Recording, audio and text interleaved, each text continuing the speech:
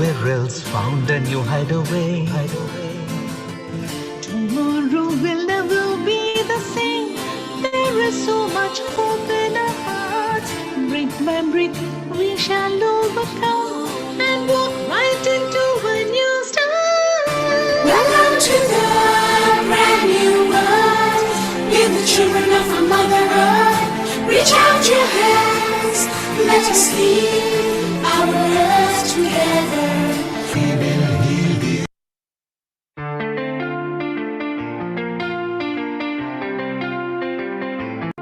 Namaste. Join us this Sunday for free global online session, Yoga and Meditation for body, mind and soul. We will heal the earth, heal the earth, heal the earth. We will heal the earth, heal the earth, heal the earth. Stars, they can tell you stories which are brighter than yesterday. The streets have never been so quiet. The squirrels found a new hideaway. Tomorrow will never be the same. There is so much hope in our hearts. Brick by brick, we shall overcome and walk right into a new start. Welcome to the brand new world. We're the children of our Mother Earth. Reach out your hands, let us heal our earth together. We will heal the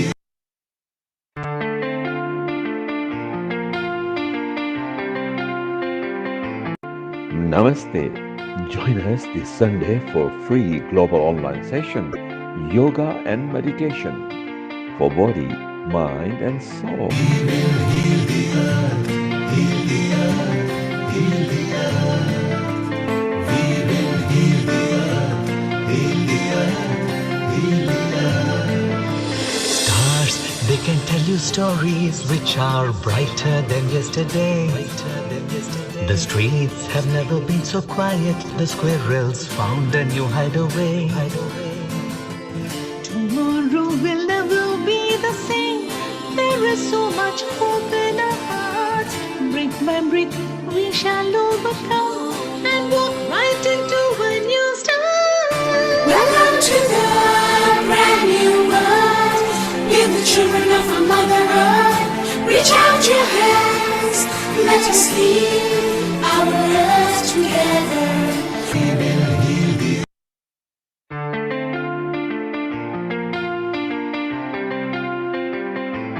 Namaste. Join us this Sunday for free global online session, Yoga and Meditation for body, mind and soul. We will heal the earth, heal the earth, heal the earth. We will heal the earth, heal the earth, heal the earth. Stars, they can tell you stories which are brighter than yesterday. The streets have never been so quiet. The squirrels found a new hideaway. Tomorrow will never be the same. There is so much hope in our hearts. Brick by brick, we shall overcome and walk right into a new start. Welcome to the brand new world. We're the children of our Mother Earth. Reach out your hands, let us heal our earth together. We will heal the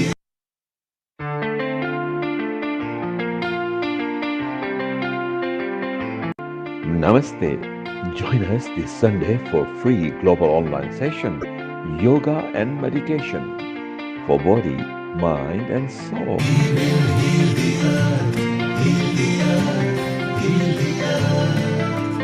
We will heal the earth, heal the earth, heal the earth. Stars, they can tell you stories which are brighter than yesterday. The streets have never been so quiet. The squirrels found a new hideaway.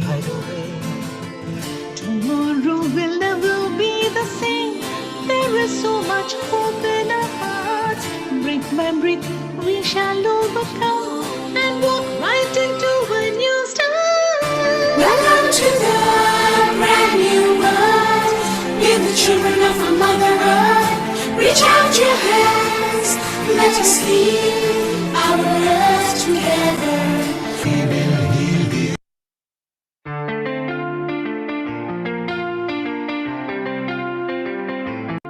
Namaste. Join us this Sunday for free global online session, Yoga and Meditation for body, mind and soul. We will heal the earth, heal the earth, heal the earth. We will heal the earth, heal the earth, heal the earth. Stars, they can tell you stories which are brighter than yesterday. The streets have never been so quiet. The squirrels found a new hideaway. Tomorrow will never be the same. There is so much hope in our hearts. Brick by brick, we shall overcome and walk right into a new start. Welcome to the brand new world.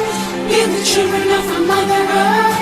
Reach out your hands, let us heal our earth together. We will heal the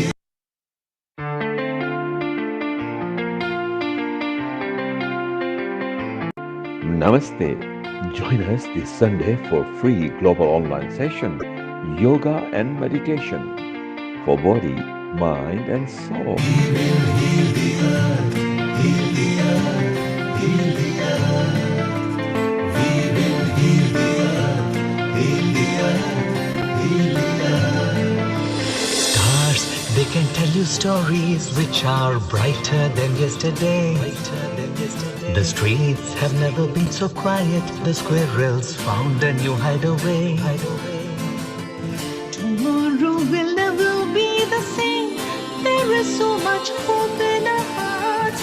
Brick by brick, we shall overcome and walk right into a new start. Welcome to the brand new world.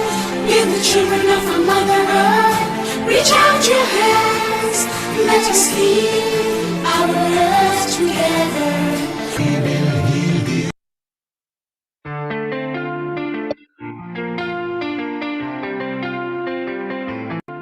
Namaste. Join us this Sunday for free global online session, Yoga and Meditation for body, mind and soul. We will heal the earth, heal the earth, heal the earth. We will heal the earth, heal the earth, heal the earth. Stars, they can tell you stories which are brighter than yesterday. The streets have never been so quiet. The squirrels found a new hideaway. Tomorrow will never be the same. There is so much hope in our hearts. Brick by brick, we shall overcome and walk right into a new start. Welcome to the brand new world. We're the children of a Mother Earth.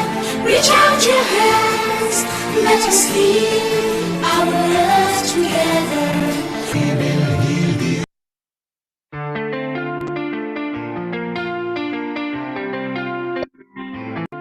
Namaste.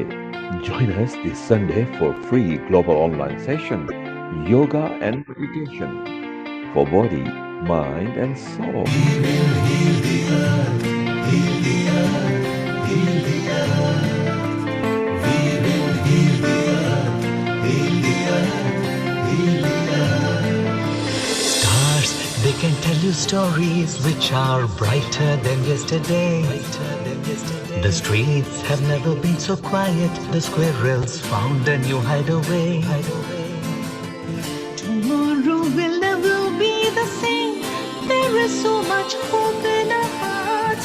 Brick by brick, we shall overcome and walk right into a new start. Welcome to the brand new world. We're the children of a Mother Earth. Reach out your hands, let us heal our earth together. We will heal the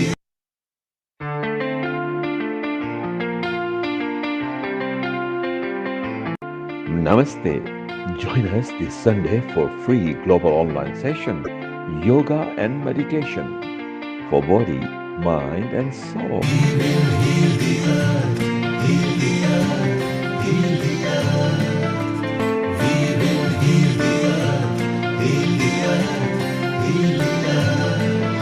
Stars, they can tell you stories which are brighter than yesterday.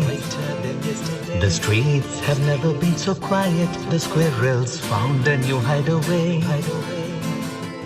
Tomorrow will never be the same. There is so much hope in our hearts. Brick by brick, we shall overcome and walk right into a new start. Welcome to the brand new world. Be the children of our Mother Earth. Reach out your hands. Let us heal our earth together.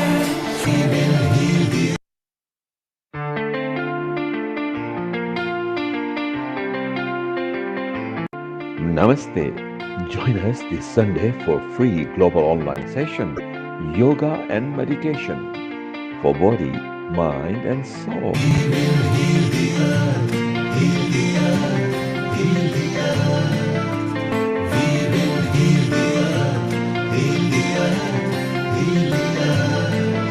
Stars, they can tell you stories which are brighter than yesterday.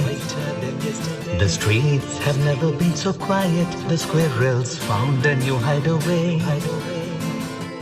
Tomorrow will never be the same. There is so much hope in our hearts. Brick by brick, we shall overcome and walk right into a new start. Welcome to the brand new world. Be the children of our Mother Earth. Reach out your hands. Let us heal our earth together.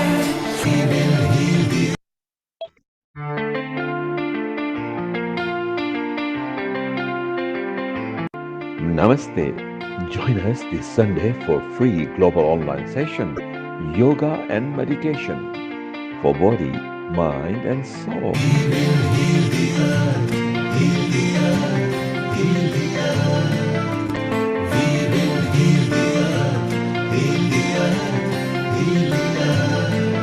Stars, they can tell you stories which are brighter than yesterday.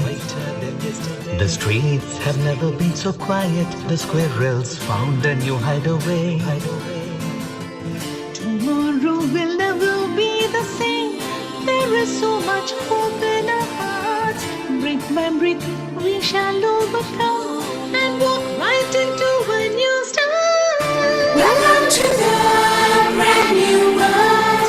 Be the children of our Mother Earth. Reach out your hands. Let us heal our earth together.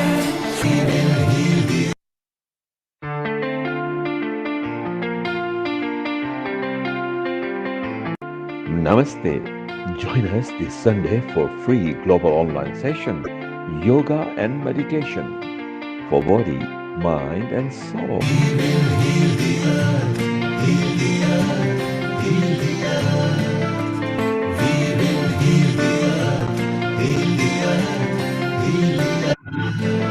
Stars, they can tell you stories which are brighter than yesterday. The streets have never been so quiet. The squirrels found a new hideaway. There is so much hope in our hearts. Brick by brick, we shall overcome and walk right into a new start. Welcome to the brand new world. Be the children of our Mother Earth. Reach out your hands. Let us heal our earth together.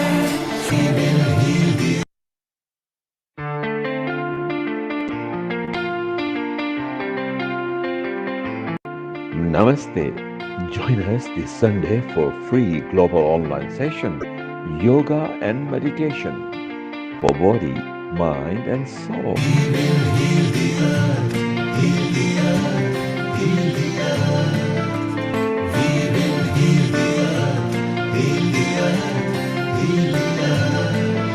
Stars, they can tell you stories which are brighter than yesterday. The streets have never been so quiet. The squirrels found a new hideaway. Tomorrow will never be the same. There is so much hope in our hearts. Brick by brick, we shall overcome and walk right into a new start. Welcome to the brand new world. Be the children of our Mother Earth. Reach out your hands.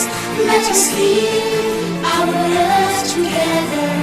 We will heal the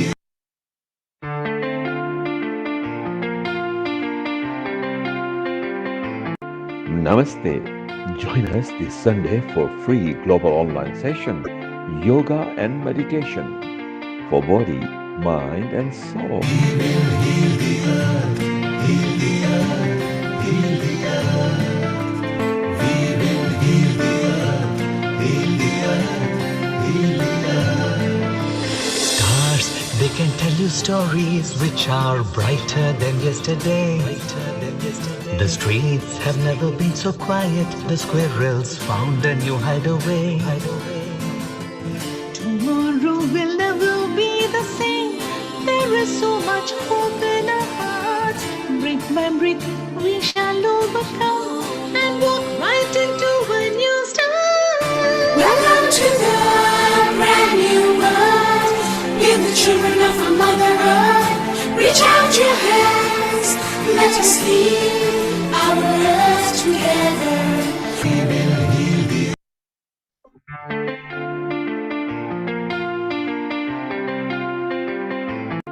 Namaste. Join us this Sunday for free global online session, Yoga and Meditation for body, mind and soul. We will heal the earth, heal the earth, heal the earth. We will heal the earth, heal the earth, heal the earth. Stars, they can tell you stories which are brighter than yesterday. The streets have never been so quiet. The squirrels found a new hideaway. Tomorrow will never be the same. There is so much hope in our hearts.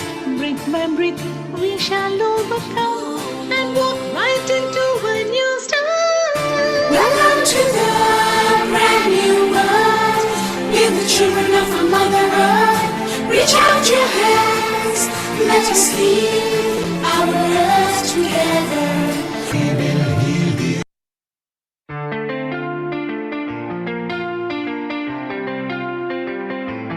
Namaste.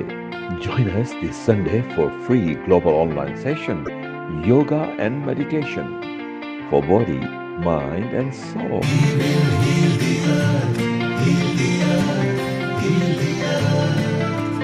We will heal the earth, heal the earth, heal the earth. Stars, they can tell you stories which are brighter than yesterday. The streets have never been so quiet. The squirrels found a new hideaway.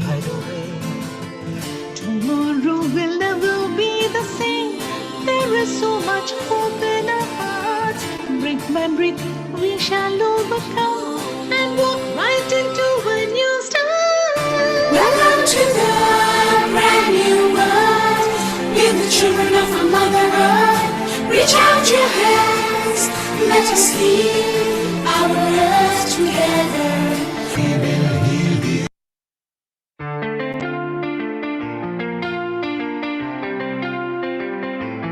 Namaste.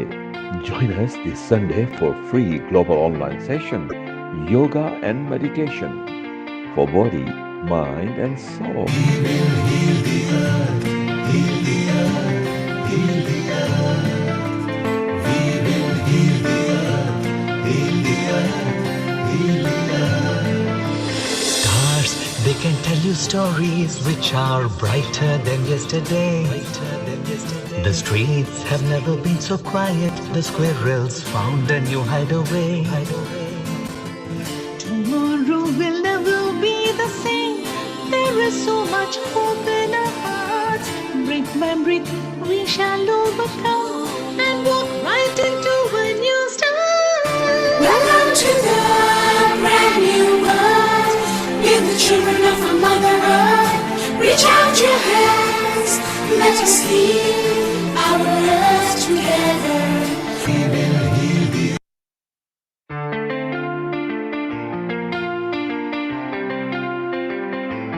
Namaste. Join us this Sunday for free global online session, Yoga and Meditation for body, mind and soul.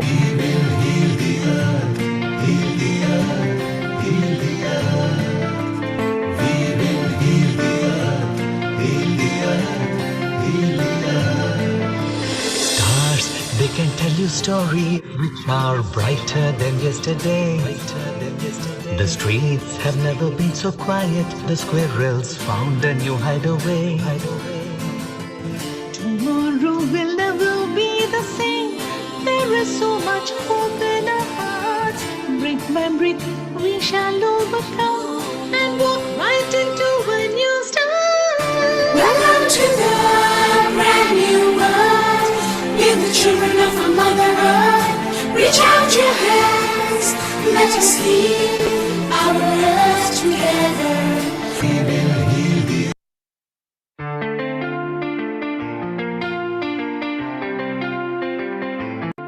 Namaste. Join us this Sunday for free global online session, Yoga and Meditation for body, mind and soul.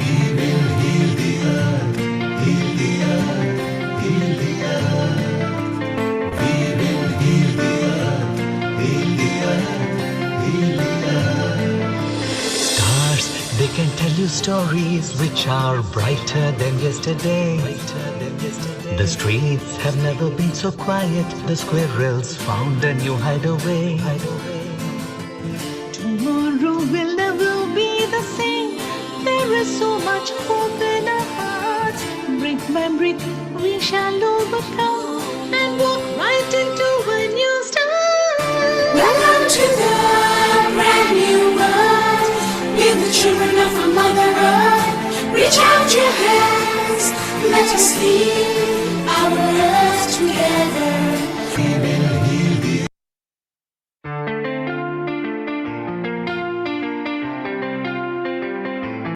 Namaste.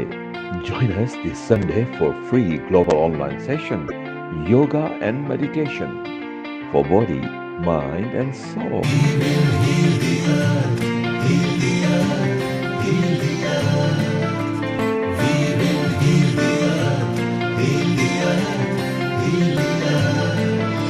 Stars, they can tell you stories which are brighter than yesterday.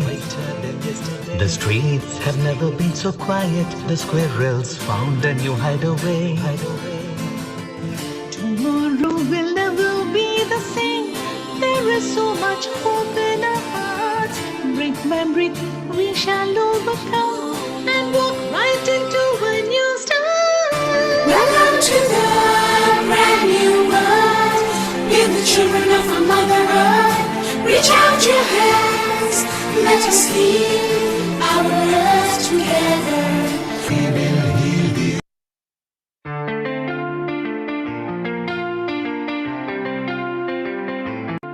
Namaste. Join us this Sunday for free global online session, Yoga and Meditation for body, mind and soul.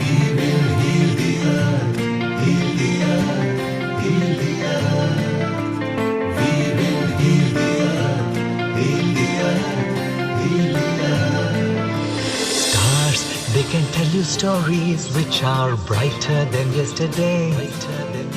The streets have never been so quiet. The squirrels found a new hideaway. Tomorrow will never be the same. There is so much hope in our hearts. Brick by brick, we shall overcome and walk right into a new start. Welcome to the brand new world. We're the children of our Mother Earth. Reach out your hands, let us heal our earth together.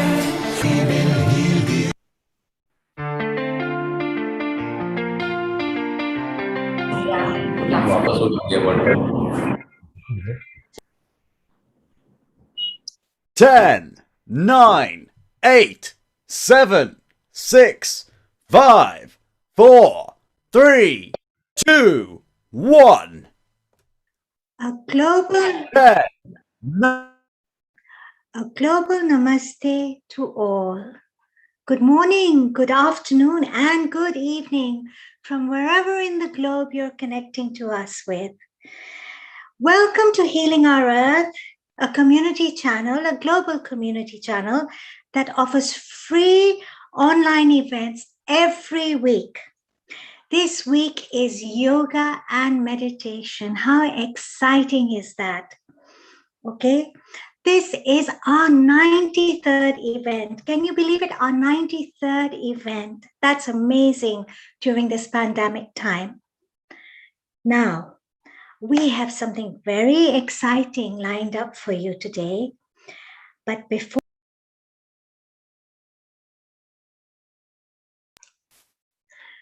we begin, let's start with a prayer. And the prayer will be the Gayatri Mantra. Whichever prayer you wish to hold in your heart or positive affirmation you wish to hold in your heart, you may do so. I will do the Gayatri Mantra. So if we can all close our eyes and center ourselves. Let's take a deep, long breath in. And slowly breathe out.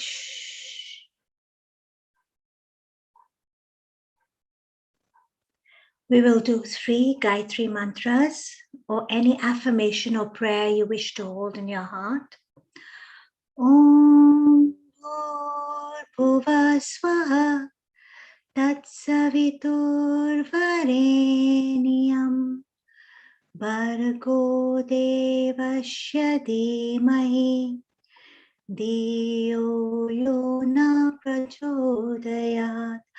Om Bhurbhuva Swaha Tatsavitur Vareniyam Bhargo Devasya Dhimahi Dhiyo Yo Na Prachodayat.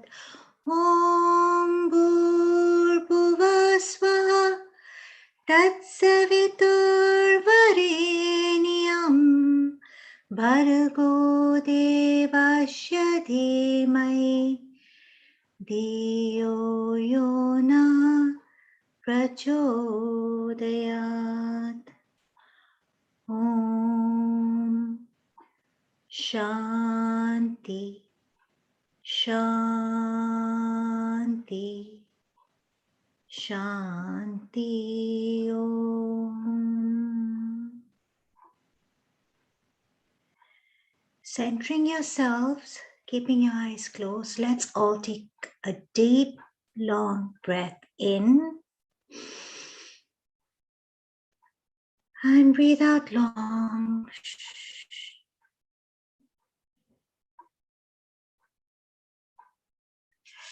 Rubbing the palms of your hands together, getting all that friction, feel that heat, gently place them on your eyes.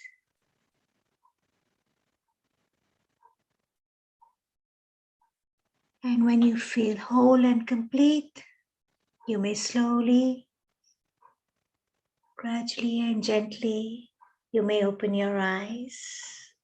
Welcome again, everybody. As I said, this is our 93rd event.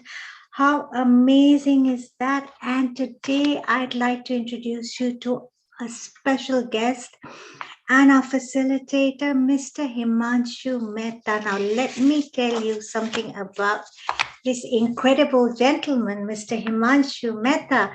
He's been passionately involved in yoga for the past 40 years.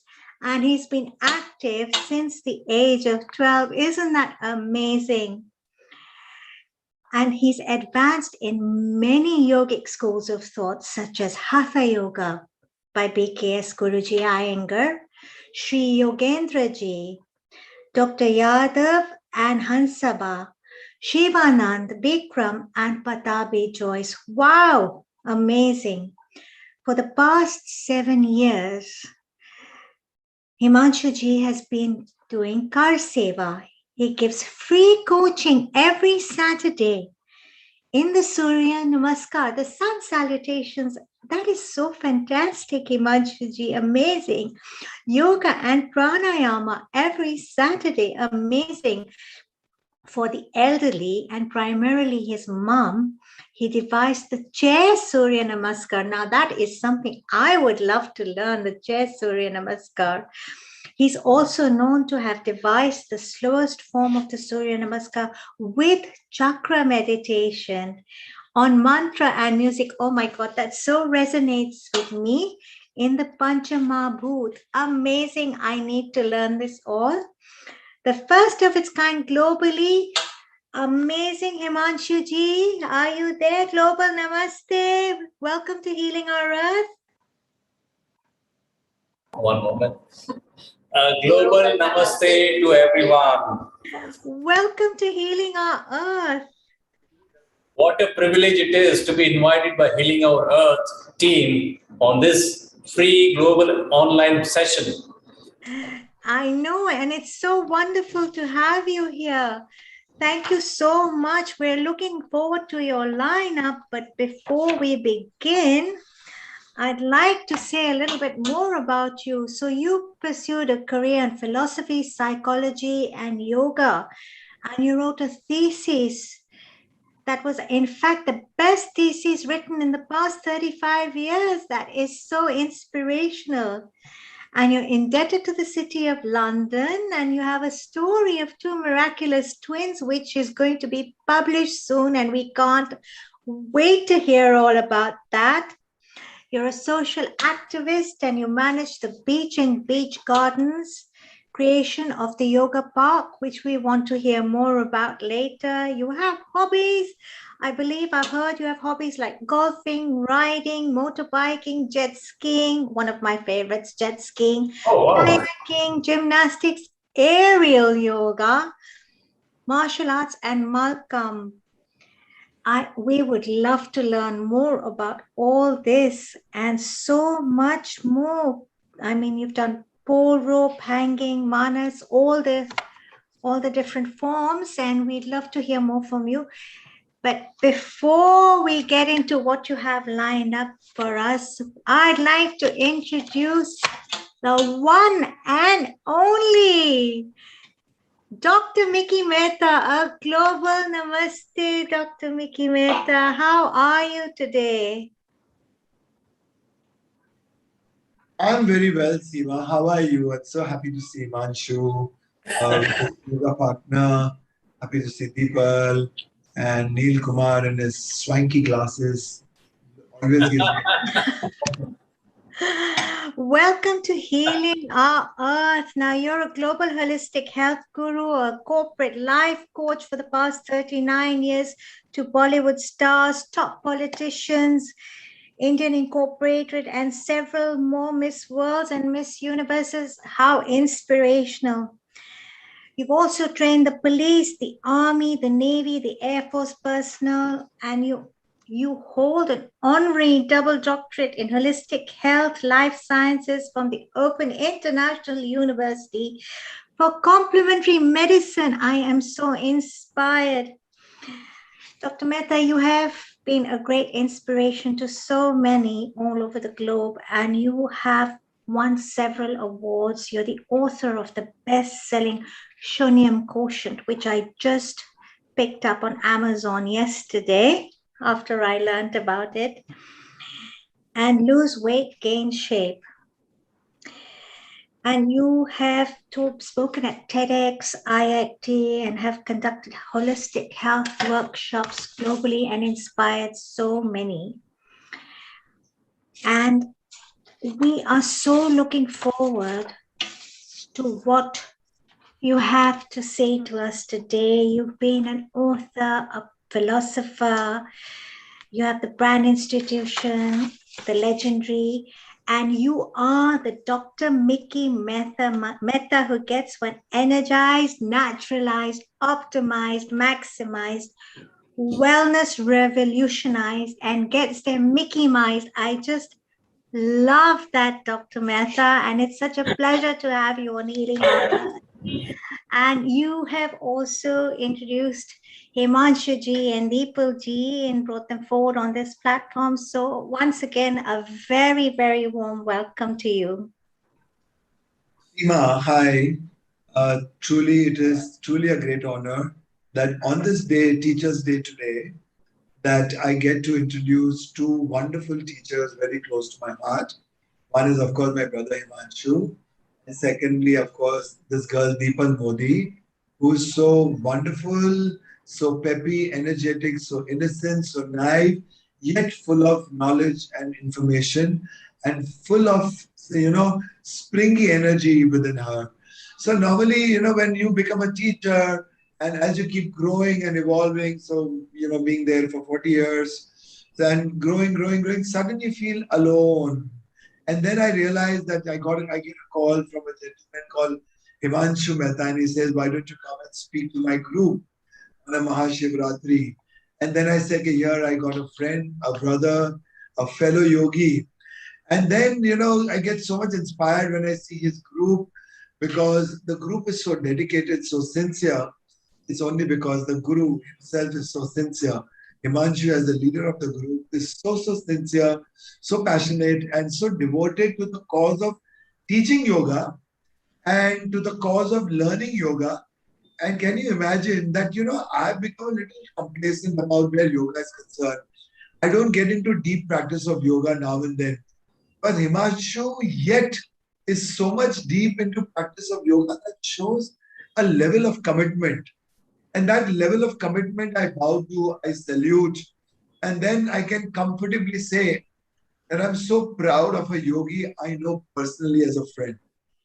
So rest of the yogis that we know in the world, they are at a distance.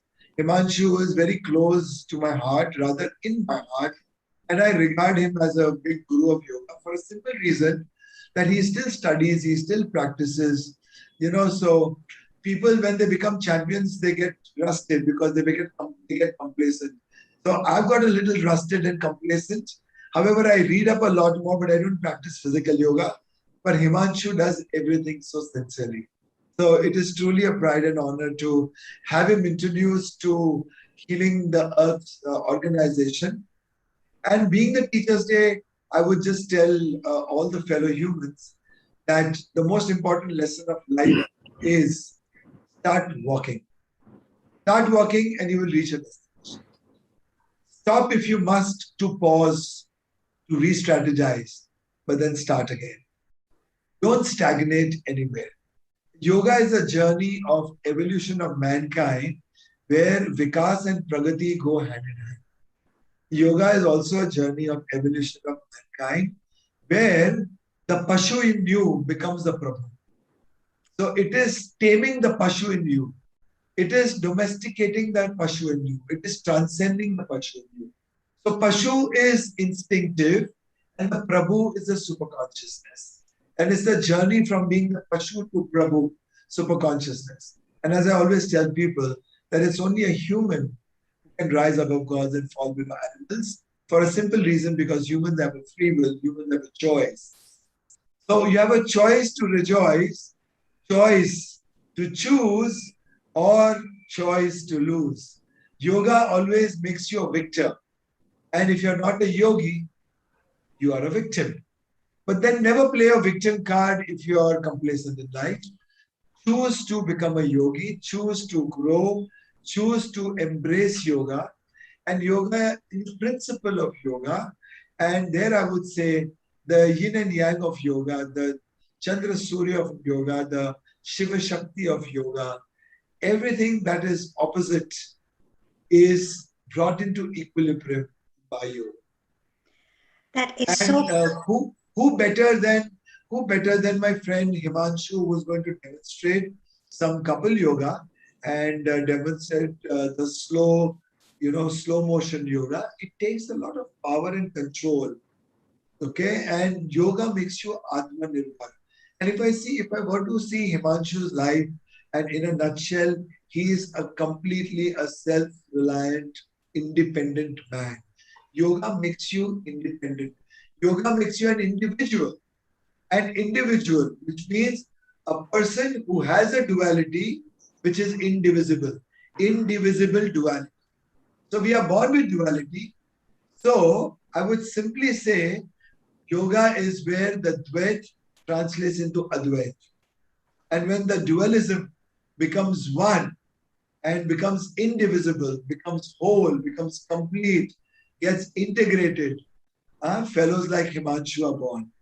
And from such fellowship, I've gained a lot, and it gives me immense pleasure always to boast about Himanshu. And yes, his stories of two twins is very good. Yes, I've gone through some of his thesis of yoga, very impressive, and his journey of learning through various masters, which brings a lot of color into Himanshu's yoga.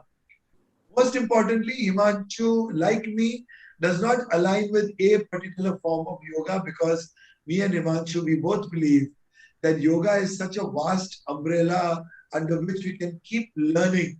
If we define yoga with any one form, we'll be doing injustice. If we determine yoga in any one form, we will still be doing injustice.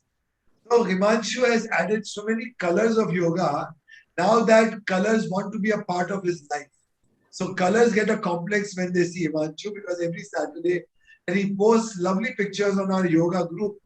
And I always feel very envious of him, because he gets the sun, sand, sea, and the beach to practice yoga just next to his house. And B, he's got so very many followers. So I think now, Himanshu bhai, without wasting a lot of time, I will now finally just introduce my very, very sweet girl, Deepal Modi, and gratitude to her family for allowing her to work with me and contribute in my life and my growth. And Deepal, with such sincerity, I find only in Devis. So you are a Devi personified embodiment, and I'm so confident that people today are going to learn a lot from Himanshu bhai and Deepal. I wish you loads and loads of luck, lots of love, and good luck to my Neel Kumar. I love you, Neel Kumar, for everything that you do for mankind. And this Mother Earth, Neel Kumar, is blessing you 24/7. So I'm sure you're going to have an eternal life. And I will pray that your life perpetuates in the way that healing our earth continues with your children, my children, our grandchildren, our great grandchildren. And the moment you've stopped will never, as the moment you've started should never stop.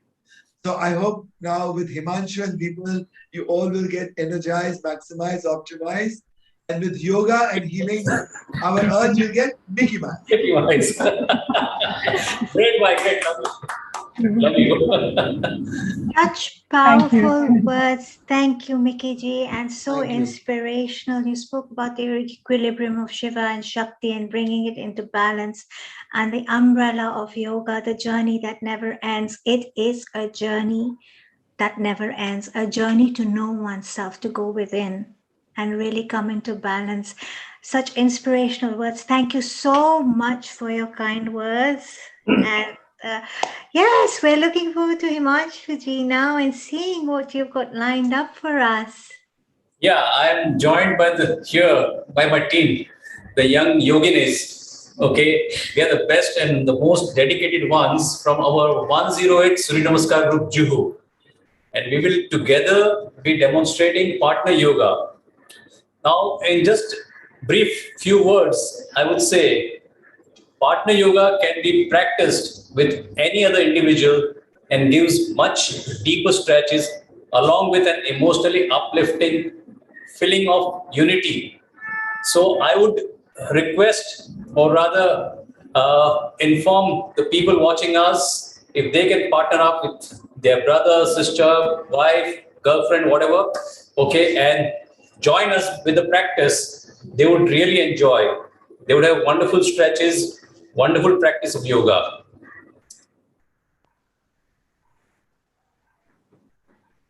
So now we will flag off our session, beginning with Gayatri Mantra, which is recited by none other than our favorite Meena Trivedi ji.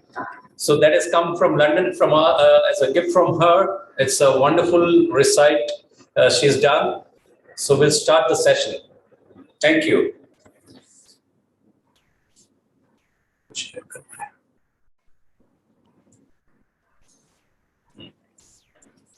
Take your positions.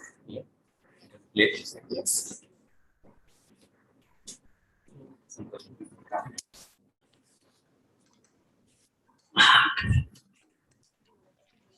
Yeah, please.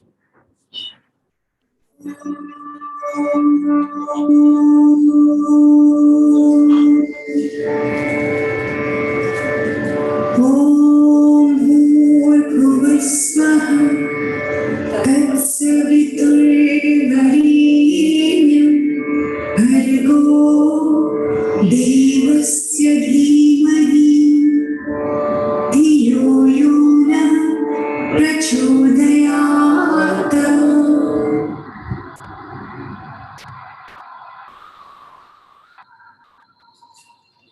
Start.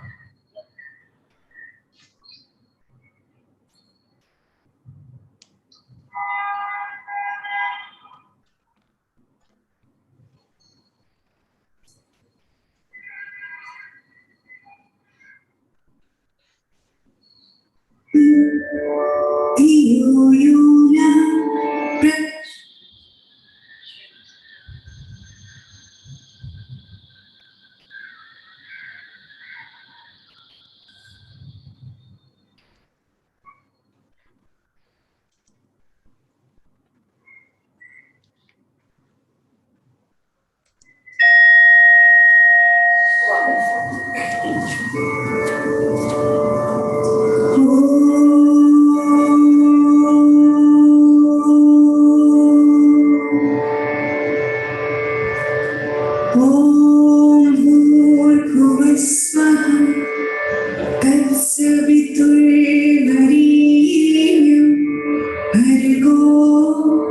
देवस्य धीमहि धियो यो न प्रचोदयात्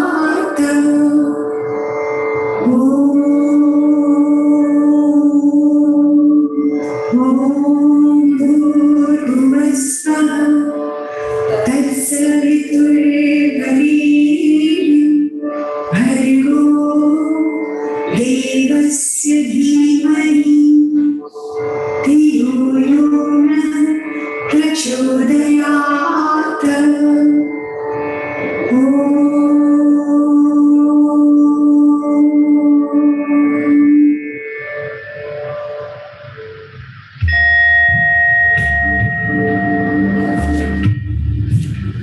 Partner Yoga. We will begin our practice with a few standing poses first. For the sake of ease, let us designate partners on my left as partner A and the ones on the right as partner B. First asana, Uttita Hasta Padangusthasana. Both partners stand in Tadasana, side by side, holding each other with one hand on each other's waist. Partner A will reach out and grab the left leg, the left big toe with the help of left thumb and index finger. Raise the left leg to 90 degrees, heel pointing out, while keeping the torso and back as straight as possible. Partner B follows doing the same with right hand and leg. Stay in the pose for 30 seconds. Sukham Sthiram Asana. Now move raised leg to sideways, heel pointing out, opening up the pelvis. Both legs are in 90 degrees. Stay in the pose for 30 seconds. Sukham Sthiram Asana. Now exhaling, gracefully move into Vrikshasana, tree pose. The heel of the raised leg should rest on inner thigh near the groin of standing leg. Both partners raise their hands up with their palms on each other, particularly the index finger and thumb touching and forming shape of the heart. Remain in the pose for 30 seconds.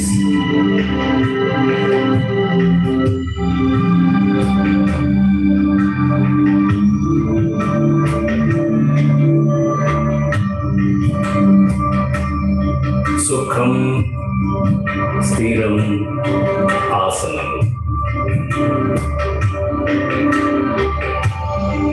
Both partners will now change the sides and repeat the pose using the other leg. Partner A will reach out and grab the right big toe with the help of right thumb and index finger and raise the right leg to 90 degrees, heel pointing out while keeping the torso and back as straight as possible. Partner B doing the same with left hand and leg. Remain in the pose for 30 seconds.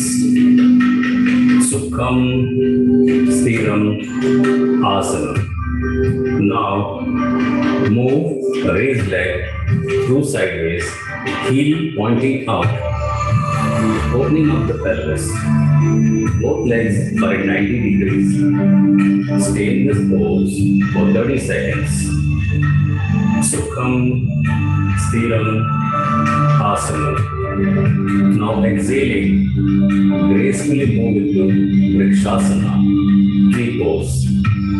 The heel of raised leg should rest on inner thigh near the groin of standing leg. Both partners raise their hands up with their palms on each other, particularly the index finger and thumb touching, forming shape of the heart. Remain in the pose for 30 seconds.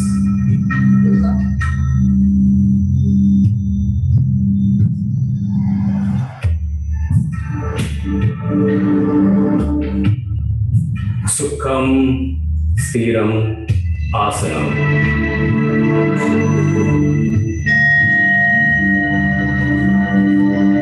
Reverse warrior pose and Uttita Pasvakonasana. Go into reverse warrior pose by spreading the feet apart about 4 feet or more. Partner A will turn the left foot sideways, bending it to 90 degrees, maintaining thigh parallel to the floor. Similarly, partner B will mirror partner A by turning the right foot sideways, bending it to 90 degrees, maintaining thigh parallel to the floor. The right foot of partner A and left foot of partner B are maintained straight, touching each other, and both foot turned in at an angle of 70 degrees, such that heel of bent legs are in line with the arch of the other foot.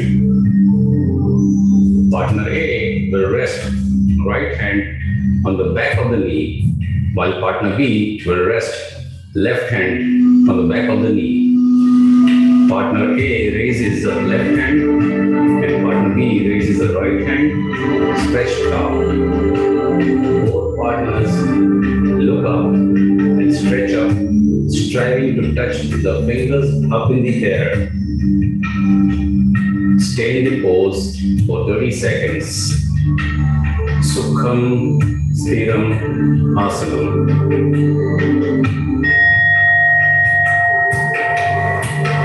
For Uttita Pasvakonasana, both the partners will turn around and face each other. Partner A will bend the right leg at the knee. Partner B will bend left leg at the knee. Toes of both partners' bent legs remain touching. Thighs of both front legs run parallel to the ground. Back legs remains absolutely straight. Foot turns inward to 70 degrees. Partner A bends right arm and keeps resting on the right leg. Partner B bends left arm and keeping resting on left leg. Both partners will then stretch out their respective left and right arm to touch to form a heart shape up in the air. This is the final pose. Stay in the pose for 30 seconds. Sukham Sthiram Asanam. Repeat both the poses for the other legs. Now switch legs or sides to perform on the other foot. Going to reverse warrior pose, partner A will place the right foot forward, bending it to 90 degrees, maintaining thigh parallel to the floor. Similarly, partner B will mirror partner A by turning the left foot sideways, bending it to 90 degrees, maintaining thigh parallel to the floor. Left foot of partner A and right foot of partner B are maintained straight, touching each other, and both foot turned in at an angle of 70 degrees, such that heel of bent legs are in line with the arch of the other foot. Partner A will rest left hand on back of the knee, while partner B will rest right hand on the back of the knee. Partner A raises the right hand and partner B raises the left hand, stretched up. Both partners look up and stretch up, striving to touch the fingers up in the air. Stay in the pose for 30 seconds. Sukham Sthiram Asanam.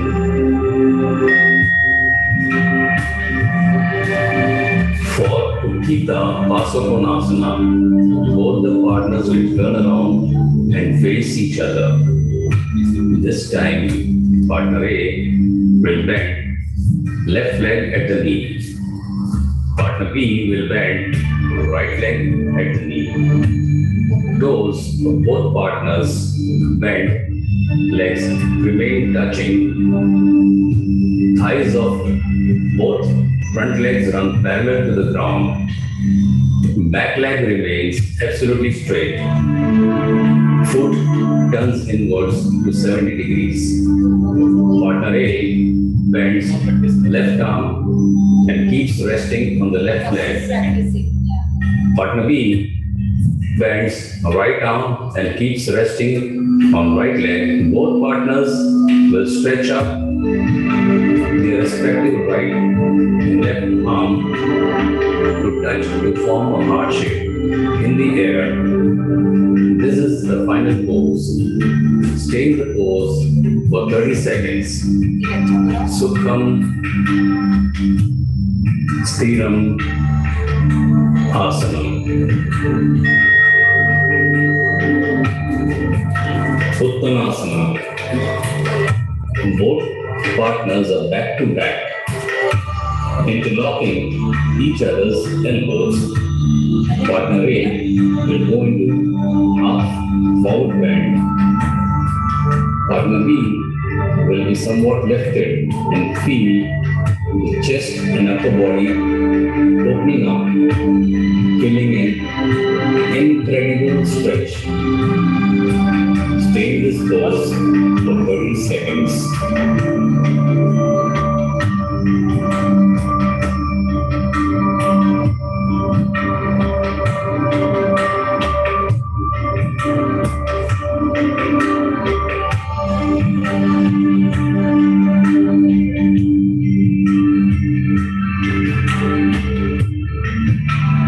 Now change. Partner B will do half forward bend. Partner A will be somewhat lifted and feel the chest and upper body opening up, feeling an incredible stretch. pose for 30 seconds.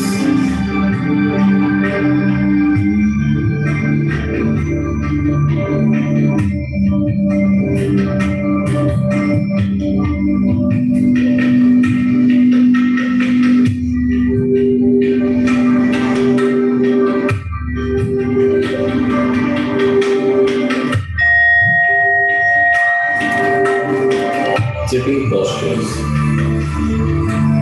Sit upright, back to back, in lotus or Padmasana, with tailbone and shoulder blades of both partners touching each other. Torso upright at 90 degrees. Take 5 deep, slow and gentle breath in the same position. It will be good for both partners to synchronize their breaths, breathing in and breathing out at the same time. 1.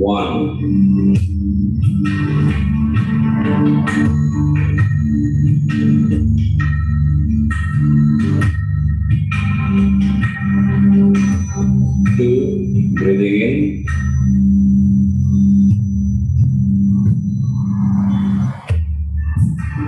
Breathing out.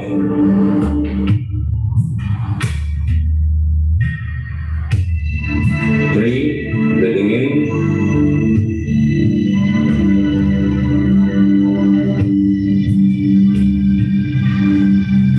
Breathing out.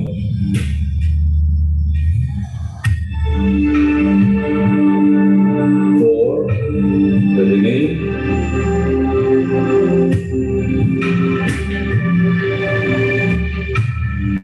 Breathing out. 5. Breathing in.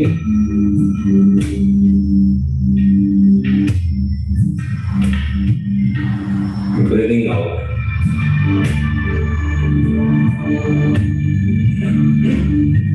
So in this manner, we also did pranayama, where we just took about 5 or 6 breaths in a minute, as compared to the normal breathing pattern of 12 to 16. In the same manner, we can keep going down the breath. Breath is yoga.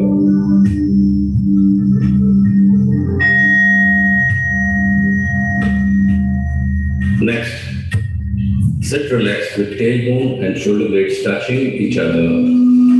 Torso again upright 90 degrees. Partner A raises and throws back its arms, kicking parallel to partner B to grab the wrist, and then partner B bends forward, giving full stretch to partner A. Hold it for 30 seconds.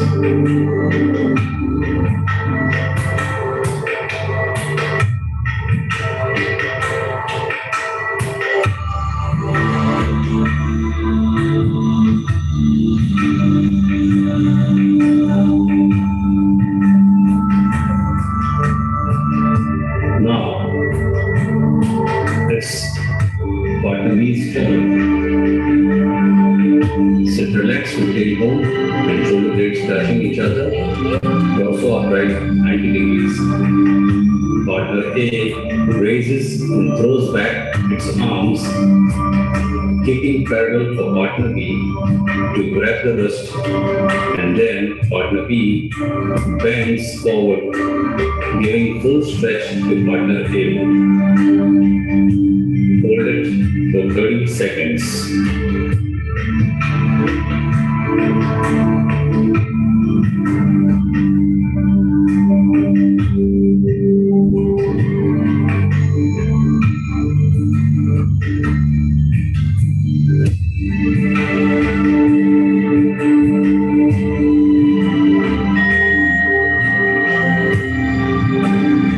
Change for the next one. Taking deep breath, partner A raises its arms and spreads along sideways. Partner B grabs the arms from the wrist sideways. Partner B bending forward and giving full stretch to partner A, which opens up the chest completely. Hold it for 30 seconds.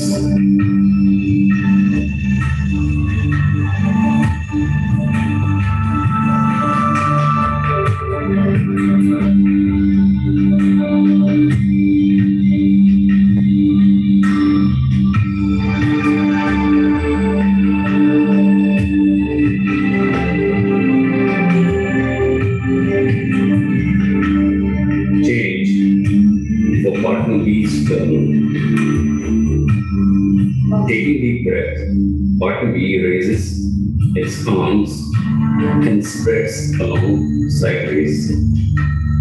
Partner A grabs her arms from the wrist sideways. Partner A bending forward keeps giving full stretch to partner B, which open up the chest completely. Hold it for 30 seconds.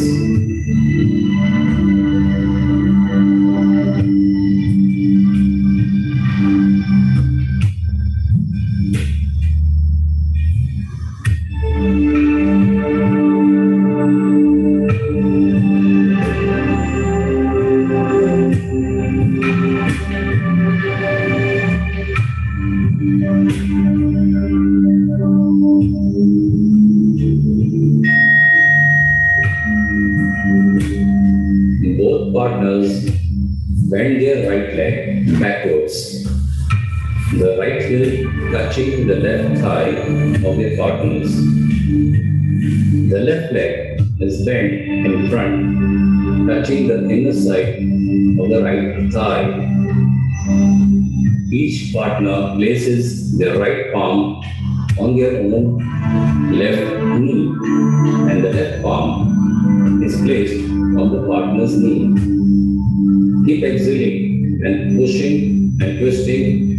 Turn the torso, lifting upright, looking over the left shoulder. Hold in this pose for 30 seconds.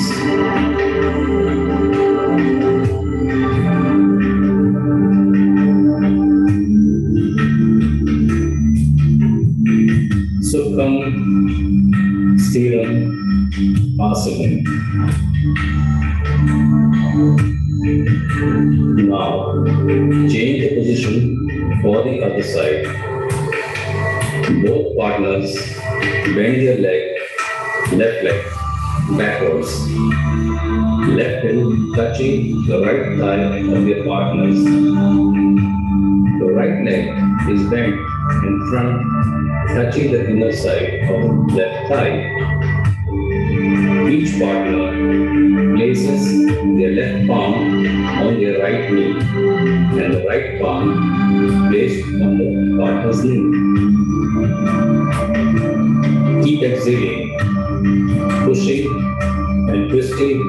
Turn the torso, lifting upright, looking over the right shoulder. Hold in this pose for 30 seconds.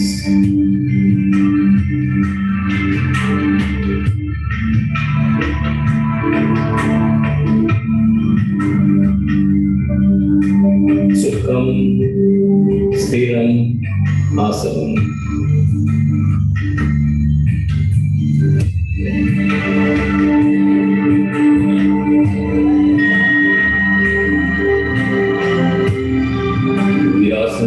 Bend forward.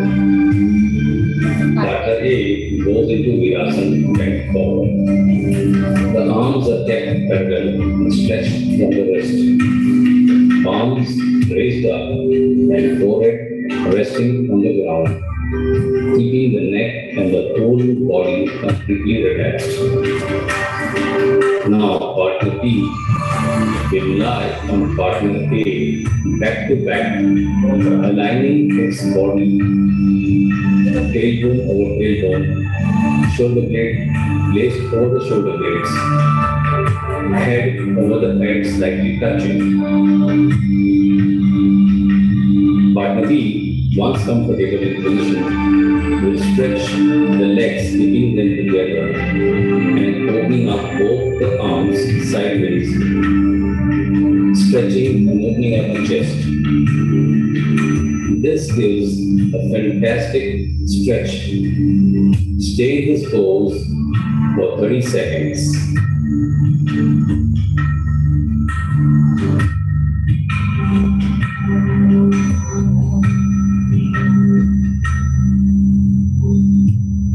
Sukham Sthiram Asanam. In this pose, fatigue is eradicated from the coccyx to the neck and shoulder blade joints. Now change for partner B's turn. Partner B goes into Virasana, bent forward. The arms are kept level and stretched from the wrist. Palms raised up and forehead resting on the ground, keeping the neck and the whole body completely relaxed. Now partner B will lie on partner A back to back, aligning its body tailbone over tailbone and shoulder blade placed over the shoulder blade, head over head, slightly touching. But partner B, once comfortable in position, will stretch the legs, keeping them together and opening up both the arms sideways, stretching and opening up the chest. Again, this gives a fantastic stretch. Stay in this pose for 30 seconds.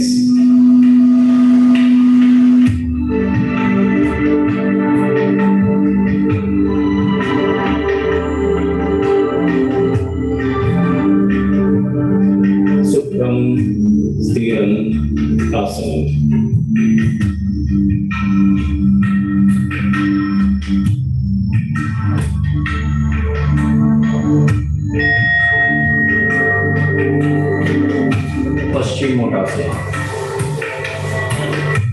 Partner A will forward bend right from the pelvis, keeping flat back.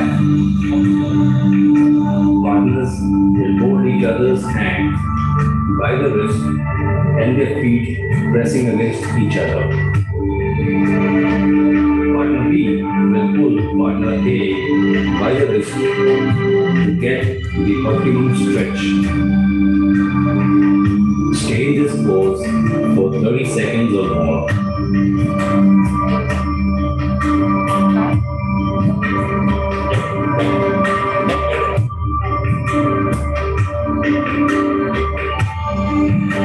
Sukham Sthiram Asana.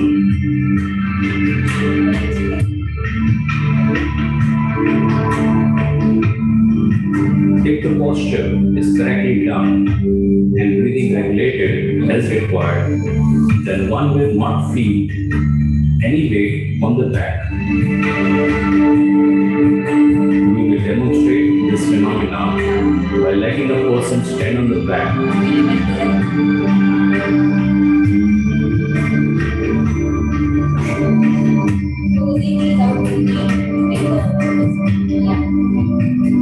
Now, the added weight is properly balanced and adds more incentive for the body to stretch and become compact further.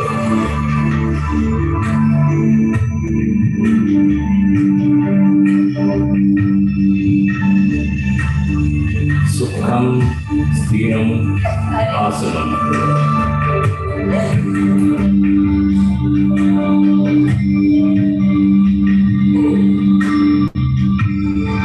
Now it will be partner B's turn to bend forward, right from the pelvis, keeping the back flat. Partners will hold each other's hand by the wrist and their feet pressing against each other. Partner A will pull partner B by the wrist to get the optimum stretch. Stay in the pose for 30 seconds or more.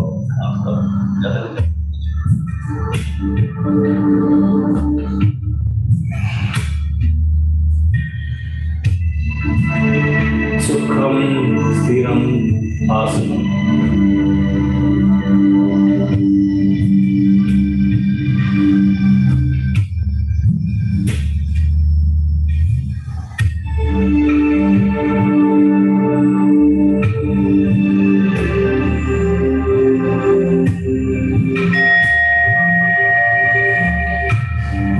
Navasana.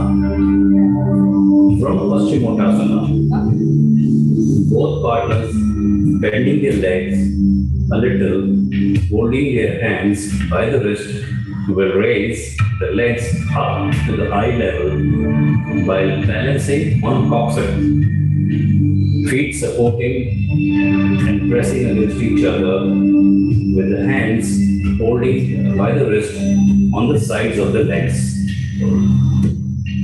Torso and back should be as upright as possible. Avoid slouching. Stay in the pose for 30 seconds or more.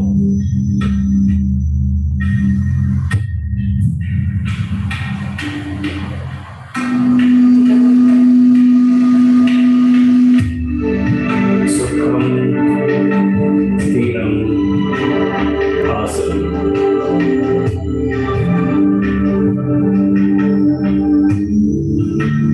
Release hand and leg one after another. Partners keeping legs wide apart with their feet touching each other. Partners greet each other holding right to right hands. Then swaying and leaning as back as possible, giving full stretch.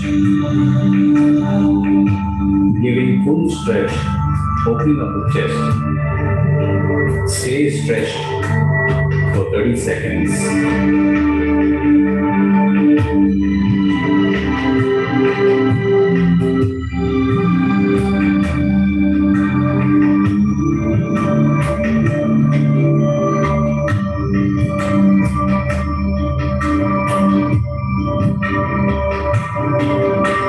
Now, turning inwards and sideways, twisting the torso inwards, sway the left hand and grab hold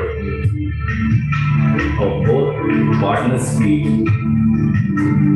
feeling a great stretch on the left oblique. This will give you a wonderful stretch on the rib cage and deeper intercostal muscles on the left side. Stay in this pose for 30 seconds or more. Sukham Sthiram Asanam.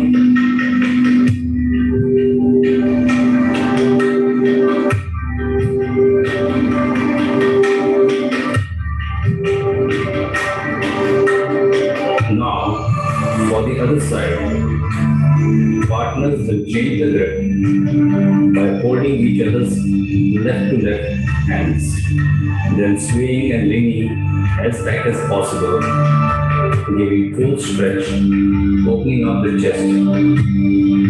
Stay stretched for 30 seconds.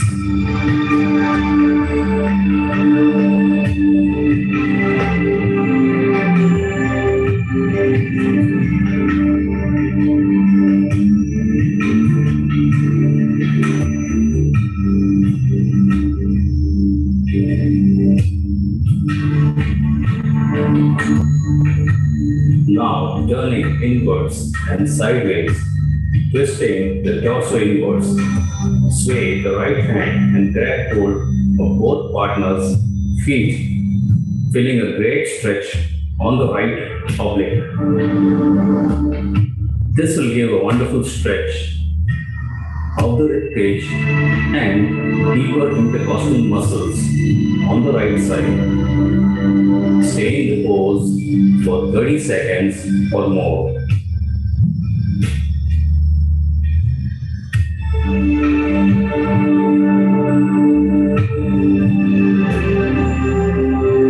Sukham Stiram Asanam.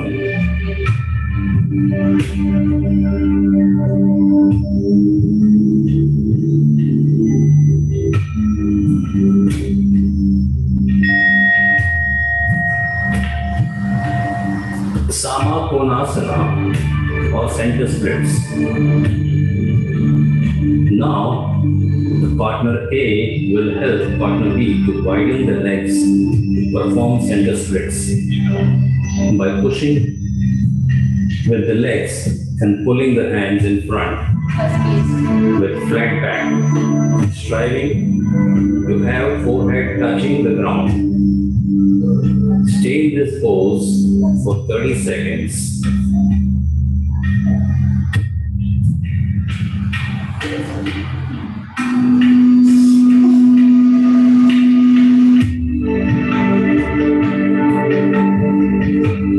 Sukham Stiram Asanam.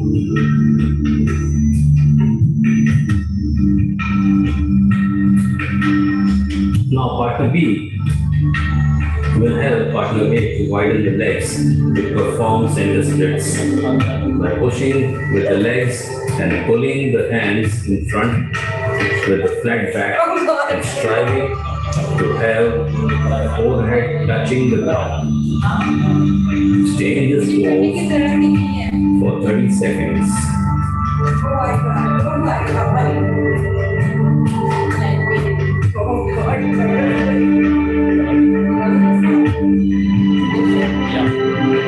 Sukham Stiram Asanam.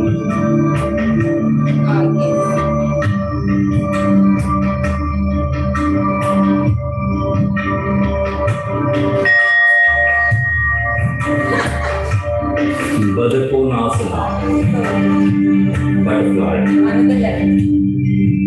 Partner A joins feet together and brings them as close to the groin as possible.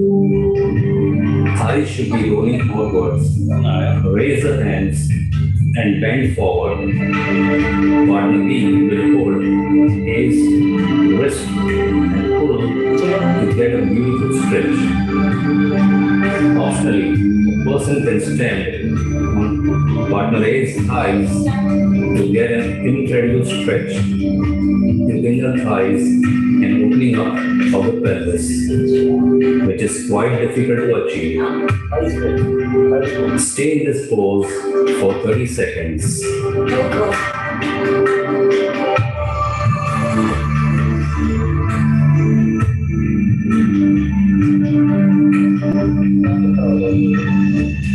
Sukham Stiram Asanam.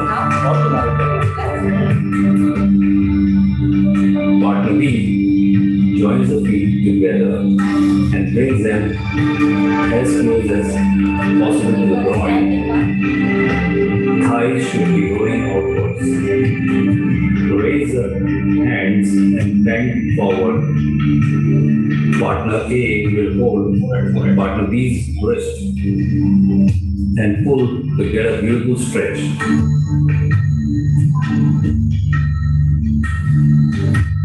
Stay in this pose for 30 seconds.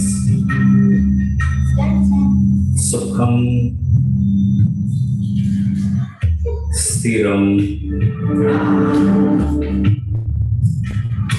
Asanam.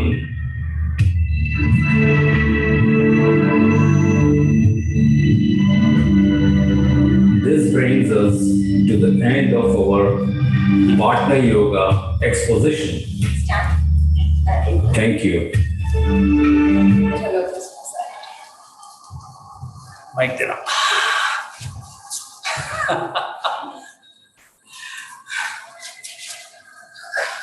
Can't hear you.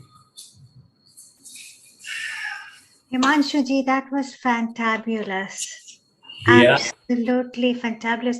And the flow and the transition between asanas, it was almost like a celestial dance. And so what I wanted to ask you So is it was like Shiva and Shakti, right?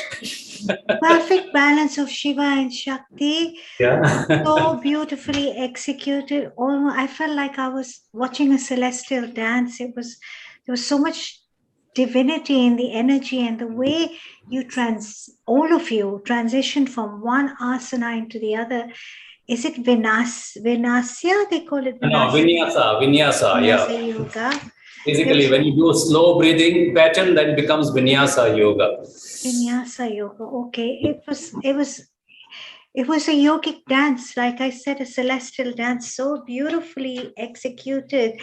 And this very special day, it's Teacher's Day. So Pratima, how did you feel as the Shishya of Himanshu Ji? How does it feel to be able to do all these beautiful flowing asanas on this very special day with your teacher?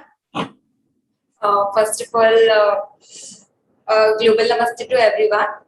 And thank you so much for inviting us here and giving such a lovely platform to perform and to showcase our learnings and everything. So thank you for that. And of course, I would like to first wish Himanshu sir a very happy Teachers' Day, sir. Thank you. And I feel very blessed and grateful, to be with him, and these learnings which we are getting from him is so inspiring and so motivating. I'll say it's a complete life-changing moment for me. So I'm looking forward to have more and more learnings with him and to enhance my personality and my learnings and my education. Thank you. You're all glowing. Look at your faces. You're all so radiant and shining and glowing. Himanshuti, that was an excellent. Yeah, she's a deputy bank manager basically by profession, and she's just joined from 5 months. Okay, and before that she was a novice to yoga totally. I mean, she had no background of yoga, so she's picked up pretty well in 5 months. Yeah. I wouldn't have thought it was only 5 months. She was like a rubber doll. Amazing, fantastic. I'll introduce you to Dr. Asta. Yeah, 1 second. Yes. Asta ji, any special message on this beautiful day, the 5th of September, Teachers' Day? Lovely pleasure to meet you in Global Namaste. Global Namaste to everyone. I'm so grateful to be here, and I'm relatively new to Himanshu sir, but I think a few months that I've been around, it has been completely life-changing. I have learned so much from him in such a small period of time. It is truly an incredible experience, and I'm so grateful to be part of this platform and to try and inspire a lot of other people along with myself and everyone around here. And it's been incredible, and I'm so excited to see what this brings to us in our future endeavors. They say yoga is so powerful that it can actually shift you not only externally with your physical body, but internally as well. There is so much Shakti in yoga as it opens you up and brings in all this awareness and this discipline, that you get a lot more focused. You do things with a lot more awareness. So your level of understanding gets deepened. You open yourself up to wisdom. It's truly a magical path. And as the Mickey Mehtaji said, the umbrella is so wide. There are so many schools of thought that we could go in with yoga, but I guess it doesn't matter which road you take, right? The destination is the same. Just self-reflection and trying to figure out where we stand, and our self-reflection in our journey. Who am I? Where am I? Right? I am that. Wonderful. And, she's the youngest member in our group. She's just 18. Anjali. Yeah. Anjali, yeah. So Global Namaste. Global Namaste to you. Global Namaste to everyone. Such a young age and such a special day, Teachers' Day. Do you have anything special to say for us?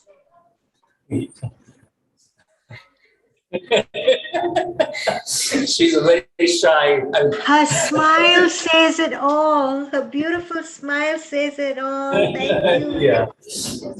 So she's 18. There's two young girls. They are 26. And I'm 20 today. Sunday I'm 20. Monday I'm 18. Well, they say age is just a number. Exactly. You're as young as you feel. Always. And that was such a beautifully executed flow of yoga, Himanshu ji. Thank you. And the girls did such a great job. And I really would like to thank you for coming over to Healing Our Earth. And for those of us who'd like to get in touch with Himanshu ji, his handle is www.himanshumehta.co.india. And if you'd like this beautiful Vinyasa,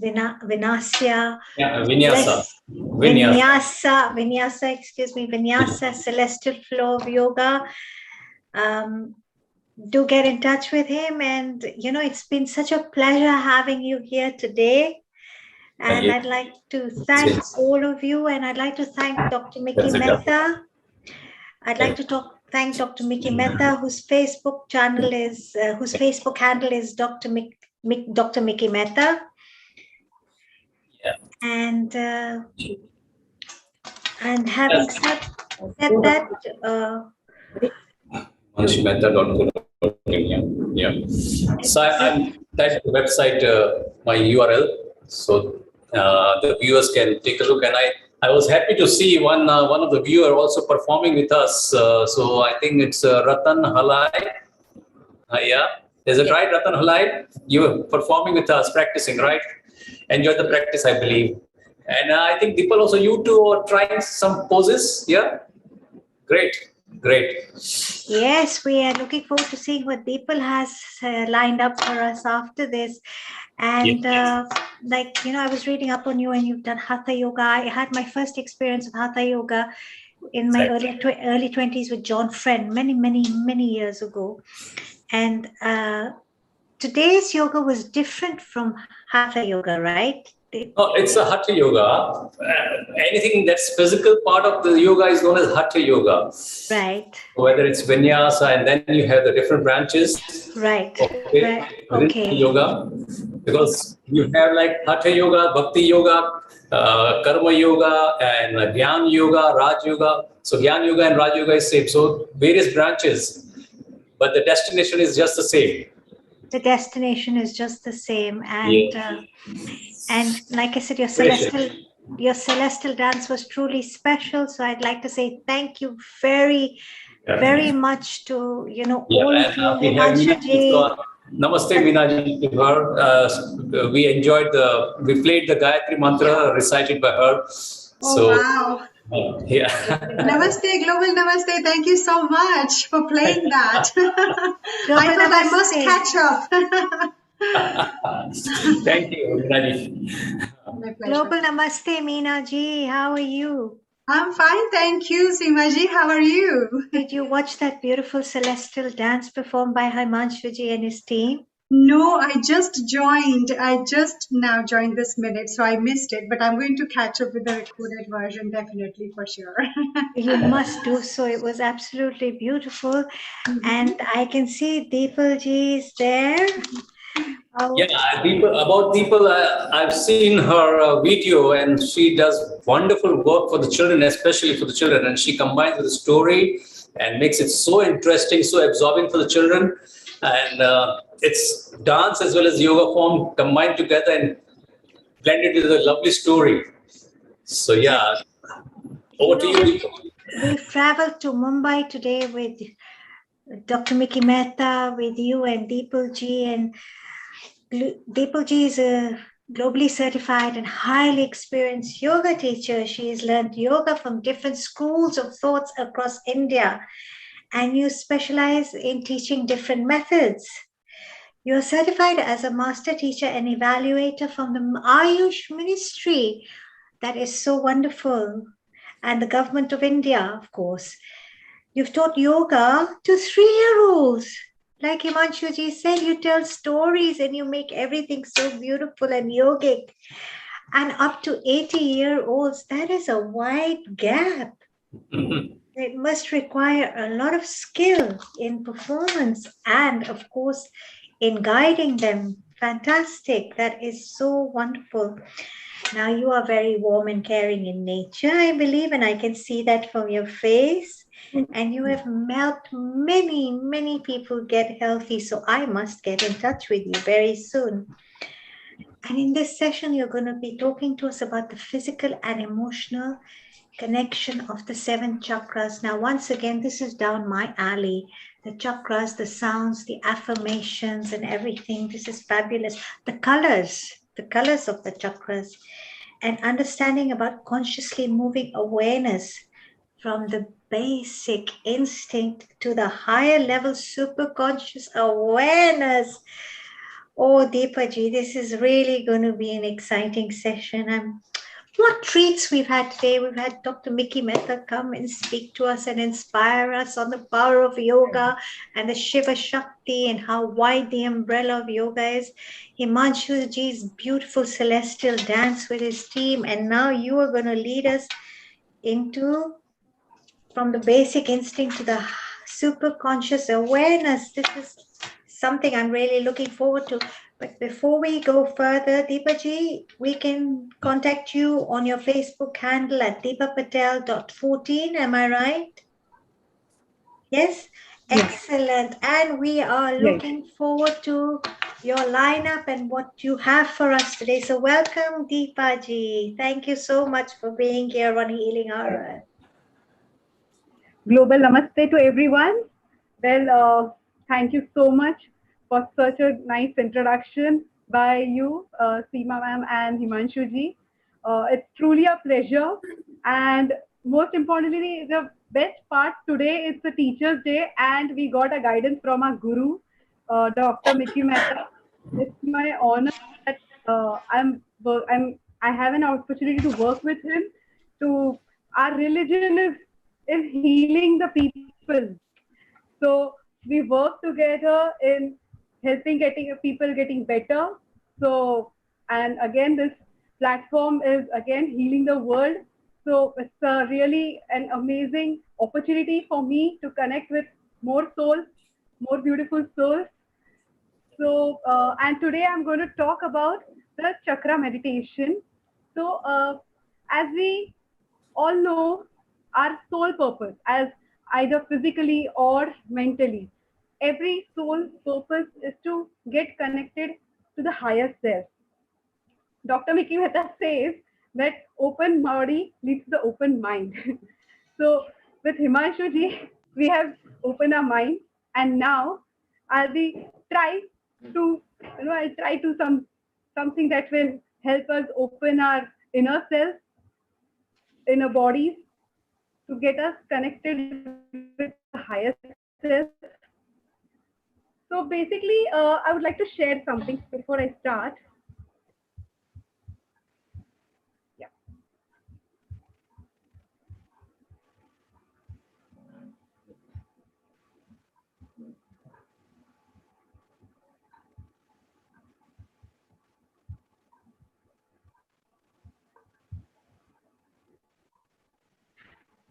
All right. So these are the chakras that I'll be talking about. Colorful. I've been teaching to 3-year-old to 80-year-old. So, and I have done many various professions. Earlier, I was connected with the garment industry, and then, getting pressure, stress, anxiety, and all that brought me towards finding towards the peace. Well, since being with a colorful background, colors attracted me. So this meditation, a colorful meditation, I chose and I practice. I also practice with my clients, so which they have acquired, peaceful, very healing, soothing experiences they have shared with me. So these basically 7 chakras are located at the spine, are located at the base, or at the middle of the spine, right? Starting from the Mooladhar. This is the Mooladhar chakra, which is at the base of the spine. As we go higher, there is Vam, which is a Swadhisthana chakra, red, yellow, which is a Manipur chakra, green, which is a Anahat chakra. Then there is a blue color chakra, which is a Vishuddhi chakra. Then there is the Agna chakra. And then there is a Sahasrara chakra. These are the 7 chakras.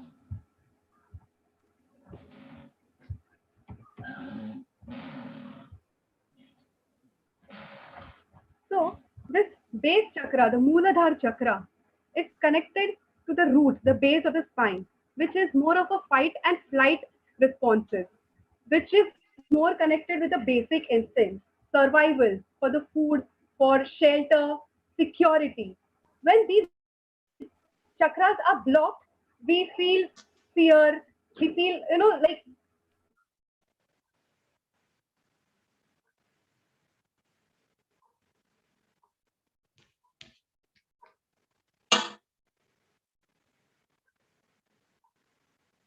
get higher and get ourselves connected with the higher self. So this can be the asana that we can practice for practicing Mooladhara chakra. This is Ekpadasana.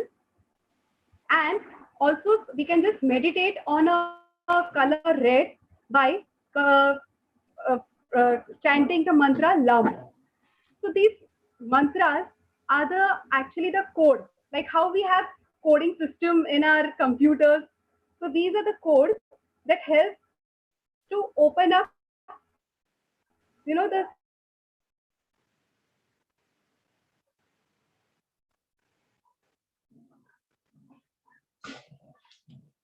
I'm sorry, Deepaji, have we just lost you?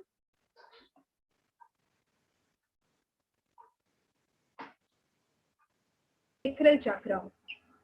So sacral chakra is more about connected with reactionary response. We react, act, react. So this is something that also connected with sexuality, with your females. It is connected with a female reproductive organ. When this chakra is blocked, you feel many health issues females usually these days experience. But when we open up this chakra, creativity in improve, imaginary powers. You can, when you are up with the basic instincts, your creativity, your vision expands, you grow, and you develop certain powers of getting higher. The color associated with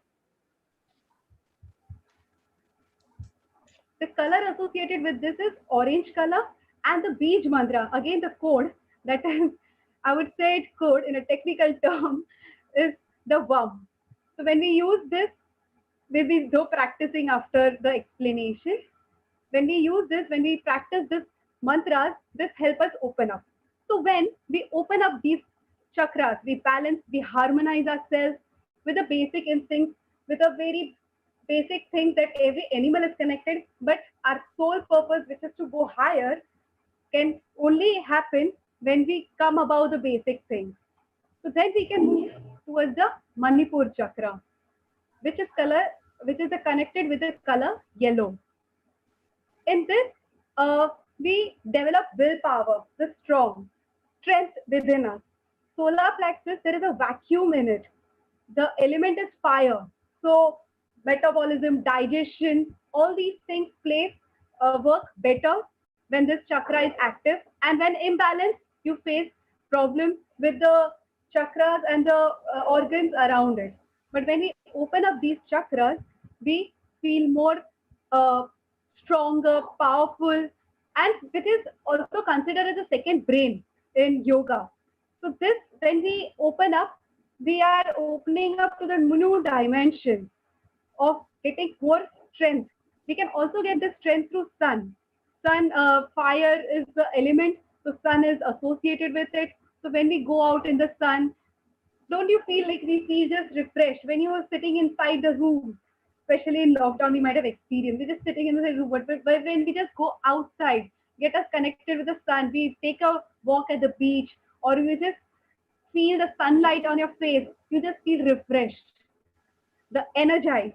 So that is the power of the solar plexus that gives us energy, that gives us strength. It also helps you can anything, as we say, some the strong, have you got guts? We usually say, do you have guts? So the gut feeling comes from this place. So if you have guts, you can do anything in life, and slowly you can go to get manifest the successful life. Then we go towards the Anahat chakra. This chakra is connected with the color green. It's more connected with love, compassion, sympathy, and empathy. So usually people harbor their toxins or harbor their emotions in the solar plexus, in the stomach, in the at a Manipur chakra. Your resentment, your jealousy, your fear, phobias, only when you open up, only when you open up these chakra, when you from anger, someone who can love is away from anger. Only if you are away from hatred, then you can have compassion. Only if you are away with envy, jealousy, then you can have sympathy and empathy for others. You can build up good relationship with everyone. You can have a proper healthy relation, not only with your partner but everyone around you. You will feel loved, and you just have something to give, not take, but you just have a feeling of giving and giving. And it can be usually blocked by grief and hatred. So we, and it will help us open up with practice of the mantra, the code yum. We focus on green light and we focus on the mantra yum. And it is associated with the element air. So air can go anywhere. If air can flow off anywhere, if we channelize it in the right direction, in loving, feeling compassionate, then we can go higher. Only if we feel compassionate, loved, then we can go higher and rise ourselves.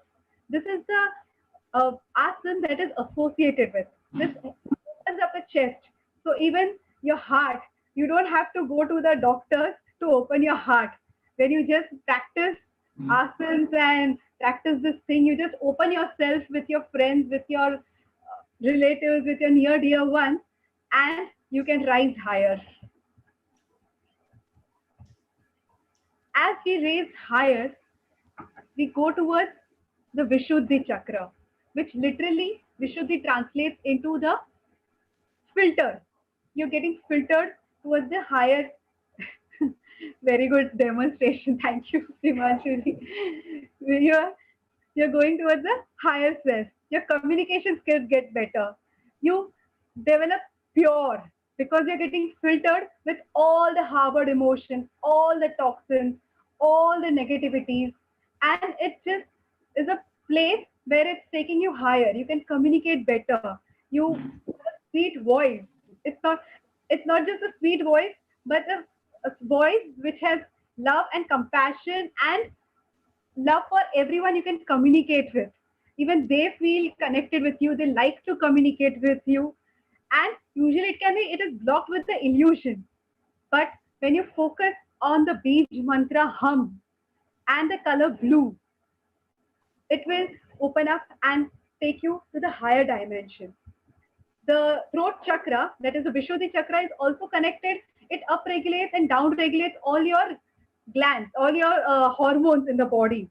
It is mainly connected with other organs and elements that connect with metabolism and regulating them. So if you regulate this, your whole body system is in place and you can go higher. As we go higher, that is the Ajna chakra. The Ajna chakra or the third eye chakra, which is located right at the middle of your eyebrows. It is connected with, physiologically, it is connected with the pineal gland. So right there, when you pierce it, it was like scientifically proven. The pineal gland is the master gland, which commands all other glands. So which literally translates to Agna chakra. It gives Agna the direction to other glands. So when your Agna chakra is activated with the mantra Om, and of course the element is mind, with focusing on color blue, indigo, your insights open. You open up, you get intuition, you develop intelligence, you develop the power to know aware, you get aware, more better awareness with what's happening around you, with more better understanding, with more uh, knowing everyone. Just so you get a 360-degree awareness, they say. It's just the opening of that. It's beginning of getting aware with that 360-degree awareness. So you are more intelligent, just not like IQ level, but also the EQ level, because pineal gland is also related with the emotions. So your IQ, EQ gets balanced.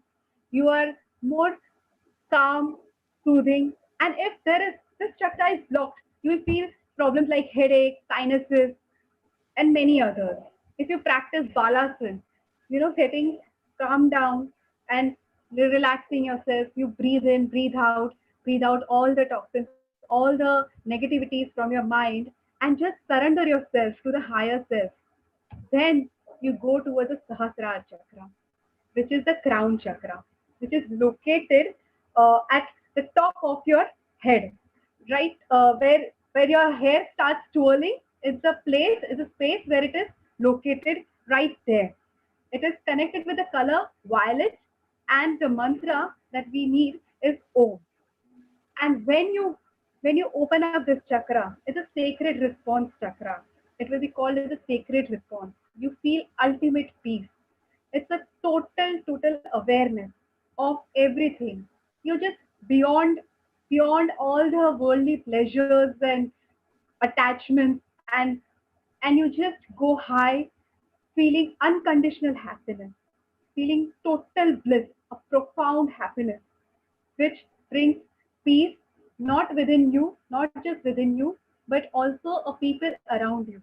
And that's the place called as a super consciousness, a place which is attended by Lord Mahavir or Lord Buddha, or we also call it a Krishna consciousness or the Muhammad consciousness, you name it, and it's the ultimate consciousness where you're connected your inner self with the higher self.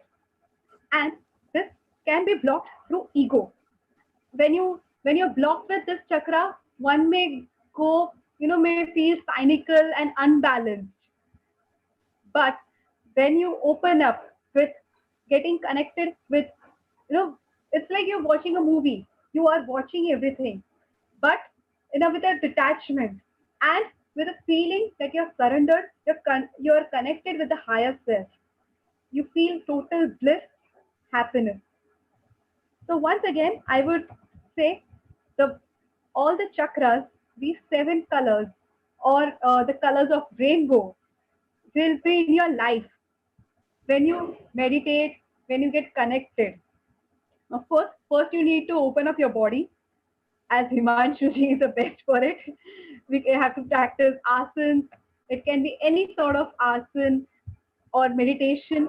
And then while performing that, by performing asana, you focus on these chakras, you will gradually evolve. So you will evolve from the fight and flight response, the first chakra. Then you evolve from the reactionary response. Then you evolve with a willpower. You develop a willpower, a strength. You then get love and compassionate, getting yourself detached from the worldly pleasures. Detach is just not, getting away, but you are with the situation, but not getting yourself mentally and physically involved in it. Then you go higher, throat chakra, where your communication skills get improved, and with the purity, with the truth, the power of Satya, the truth. Then you start getting intuition. You start your intelligence, your power. It's an intuitive power that you develop. And then ultimate the sacred response, meeting yourself with a higher entity, which is the ultimate goal of every soul. So these chakras are not only connected with uh, the physiological, of course, the organs and glands are associated with it balances it regulates it. But at the same time, emotionally and spiritually, go higher to attain yourself to ultimate bliss. That was amazing.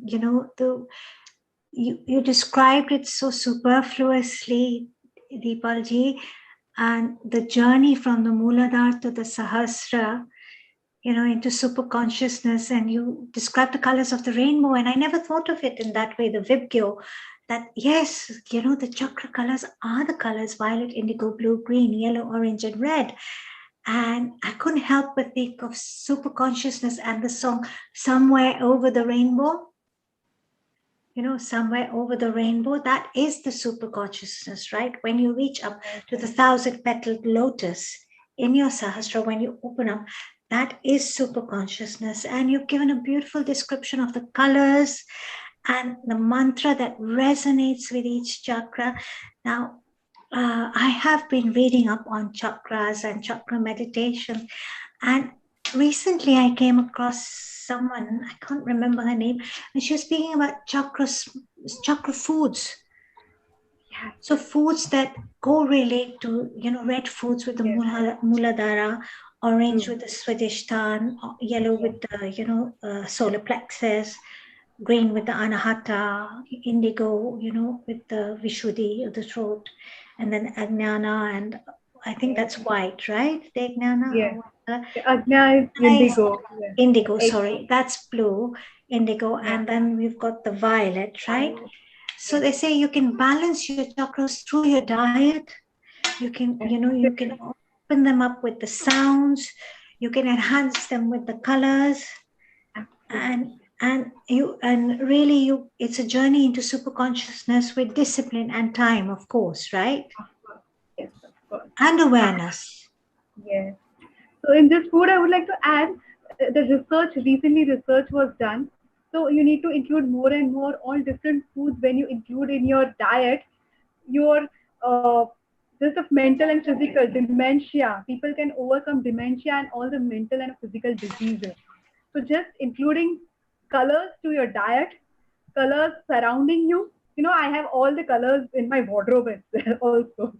You can add colors in your everywhere and you'll have a colorful personality. And that's a secret to my teaching from a 3-year-old to an 80-year-old. Adding colors and having balance with it. This is such a great way of bringing the elements of balance and joy into the lives of children as young as 3 and opening them up and bringing them into the journey, of awareness without them knowing, without them being told what to do. Because what do children want? Children want color, children want messy play, children want everything that's bright and beautiful, that attracts the eyes. And if you can bring this into their lives at this young age, their lives will only be enhanced. Yes. And you're doing that. So I have to say, bravo, well done, amazing. In fact, I would say children are the purest soul. They are more easily to change. It's better to manipulate or better to mold them rather than, because you cannot mold a tree, but you can mold a plant. You can place it anywhere. So children are the purest soul. They give you energy. I mean, with me, I have experience. They give a lot of. They're just happy souls. They don't have, resentment, contentment, jealousy, or any negative emotion. So it's very easy to gel with them, and you feel more better and purer and happy with them. I think they bring the best out in us, and one thing is we can learn so much from them. Because really, as adults living in this world, we have forgotten to be children again.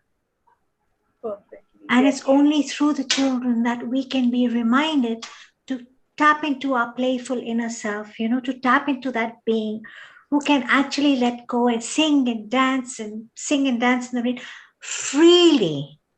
The word Exactly. freely, because children Yes. are so free, they have no layers. Yes. As we grow, Yes. we accumulate all these layers that are put upon us through society, through socialization, through the do's and don'ts. But they are so free that they teach us to be free.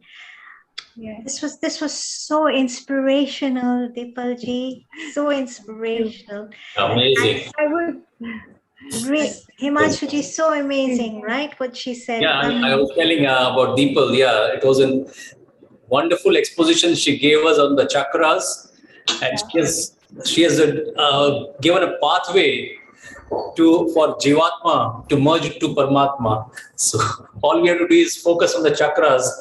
Yeah, Deepal. Yes, yes. And it can be like, yeah, and we can practice it right away. So Okay. we can have like, bringing your awareness. So awareness, what I would say is, when I tell you, bring your, when you have a knee pain, your awareness will go towards the knee. Or if I tell you have a shoulder pain, then your awareness will go towards the shoulder. That is a painful awareness. Or if your mother hugs you, it's a feel good factor. Or someone tickles you, it's a very happy factor. But apart from pain and pleasure, when we focus our awareness consciously, and that consciously becomes unconscious, then that is not momentary. The awareness of pain and pleasure is momentary. It's temporary. But the pain and pleasure awareness can be moved away with consciously aware, bringing awareness to the chakras or bringing awareness to your breath will bring you higher, will be more permanent, will be longer. And bringing awareness higher, higher, and higher, which will connect us to the ultimate happiness and blissful experience, which brings you to, as Himanshuji said, Paramatma to Jivatma. Oh, Jivatma to Paramatma. Yes. Sorry, Yeah. Jivatma to Paramatma. A soul, from a personality. See, personality is a conscious being, but the soul is a super conscious. Like the chakras sit between the personality and the conscious being, and the super consciousness. So when we focus them, when we channelize them, the prana, where all the energy is located, we open all these chakras gradually and we grow higher. So let us practice this now. I would request everyone just to close their eyes. It will be a small Yeah, we practice. experience. We just done. We have understood about the concept, but experience is understanding and experience. Meditation. Then you let me know how will it. All right. So just close your eyes. Can be behind me to aa jayenge. Yeah. Inhale deeply. Exhale slowly. Inhale deeply. Exhale slowly. Just watch your breath. Breathe in, breathe out.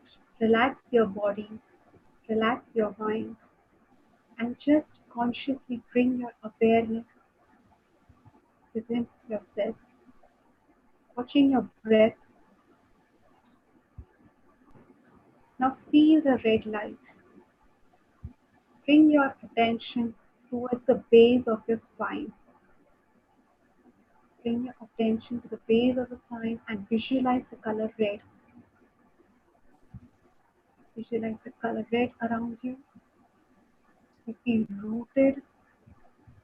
And now we'll repeat the beach mantra LAM 5 times, which is LAM. Let us repeat the mantra LAM together. Take a deep breath.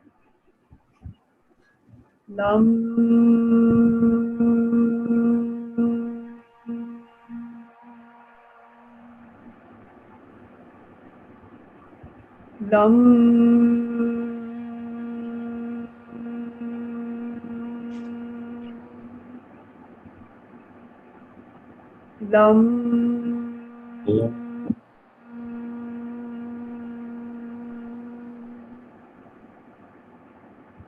Lam.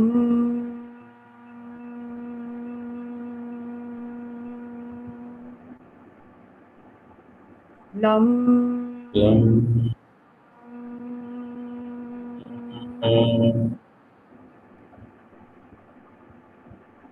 Red light around you.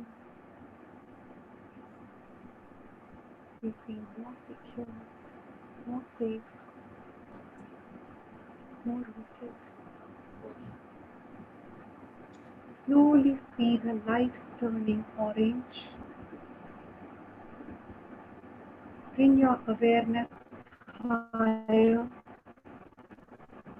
just 4 inches below the navel, towards the sea, the orange light enveloping you, covering you. Now we'll repeat the mantra VAM, that is VAM, 5 times. Inhale deeply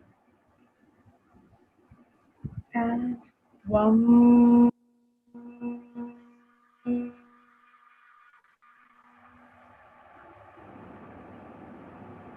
VAM.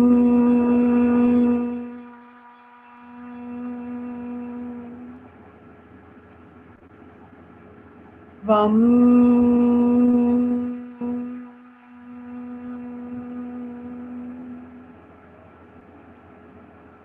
VAM.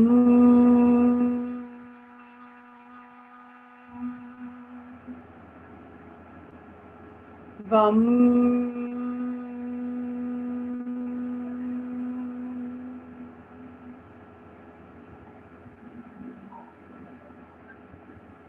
The orange light is glowing, making you feel more creative.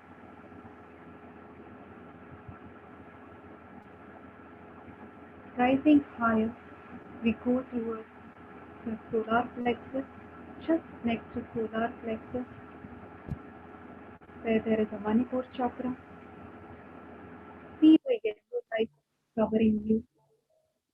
See the yellow light around you, giving you lots of sparkle, energy, strength.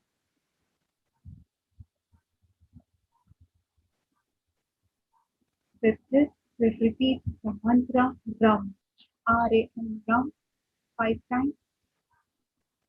Inhale and repeat the mantra Ram.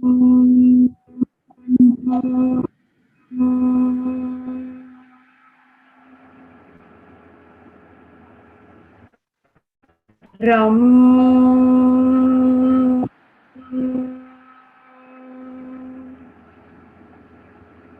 Ram.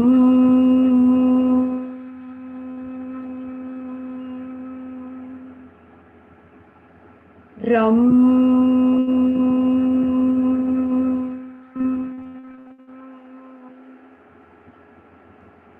Ram.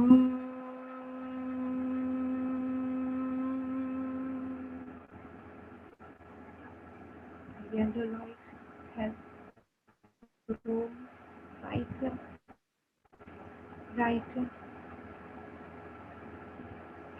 slowly opening up all your fears, letting go all your fears, phobias, anxiety, stress.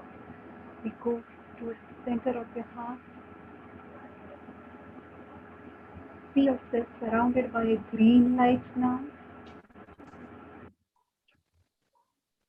Green light around you, full of love, compassion, sympathy, empathy, others. See the green light growing with each breath.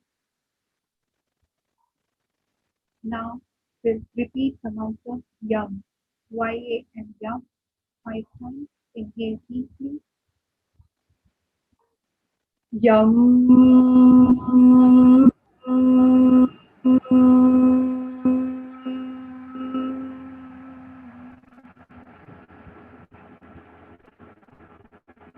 Yum.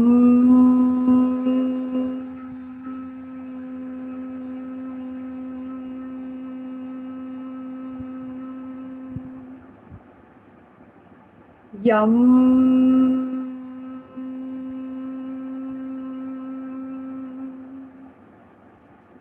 Yum.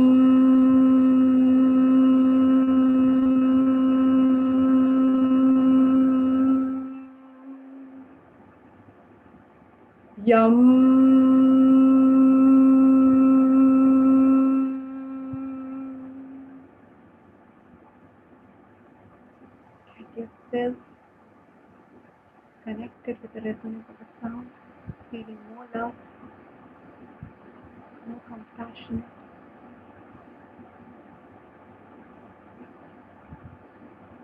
With this, we move higher towards the throat chakra. Bring your awareness towards the throat chakra, that is the Vishuddhi chakra. Feel the blue light enveloping you, around you.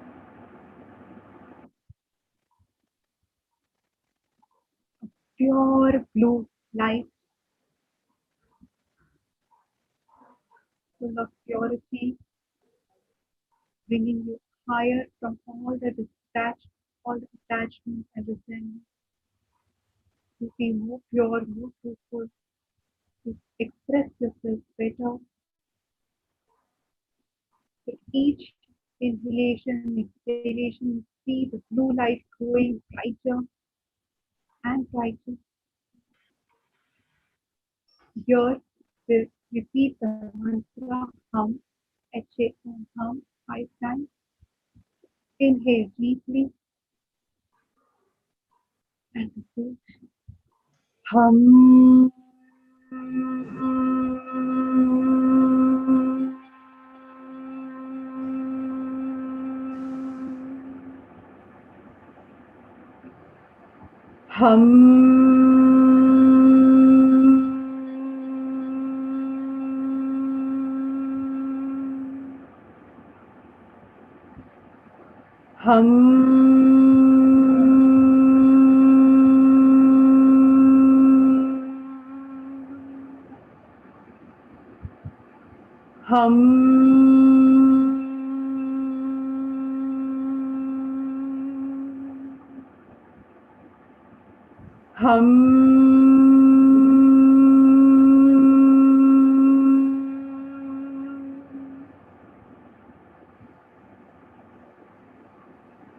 The blue light has become brighter,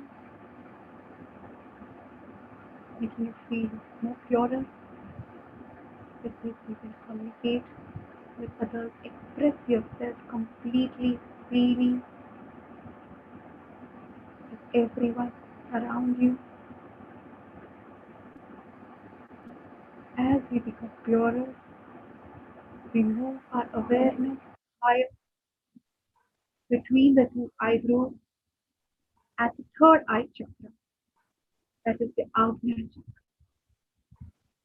chakra, developing your intuitive powers, developing your knowledge, intelligence. See the indigo light around you. See the indigo light covering you. At this point, we'll repeat the mantra Om. We'll repeat the mantra Om 5 times. Just breathe there. Inhale.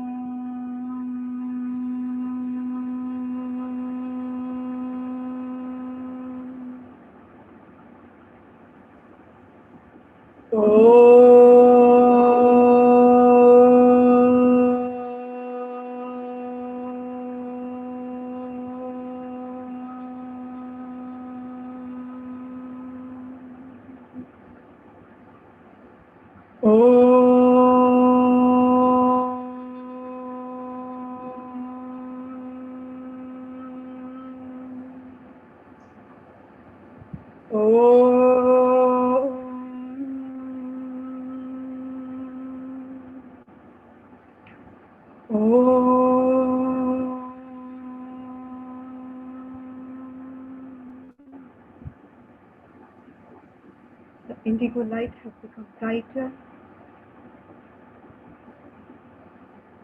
You get to know everything. You begin to know everything of your now, knowing about your inner self and gradually moving towards the higher self, towards the higher consciousness. Slowly move your awareness higher towards the Sahasrara chakra, the crown chakra. See the bright, vibrant, violet color light right above you. See the light coming right from high above the sky, enveloping you, giving you strength, energy. See the violet light around you, giving you an absolute blissful and peaceful experience.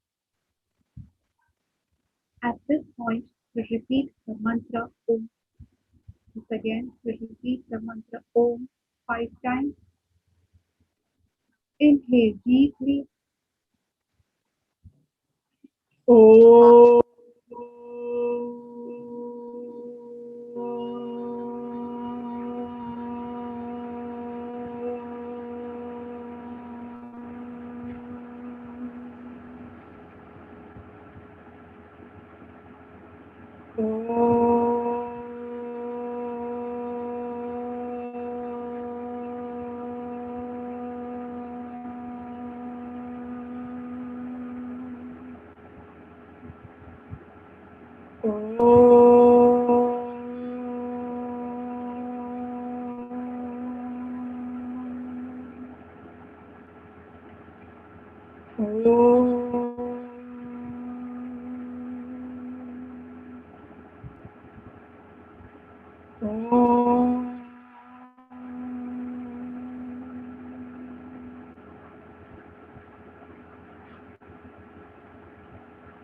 Be there. Be there in that moment.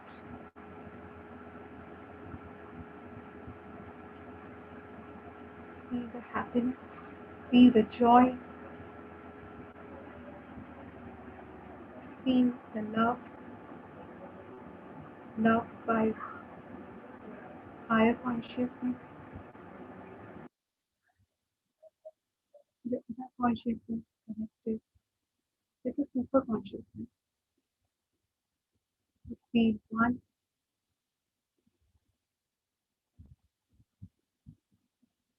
Total blissful,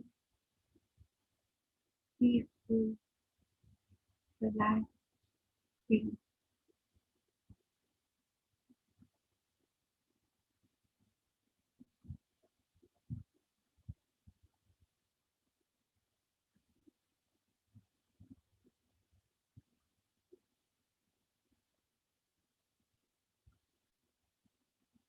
Slowly come back.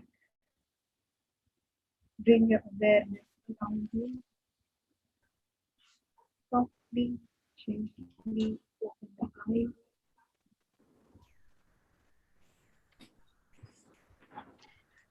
Deepalji, that was so beautiful. I was lost. Really wonderful. Bravo. Great. I mean, you systematically had us travel through each chakra with each sound, and your voice is so powerful. It actually pulls us inside, and for a moment, I had to bring myself back up and say, oh, goodness me, it's going to, I'm at the last chakra. I really have to bring my awareness back and wake up and get going. It was very, very powerful. That was one of the most beautiful chakra meditations I've ever had. And I've had many. And this was one of the best. One of the best. Himanshuji, wasn't it just like a delicious bowl of dessert? It was so relaxing, so relaxing. Just a beautiful, delicious bowl of sweet dessert that will have us sail through the whole of next week, I think. Thank you so much. Very, very powerful and amazing, amazing. You know, a thought came up to me while earlier on. You spoke about the chakras and the colors and the sounds. And is there a difference between opening your chakras and balancing your chakras? Question. Yes, That's a good absolutely. question. Really. Opening, we are normal human beings living in a day-to-day life. So opening a chakras ideally has to be done with the rishis staying on the Himalayas, or we are the beings living in a routine life. We, if we just balance and harmonize our chakras, we'll be connected with others, and slowly, as we go higher, then we can open up our chakras.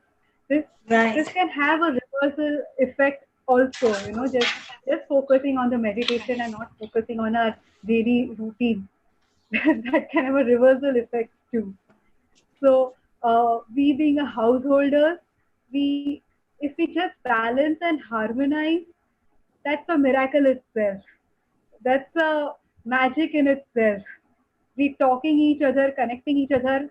That's a miracle that we can create, and we can have a beautiful, magical life just being here. From being, you can become the super being, but it's a process. It's not a once a life birth. It takes birth to reach to the higher self, opening of the chakras, going higher, higher, and ultimately merging yourself to the super conscious. So it's a process. It's a process of a birth together, I would say. I mean, but just understanding and realizing today, now, we can always go higher later on. So they say the birth of a human body, Manushya Jeevan, जो कहते हैं, they say the birth of a human body, 50,000 जन्मों के बाद, 50,000 births, you take 50,000 births to get this human body, and you are given this human body to be able to transcend all. Actually, we're here to be able to reach that higher state of super consciousness, or we call it moksha. You pass through 84 lakhs of yonis. They say you to pass through 84 lakhs of yonis. Yes, yes, and the journey is there. And as with this great platform that I really have to thank Healing Our Earth and the founder and director, Mr. Neil Kumar, who's a visionary who brought this forward for us. This is a 93rd event, yoga and meditation, and the whole team at Healing Earth would just selflessly come on board to give the globe these free online events every week, that speaks on so many topics such as COVID. We're currently in a very challenging state in our life, and the pandemic, and yoga, meditation, spirituality, vegan and vegetarianism. There's so many vast topics that are brought to us as little gifts for our soul to enhance our being and to uplift us. And we have great inspirational speakers like Dr. Mickey Mehta, Himanshu ji, I can't wait to read the miraculous story of your twins. I'm so excited to learn more about that. And Deepal ji, your chakra meditation. I had a question for you. What role do crystals play in chakra meditations, or the balancing or opening of chakras? Well, I need to study more about it. I have a little less knowledge about the crystals. I think again they are connected with colors, so it helps to develop the vibration. So everything is energy. When we get connected with these energies, our soul purpose is resolved. So, yeah. It's such an exciting journey, and there's so much creativity that can flow through. And it's funny how the universe just synergizes you with with something you're thinking about. Just the other day, I was thinking about the chakras itself, and I'm a yogic food chef. Okay, so I was thinking about doing smoothies that resonate with each chakra, or salads or foods rather, that resonate with each chakra. So, with the color red, have something like goji berries or beetroot, and orange, anything with, an orange smoothie, pumpkins, for example, and then pineapples with the sacral chakra. And then we've got the green foods, the leafy greens with the heart, and the indigos, and etc. The berries, the very, very berries, and I'm a berry mad person as it is. So there's so much that can be brought into a whole on this one element of chakras. And then, of course, Himanshuji, yoga itself, the yoga asanas open up our chakras, don't they? So as we do, as you mentioned about the Surya Namaskar with chakra meditation, which is globally first of its kind that I devised. So we deal with the 5 chakras, and we open up the chakras, and I wouldn't say open up, but we activate the chakras, and as she said, then we balance it also. So whomsoever has been practicing with us, they feel like, totally elevated, spiritually elevated. So with those Surya Namaskar. Right. We do just only 12 Surya Namaskars, only 12 Surya Namaskars, but that is in 1 hour. So, we give enough time for us to get activated. So yes, they do say that one should do a minimum of 12 Surya Namaskars, right? That's 24. That's No. 12 is single. So total, if you consider a pair, then it's 6. So okay. Yeah. Yes. Okay. For a good health, the minimum you can do is 3. I do that every day. I do 3.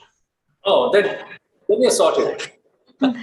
I do 3. Yeah. Then you have a strong heart. Well, I try. Dr. Dean Cornish, who is head of the cardiology department in US, he has written in his book that if you do 3 Surya Namaskars every day, then you can reverse the blockages. Okay. Yeah. And he was the president of United States, basically. Speaking of Surya Namaskars and everything that's... Haniji, you're right. I see Dr. Hani Kalaria. Welcome, Global Namaskar, Haniji. We have our in-house host, and she's a mind, body, soul coach and an award-winning creative dance expert, which I'm sure with all that dance, our chakras will just bubble up and open. She has 35 years of experience in the field of art, culture, and entertainment. And Honey has been a spiritual seeker, a meditator since she was a teenager.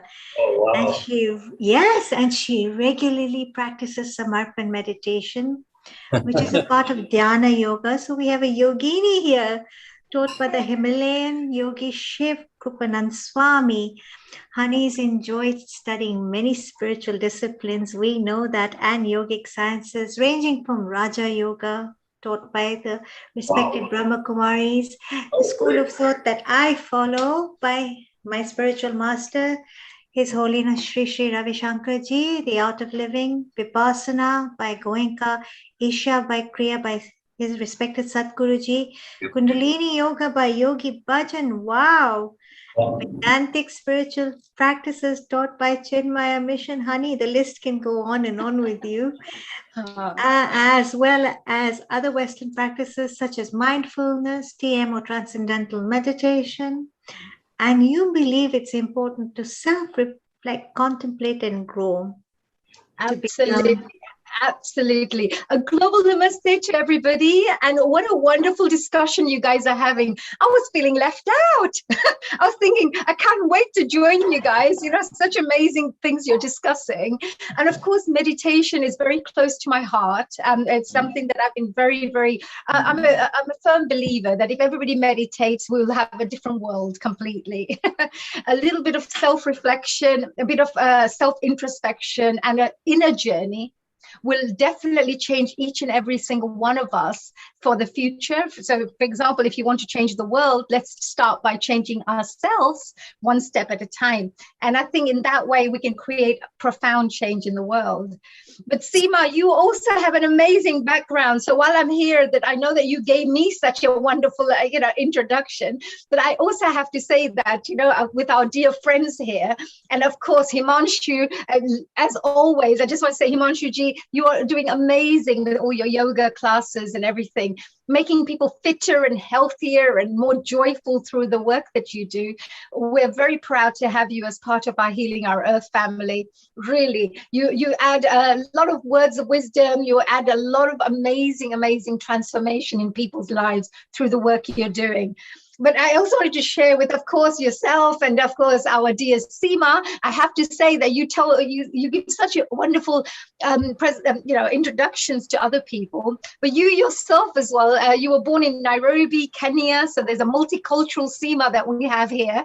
And her interests for meditation and yoga developed at an early age as well, where she was always looking for ways to slow down and be a bit more present in the moment.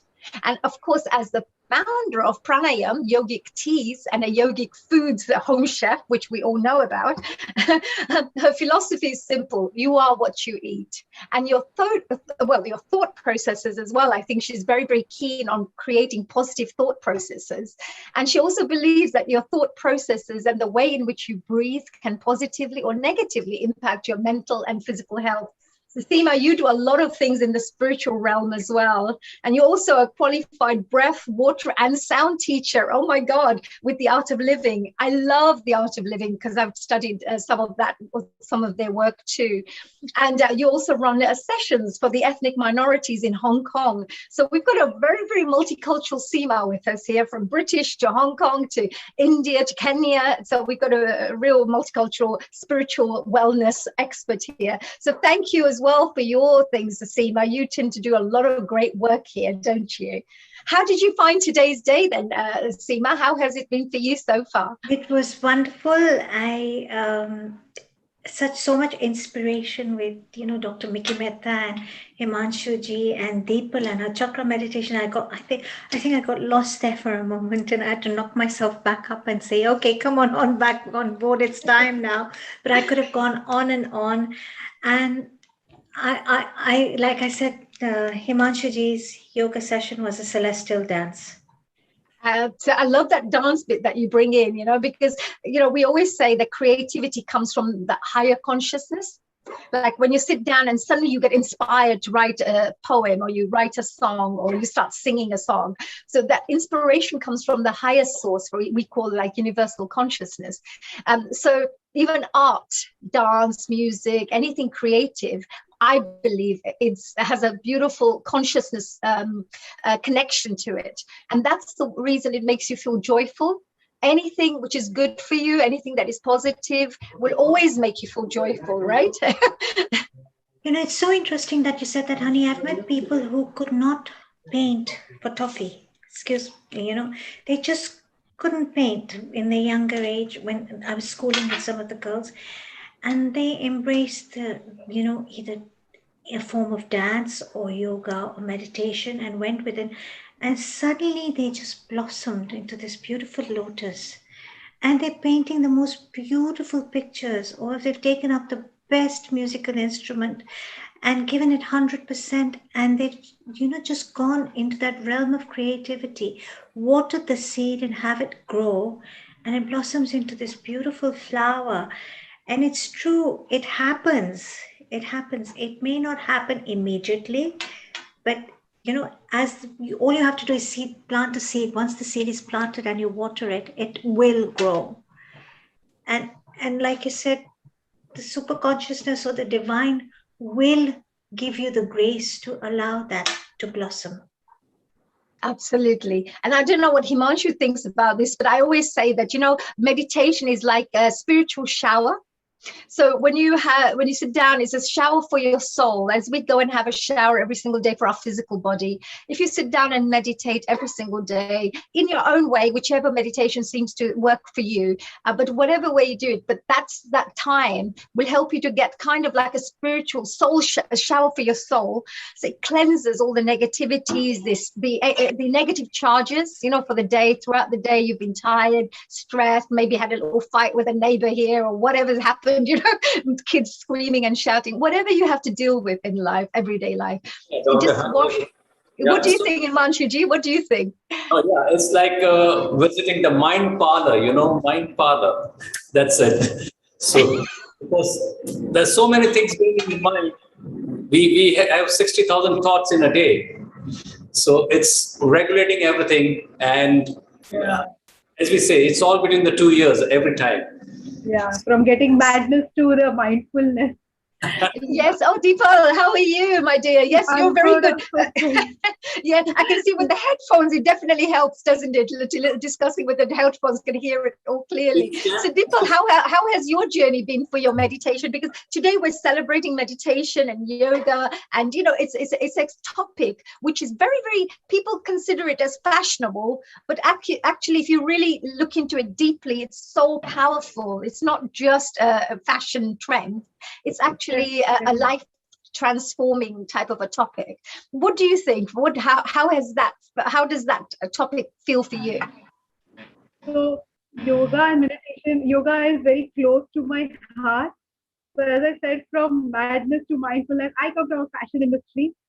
So as you go higher and higher, from colors, from the disturbances, the madness and everything, when you practice yoga, firstly, initially we just practice, at a cooler level, we say the external level, at a physical level, we all want a beautiful, fitter, tighter, brighter body.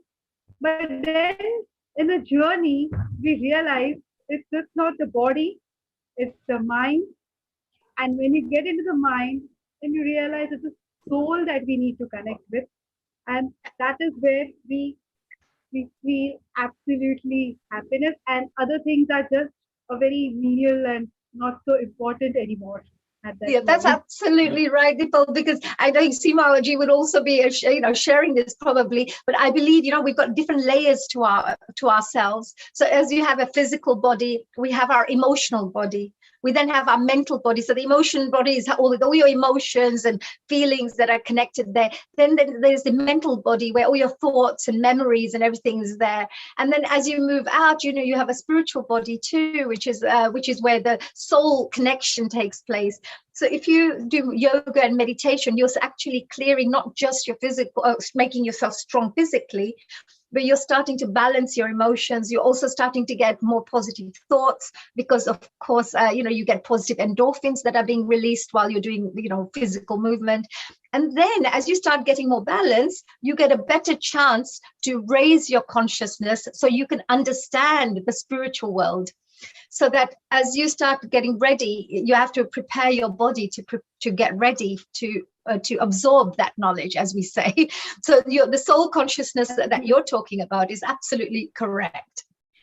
Like you said, the layers of existence in the Art of Living, we speak about the 7 layers of existence and transcending them. And the mind and the ego play a very strong part in that too.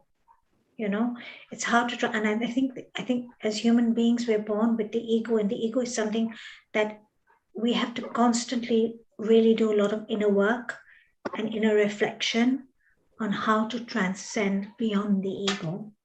So what do you mean by the ego? So let's say we were sharing with our audiences what the ego means. Let's see what perhaps, Himanshu mean. What does he think ego means? What do you think, Seemaji? What does ego mean? Let's start with you. The ego is the identification of I, for me, on a personal level, it's making that I very strong. I did this, I did that, I did that. And then why should we not say that? I'm just, this is just I'm not that I'm trying to interrogate you, but like, why should we not say I did that? Because I did do this, and I did go and cook some food, and I did this. So what is the differentiation? Are you really that I?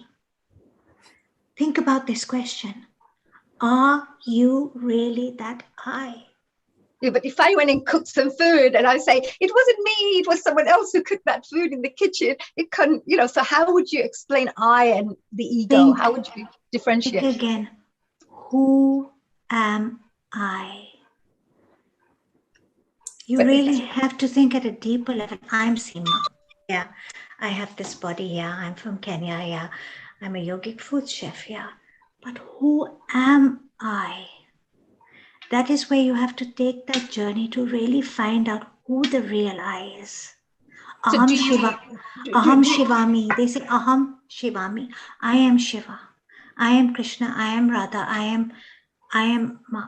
It's that journey, and the ego limits us with all these, limiting beliefs, limiting, we're socialized, right? We all socialize differently in different environments. The process of socialization limits us. The environment we're brought up in limits us. The schools we went to limit us. The institutions we're in could limit us. Marriage or anything, or living in a joint family. All these elements are there that will limit us. But you know what we see as limitations, I'm beginning to realize this more now as I'm growing older. It's the limitations, or what we believe are the limitations. If we recognize them as elements to just make us stronger to persevere and go deeper within the path. Look, the path is very long. I'm no guru and I'm no teacher or nothing. Okay, I'm just a student, and I'm learning every day. And one thing I'll say is, for me, on a personal level, I have to keep saying this, once you embrace the spiritual path and you have a living master, there's so much grace. There's a lot of divine blessings, that support you on the path, as you say, right? There's so much grace. Absolutely. Simaji, I was just going to move on to just Himanshu, because I know he's trying to say something about the ego. I can go on and on. The ego. So what do you mean by ego? What do we feel, Himanshu ji? What do you feel by the ego? As we say in yoga, I'm a spiritual being in a physical form, basically, right?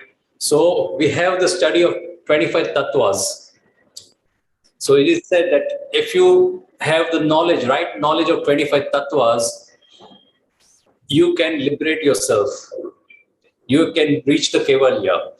And what do you mean by tattvas? What do we mean by tattvas? So people who are watching, because we have people from different backgrounds. Yeah, I'm just trying to understand.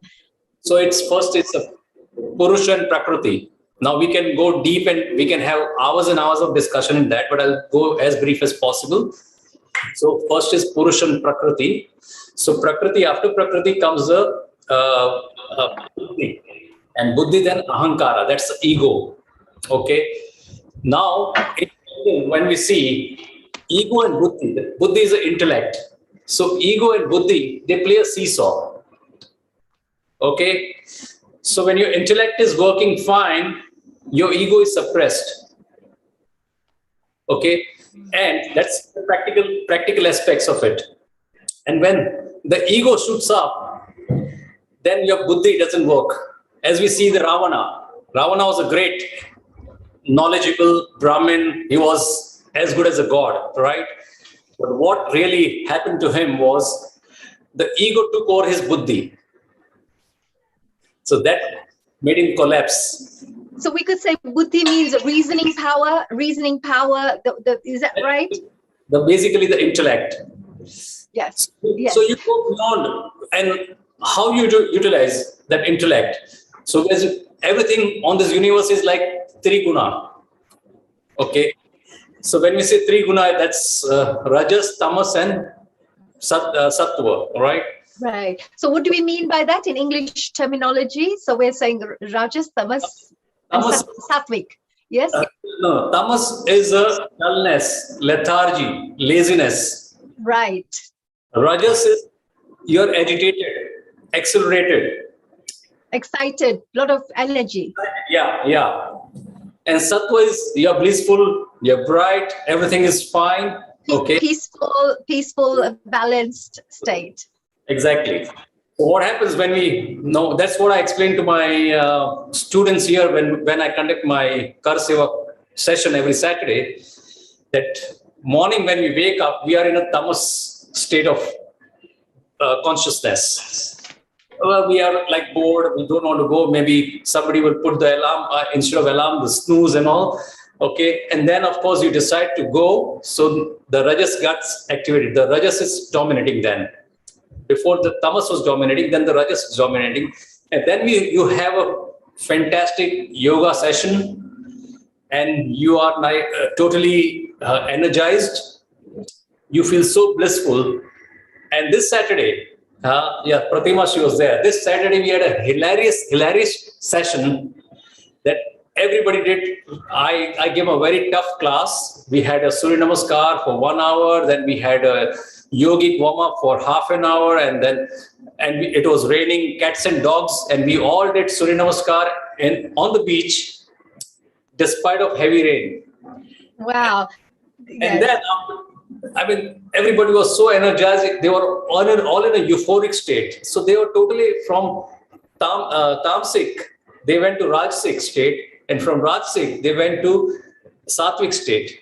So they were dancing. Such a beautiful progression there. Wonderful. And you know, look at that. You're taking people on a journey, and we all are on a journey at the moment. I think Deepal also wanted to perhaps mention about this. What do you think about this? Because Himanshu explained so well.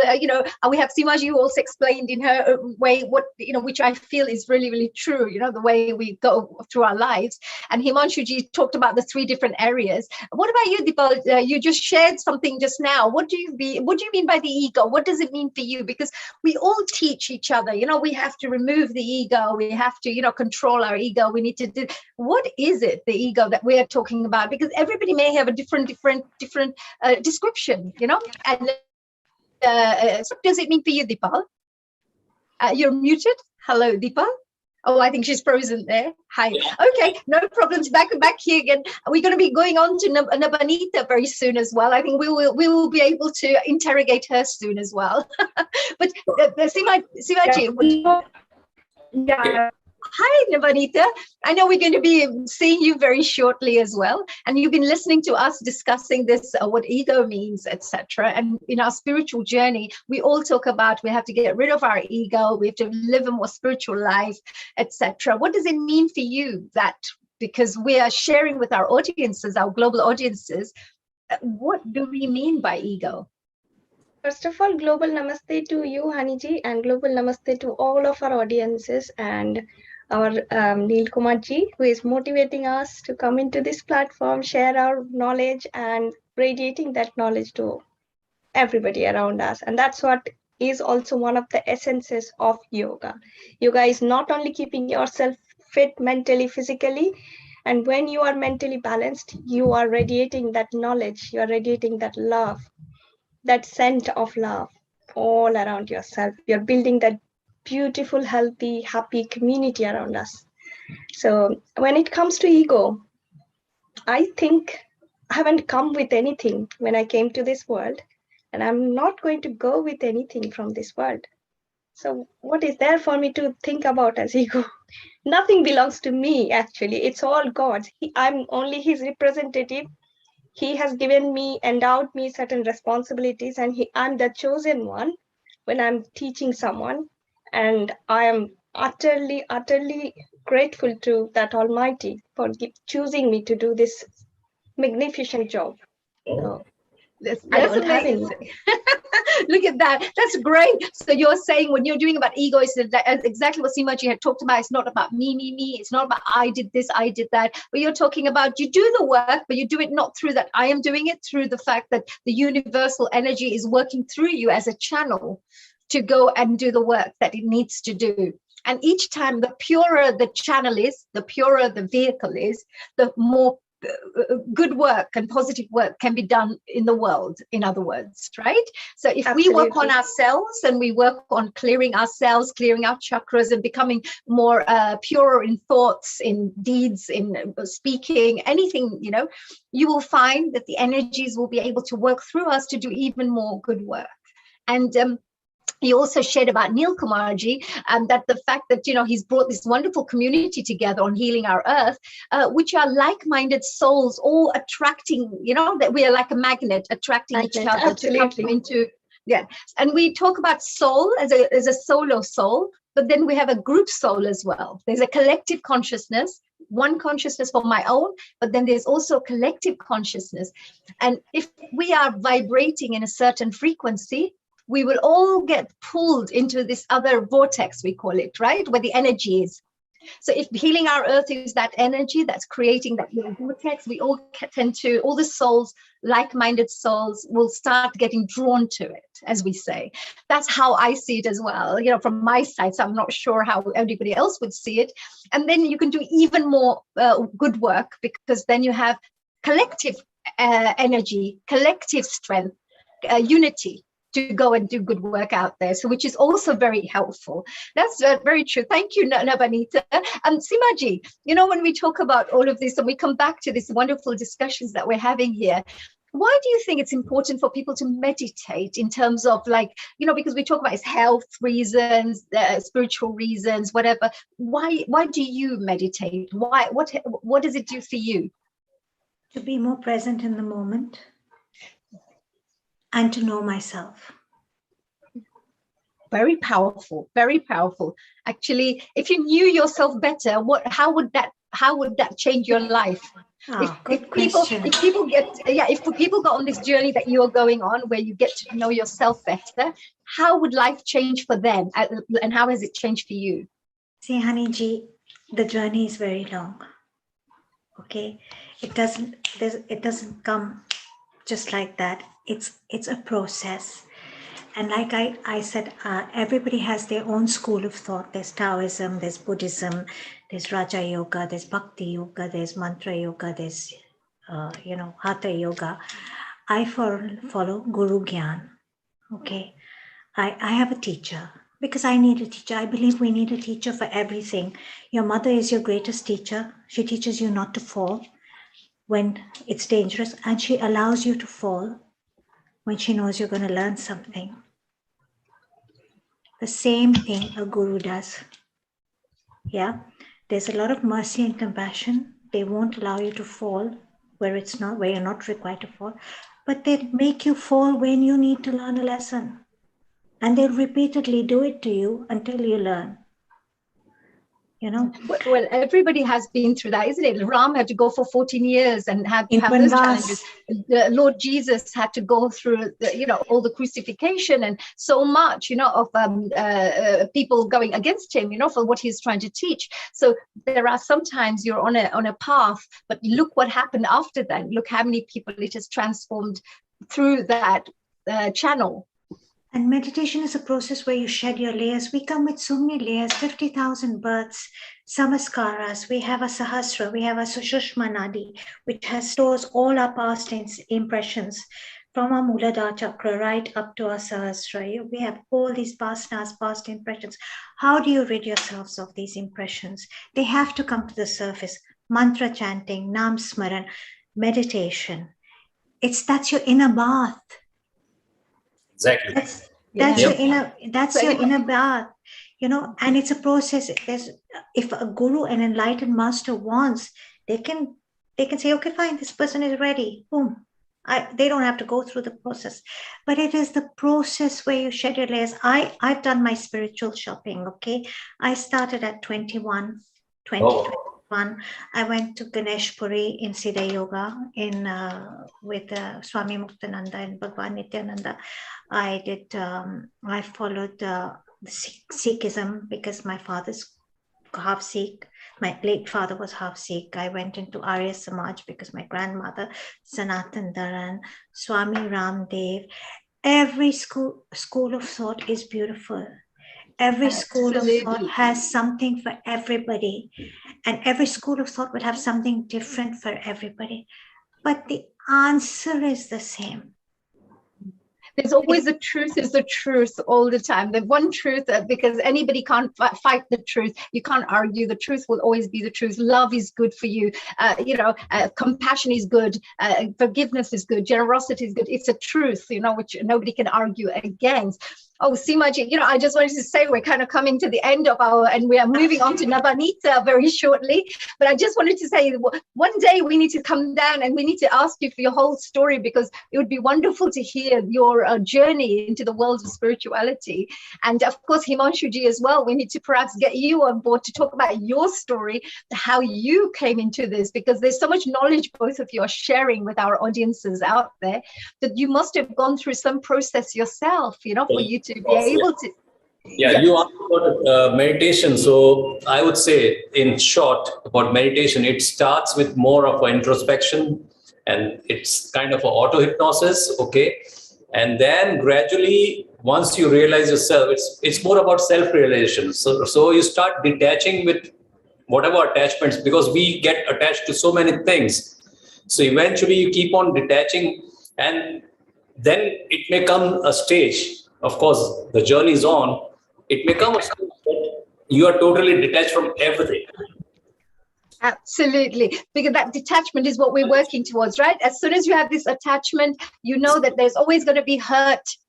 We were always going to be upset about things. Oh, my money, my this. They said this to me. He said that to me. There's always this attachment with things. Or I didn't achieve my goals and I'm a failure. I'm this, I'm that. There's so many things that go on a psychological level. Whereas if you had no attachment, yes. When you start with less, when you start thinking less is more, less is more. Absolutely. Well, Himanshuji, I just want to say thank you so much for your words of wisdom to finish off with those wonderful words of wisdom. Seemaji, you've been absolutely amazing with your fantastic hosting as always. You're part of our family here on Healing Our Earth, and now we've got Himanshuji as well as part of our family. Thank you very much for being part of this group and this collective consciousness, working to transform people's life, educate. Yeah. Big thank you to Nil Kumar. Sorry? I said a big thank you to Nil Kumar. Absolutely, yes, from all of us, of course, for doing such a grand job here and helping us have this platform to be able to do the work that we need to do for the world. Well, thank you so much, and a global namaste to both of you. We're going to, of course, go off and speak to Nabanita. It's interrogation time for her now. So thank you so much, and thank you for joining us. Have a lovely day. Global namaste. You are watching Seemaji there. You are watching Himanshuji there, sharing, of course, their wonderful knowledge about yoga and meditation. We now move on to Nabanita Das. Hello, and a global namaste properly to you, dear Nabanita. Global namaste to you, Haniji. And once again, global namaste to all the team, the whole team of Healing Our Earth. A special thanks to Nil Kumarji and special thanks to Mother Earth, because I feel that she is driving all of us to do this for her. Oh, wow, that is amazing. It is true. Thank you so much. But before we move on, of course, you're going to be talking about addressing allergies through yoga very shortly. But before then, let me just do a little introduction about the wonderful work that you're doing at the moment and what your background is actually. Nabanita Das has been teaching yoga in the UK through virtual platforms since April 2020. She's a certified yoga instructor from PYPT UK Trust. And by conducting free yoga sessions, her goal is to promote physical health and mental well-being. Her yoga group is called Smile with Yoga, which I love. I think it's a fantastic name. And the main motto of a yoga session is to create a happy, healthy, smiling community. A smile doesn't cost you anything. What a wonderful way. As soon as you see someone smiling, it'll just uplift your soul. And within the span of pandemic, especially with the 16 months that we've been going through this pandemic, Smile with Yoga has donated to various charities like Breast Cancer Charity UK, Children Charity UK, and various COVID crisis funds. So well done. I know that you've been also working on the Project Y in Delhi, working with slum children. So thank you very much for joining us here, dear Navanita, and keep up the wonderful work that you've been doing for so many months. Thank you, Haniji, and thank you for the lovely introduction. That was very kind of you. Thank you. So Navanita, you look so beautiful. You look very nice and bright with this lovely pink on and everything. What are you going to share with us today? I know you're going to be talking about how to get rid of allergies through yoga. Can you tell us what you'll be presenting today regarding that? Yeah, so I thought this topic would be quite apt at this period of time because it is springtime and I work as a school teacher as well, alongside as a yoga teacher. So, and I can see lots of children suffering from allergies, and not only children, a lot of my yoga members, time to time, they bring up the topic like they are suffering from severe hay fever and allergy. Yes. And quite a lot of us have misconception like, the moment you get allergies, you just go grab a Puritan or go grab an antihistamine to deal with it. And what happens is, in the long run, they really take a toll on your immune system. Without your knowledge, you don't know what you have done to yourself when you continuously keep treating, because they are just trying to suppress your immune system, pretend as if everything is sorted, but whereas it is not. So I thought it is very good idea to educate. Now, within this short span of time, it is not possible to fit in everything, but I'll try my best to fit in what can be done by any age group, irrespective of their ability, whether they can perform. There are asanas and sitting poses, which could be quite tricky, which a lot of people probably cannot manage when they go past certain age. So today my topic will be how you can, increase your immunity by using some simple techniques. And breathing exercise is something that's absolute favorite, even though I can perform quite a lot of tricky asanas and other things. But one of the key things that I always incorporate in my sessions is the breathing exercises, or the pranayama, which is popularly known as pranayama. So I will be talking about pranayams, which can help even if someone cannot do anything else. If they can practice these pranayams throughout the year, find 10 to 15 minutes, if not 10 to 15 minutes, 5 minutes, break it down, do 5 more minutes some other time, and some simple tapping, which will help, and some acupressure points on the face, which is very easy to deal with. And you can trust me, in the long run, if you can practice these, you will be able to manage your allergies. Now, will it happen immediately? Is it magic? No, because your immune system has got used to recognize certain things as foreign object to your body. So basically, let me talk about what causes allergies. Yeah, because some people, we can see that under the same weather condition, they're absolutely fine. They don't have runny nose, they don't have itchy eyes, they don't get any kind of irritation in the eyes, in the nose, absolutely fine. Why some people react to it? It's because some of us have a bit of compromised immune system, and our immune system is unable to deal with those allergens, the pollens and other things that enter through nasal passage, through different parts of our body. So that's why our immune system kind of treats that as a foreign object, and it's trying to, trying to create a barrier. Please don't come, or even if you have come, I'm unable to deal with you. And that's when it kind of releases a chemical called histamine. And that's why you have to take antihistamine to kind of stop that. And antihistamine really doesn't do much. Does it stop histamine to secret? Because next year you'll again get that, isn't it? So you keep taking antihistamine drugs every single time you have those symptoms. But instead, if we can prepare our immune system to recognize those allergens, oh, well, I know who you are and I'm prepared, and my body is, ready for you to deal, ready to deal with you, then you don't need to worry. So let me show you some simple pranayams or breathing exercises, because why do we think the pranayams will be able to help? Because you are just breathing in and out, which we do in the normal breathing in and out process. It's a little bit different because when you are training your body to kind of consciously do controlled breathing in and out, and also way more than your normal breathing in and out. So you are actually supplying your brain, your bloodstream with much more oxygen than you would normally take in a normal breathing breathe out process. Okay, so the first pranayam, we kind of conduct a Haniji, did you want to say anything? Yes, I just want to say that is absolutely very, very true what you just mentioned. It will be wonderful to understand why these allergies take place, which you just explained, which is very true. And of course, when you mentioned about the fact that the pranayam, it's about bringing in lots of oxygen in your body. And we talk about ensuring that when you have oxygen in your body, you're actually bringing nourishment, life force, we call it, right, into the body.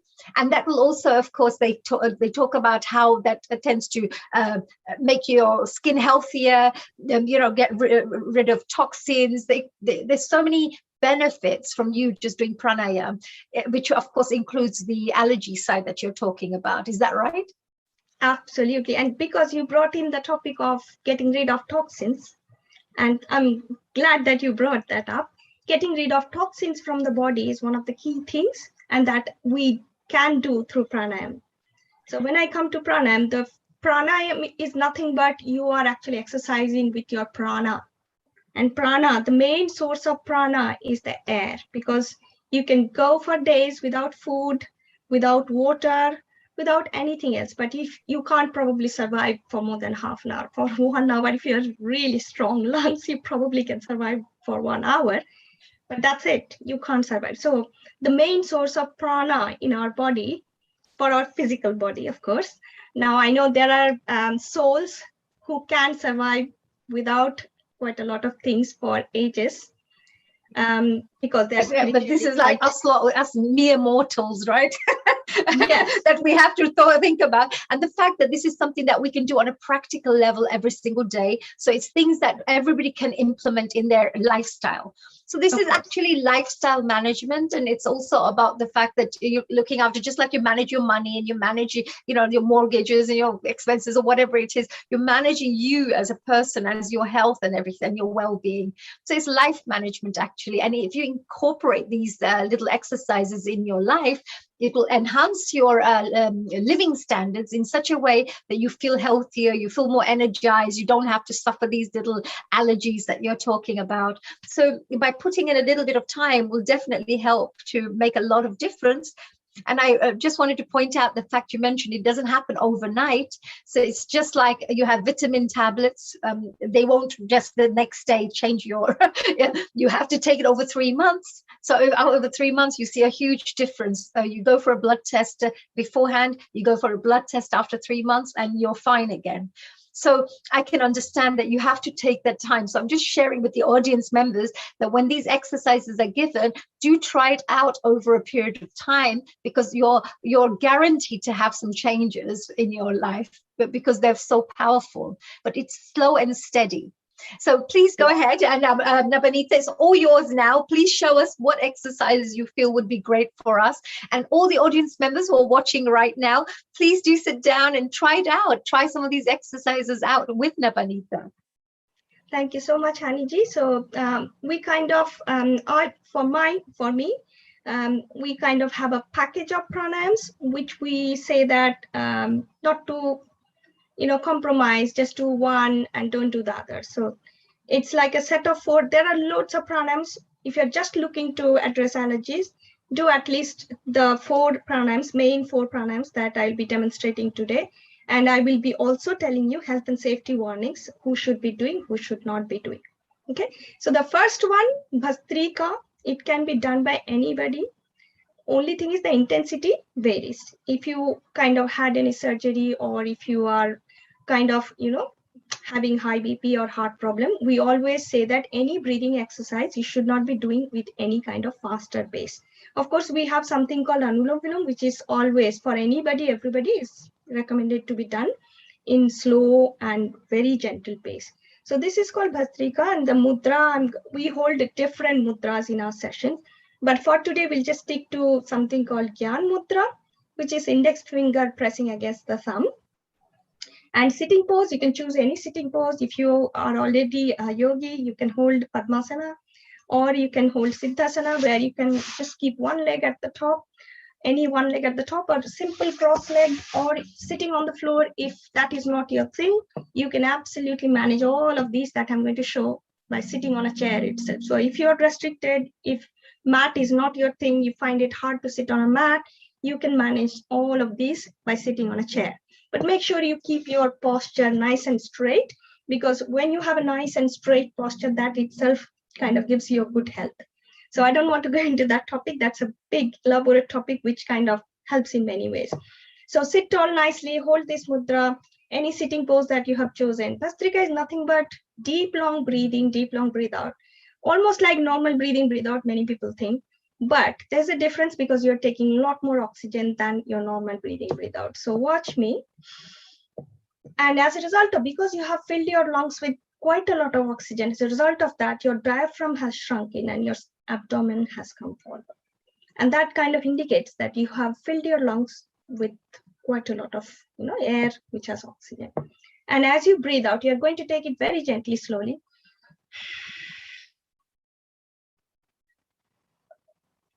Now, this is the pace anybody, everybody can do at any point of time, irrespective of their health condition. Now, if you are a young person, say, for example, if your age range is kind of under, I would say under 30, you could increase the pace, which can go like this.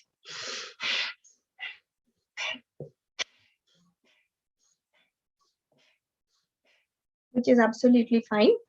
This is almost like a cardiovascular exercise if you want to take it up to that level.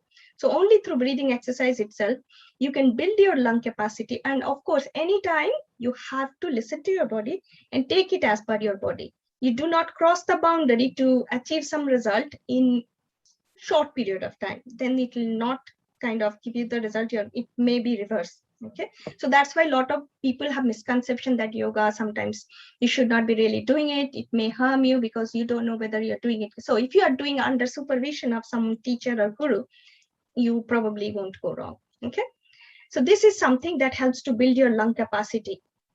And allergy, sinus problem, runny nose, blocked nose, headache, all these things are caused because of compromised immune system. And when you do practice Bhastrika and your lungs and hearts are kind of healthy, pumping happy blood and full of oxygen, then your immune system is definitely going to improve. Now the second pranayam that we suggest is called Kapalbhati. Let me just lower my camera a little bit more. Okay, so Kapalbhati, the name suggests that it brings glow on our forehead. The reason it says it brings glow on our forehead is because it works on all the organs that are residing in the stomach, and there are some special nodes called lymph nodes, which are very special because other than blood, we have another type of fluid running throughout our body. It's called lymph fluid. And lymph fluid can be pumped and circulated all over our body only if lymph nodes are given some kind of exercise. And Kapalbhati does that also. And when lymph nodes are activated and they are given some kind of pumping exercises, they circulate the lymph fluid, and lymph fluids are responsible for white blood cells, and white blood cells are responsible for good immunity. Okay, so the more white blood cells you generate, it helps to remove the dead cells and creates more new dead antibodies, which increases the immunity. So through Kapalbhati, you are going to, we have got around, there are 6 to 7 places we have got lymph nodes, which needs pumping. Unlike heart, they cannot be pumped without any kind of action. And that's why as we age, when we are a child, we're jumping around, we're doing certain activities, we're very active. And the lymph nodes get automatically pumped and they happily, they circulate the lymph fluid. So you don't have any health related problems. But as we start aging, we don't move around much. And especially in this modern era, we are getting more used to sitting down and working on the laptops or computers, more of sitting work than active physical work. So the lymph fluids do not circulate much. We get swelling in the joints. We get swelling in every parts of our body, and also compromise immune system because they don't create much of white blood cells, which will help you to build more immunity. So Kapalbhati focusing on the lymph fluids in the abdominal area and also working on all the organs, pancreas, liver, spleen, everything. And they are working under optimum condition. It also brings excellent balance of hormone. That is another key thing that we need to maintain in our body. So be it addressing allergy, be it weight loss, be it anything, don't want to go for anything, but one of the things that gets addressed is also maintaining good immunity. So let me show Kapalbhati. You can stick to this same mudra for today. And your sitting pose is same as I have already mentioned. It starts with breathing out first. Now, to be able to do Kapalbhati, you should not be pregnant because it gives a jerk on your abdominal area. And if you have any heart operation that had happened or any kind of operation that has happened on your body within 3 to 6 months from today, when you're practicing and you're still not healed and you are in doubt, you have to consult with your physician or GP before adopting Kapalbhati. That's something you have to make sure that your body is ready to do this exercise because it gives a jerk on your abdominal area. It starts with a jerk. Otherwise, in any condition, even when you are a female in your monthly cycle, but you don't have any discomfort, you can absolutely do. And even though it cannot be done when someone is pregnant, but it helps to, become pregnant because it helps to create more sperms and eggs for the males and for the females. So make sure to do Kapalbhati if you are in a position to do it because it has multiple benefits. And one of the most important benefits is, as today's topic is, to increase immune system, increase immunity. So giving you a very good immune system. So watch me when I do, I start with forceful breathing out first and the stomach goes in. I'm doing as if I'm blowing a nose or blowing a candle suddenly.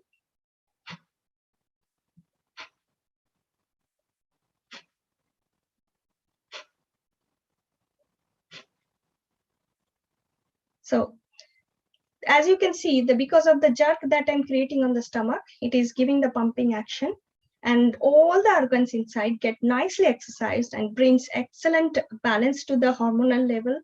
And also all the organs inside, wherever, of course, your heart and lungs are also getting good exercise. And the pace that I have shown is for someone to start with, like very gently and only 1 stroke per minute. But if I was somebody who had been practicing for long, or if I'm a young person under the age of 30, so without any ailment, I can go very fast like this.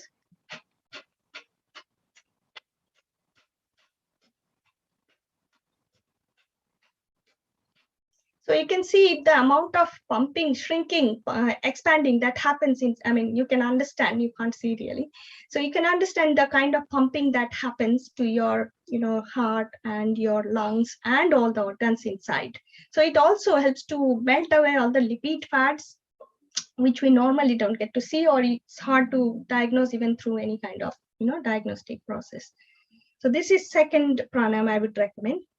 Third pranayam, which is absolute favorite of mine and is, I call it like a king of pranayam, is called Anulom Vilom, which is also popularly known as alternative nostril breathing in and out.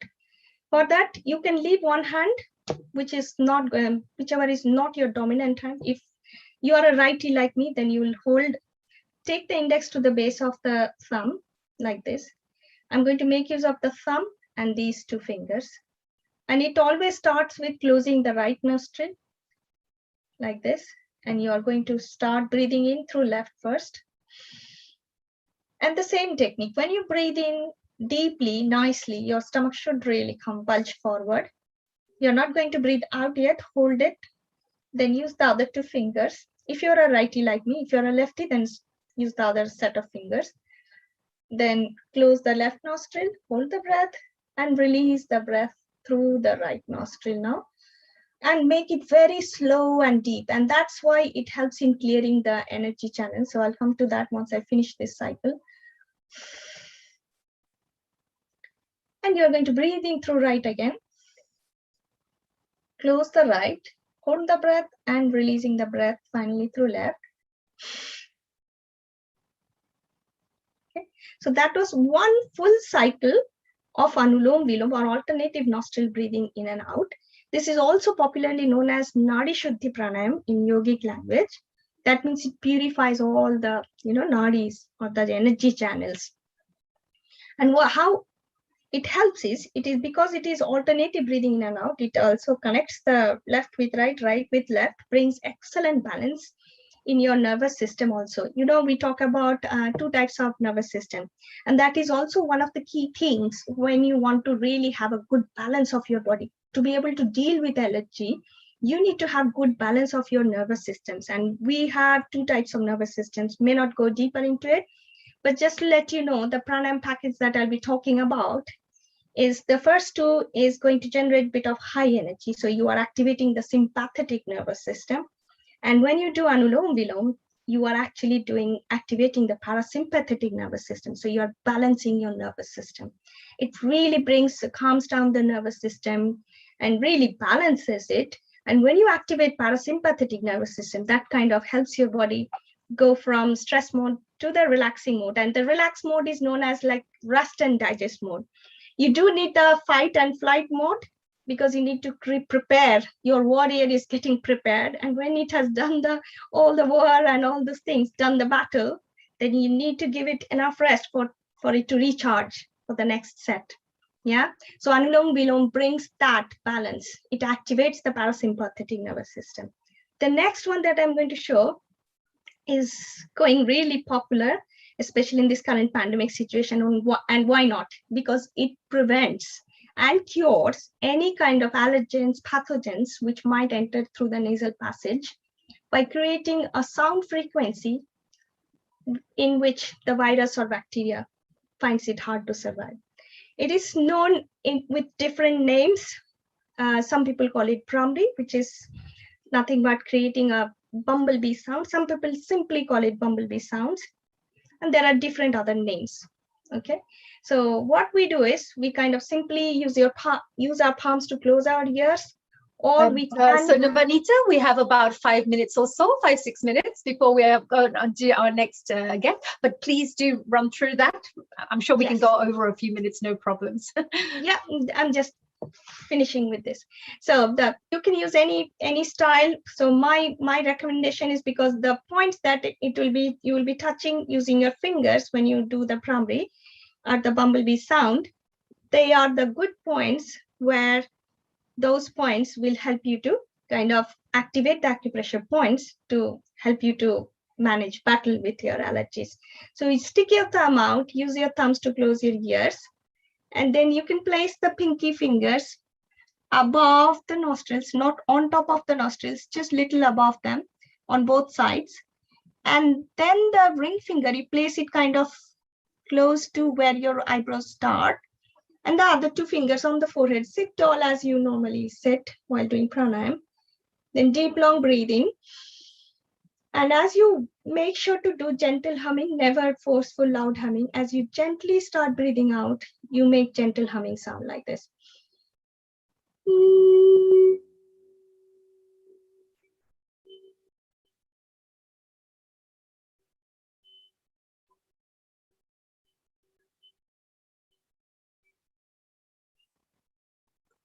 So this was Brahmi pranayam. It is also excellent, to keep your nervous system cool, activating parasympathetic nervous system.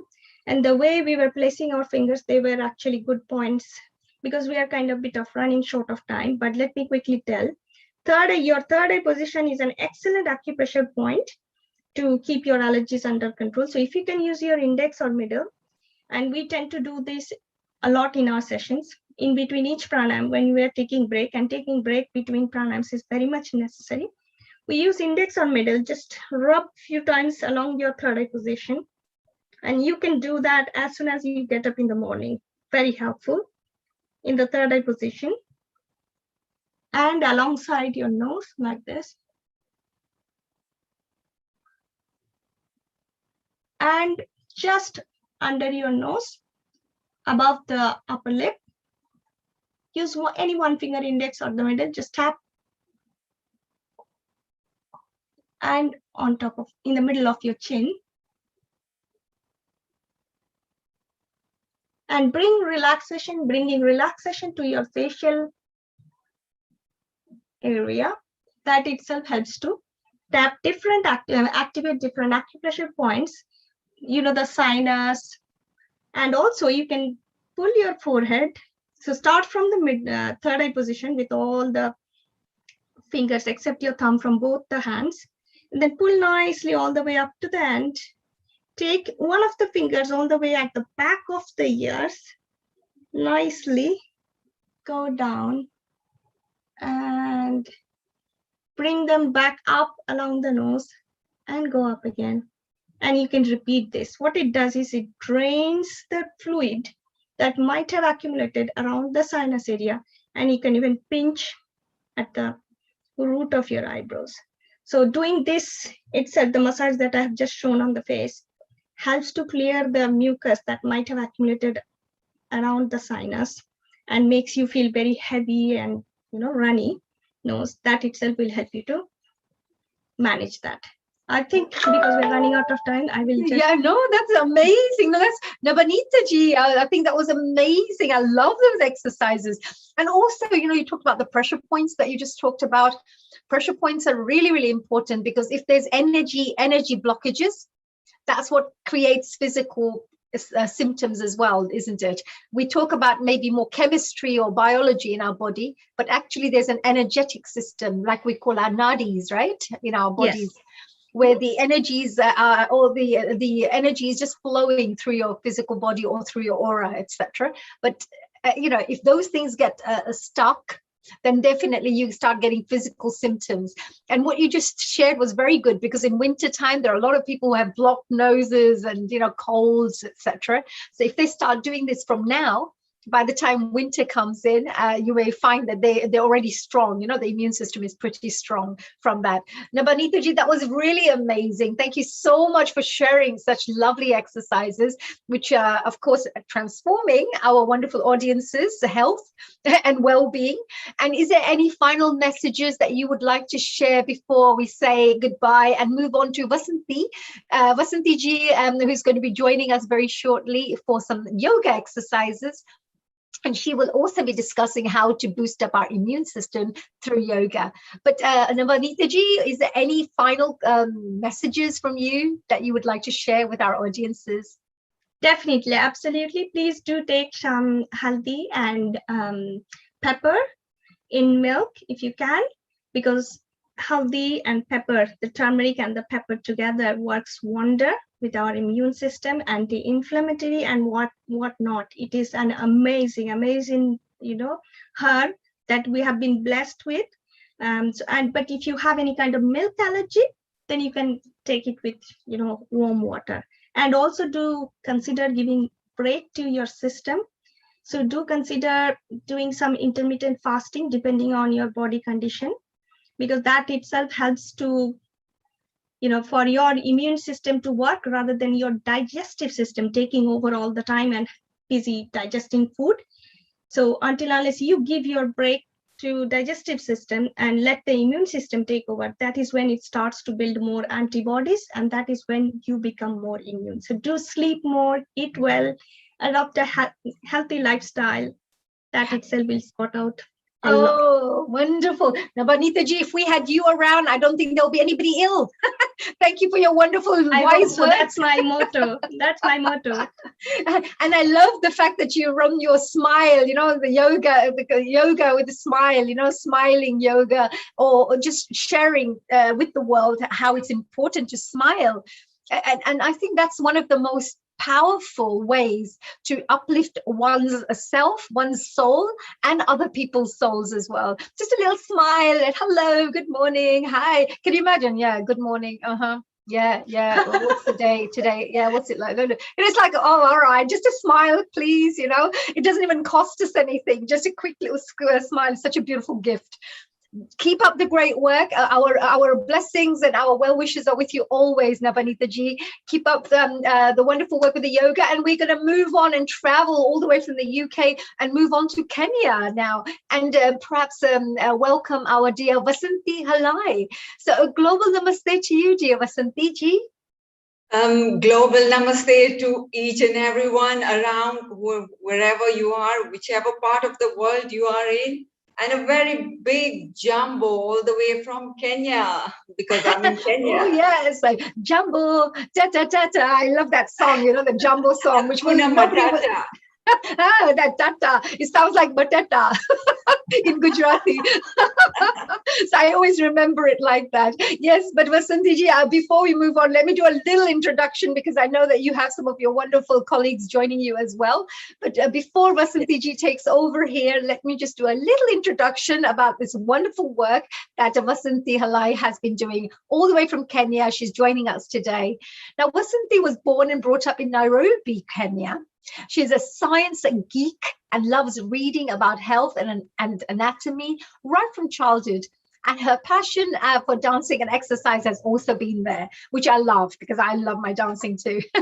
Now, she's done 200 hours of Hatha Raja yoga, 85 hours of pregnancy yoga, 50 hours of yoga anatomy. And she did her training in the UK and certified by the Yoga Alliance. Fantastic. What a lovely, vast training she has had. And Vasanti's main aim is to teach students anatomically correct body engagement and alignment to prevent injuries, ensure strong and safe practice, and teach them how to understand and respect their own unique bodies. She runs all her classes online via Zoom, which is fantastic, which we need nowadays anyway with the situation we're in. And today she'll be teaching full body yoga to boost the immune system. It will be a combination of twisting asanas to detoxify toxins out of the body and breathing exercises to strengthen your lungs and the body immune capabilities, which I think will be great for every single one of you who's sitting there outside. So make sure that if you're watching, do join in as well. And it's a perfect addition to your self-care, I would say, you know, especially your self-care routine and daily mindful practice that will help you to keep your body strong and healthy inside. And I would also say outside. So inside and outside remain nice and strong. So Vasanti ji, a global namaste to you. You are doing amazing work. Thank you, Dr. Honey, for the lovely introduction. And you are as sweet as your name. Thank you very much. And I believe you are a yogi as well from what I heard about your introduction. So I know you exceptionally understand all what we are going to talk to about in this few minutes, few hour, 1 hour to come. And as Nabanita, our previous yogi, told us. So it's simply just what we are going to do, adding some things, what she already told us. So she talked more about the immunity. Yeah, so we are just going to talk a little bit more and incorporate a little bit more asanas to what she did. Yes. Absolutely. Now, Banita ji, before we say bye-bye to you, did you have any comments for Vasanti ji, the kind of work she's doing all the way in Kenya? So it would be wonderful to know what she has to say. Yes. Oh, wow. I'm just taken aback by the work you are doing. And I would love to try your poses. Just waiting for it. Can't wait to try them, please. Thank you, Nabanita. Please join us. You're very welcome to join us. I will. Well, that's great. So now we have, so there's a bit of pressure on you, Vasanti ji. Here we go. You know, everybody's waiting there to try out these lessons of yours. So before we start, I know that you're going to be sharing some exercises to do with yoga and boosting up your immune system. Why do you think that's very important for us to bring that into being at this day and age? Okay, so especially in these times, our main things which bring our immunity down is stress, fear, and anxiety. So we have a lot of fear going on. We have a lot of stress going on and a lot of anxiety. All this brings our immunity down. And so to keep that immunity to a higher level, we need to do this breathing exercises, which Nabanita told us, and a few of these asanas, which I'm going to show you shortly. Yes, it's absolutely. very important because I strongly believe health is our only wealth. Absolutely. I think we all believe that. That's why we feel that health is something we're always putting a lot of stress on, because until you're not healthy, with mind, body, soul, you know, with your mentally as well, physically as well, you need to build yourself up, and the immune system exercises, I'm sure, will help. And one thing I always think about is, you know, all the yogis who live in the Himalayas. I don't know of anybody who has a hospital nearby or a GP nearby, or, you know, they have to take like BP tablets. Yeah, There's nobody, no yogis that I know of ever who live in the Himalayas ever need any kind of medication, etc., because they have such strong natural immune systems, which I think is very powerful. And there's a secret there, because what you're sharing are some of the yogic exercises that many yogi practitioners do, and all the master yogis do as well. So Vasantiji, what will you be sharing in terms of step by step? What are you going to be covering today? Are there various exercises? Are you going through any presentations? Yeah, so what we're going to basically do is start with the breathing exercise, the Kapalabhati, which was shown by Nabanita. So we'll start with that, and we'll be doing that same Kapalabhati in between the practice as well, and a few asanas which help us stimulate our lymphatic system, which and activate all the lymph nodes we have in our neck region, in our armpit region, and in our groin region. So these asanas will help activate the lymph nodes and stimulate the lymphatic system in our body. So that will very boost nice. so that will increase our T cells in our body, which help fight us the diseases, and the lymph fluid which flows within us. So that will boost that and eliminate all the toxins. Eliminate all the toxins with it. Yeah. Because we say that if the lymphatic system gets blocked, it's like a drainage system. And it's like a pipes, going through our body. And if you have some, blockages in certain places, you're not being able to clear that body properly and the system, and you're not being able to flush out the toxins properly. So these exercises will actually really, really support in, helping you to clear those and flush out those toxins if you do it on a regular basis. Definitely. Very nice. So please go ahead. It's all yours. I'm going to provide you with the platform for you to share, and we're all going to be practicing, and I'm sure Nabanita is going to be also practicing on the other side, as well as everyone else. Yes, and then we'll ask Nabanita what she thought at the end. All right, thank you. I mean, it will be complementing. It will be absolutely complementing, which I couldn't cover. So I'll be really delighted. Definitely, yes, Nabanita, now definitely. Unity. We've got strength in unity. So now there'll be both of you practicing, and then you can both give us some tips at the end. Yeah, that'd be lovely. Definitely. Thank you, Dr. Honey. And again, a global namaste to each and everyone in whichever part of the world you are in.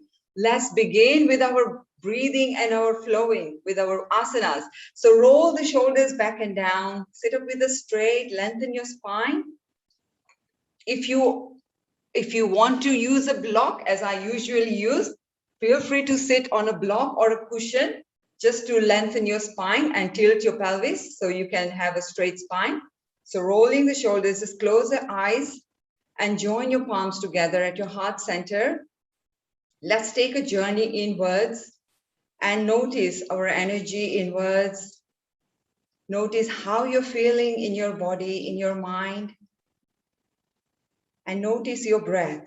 Let's start with slow and gentle breaths in and out. Relaxing the mind, relaxing the body completely before we begin our practice. So gentle breaths in and gentle breaths out. With each breath, just feel your body relax, feel your mind relax. Feel all your facial muscles relax and keep a gentle smile on your face. And slowly we'll begin with the 3 Oms. So inhale. Om.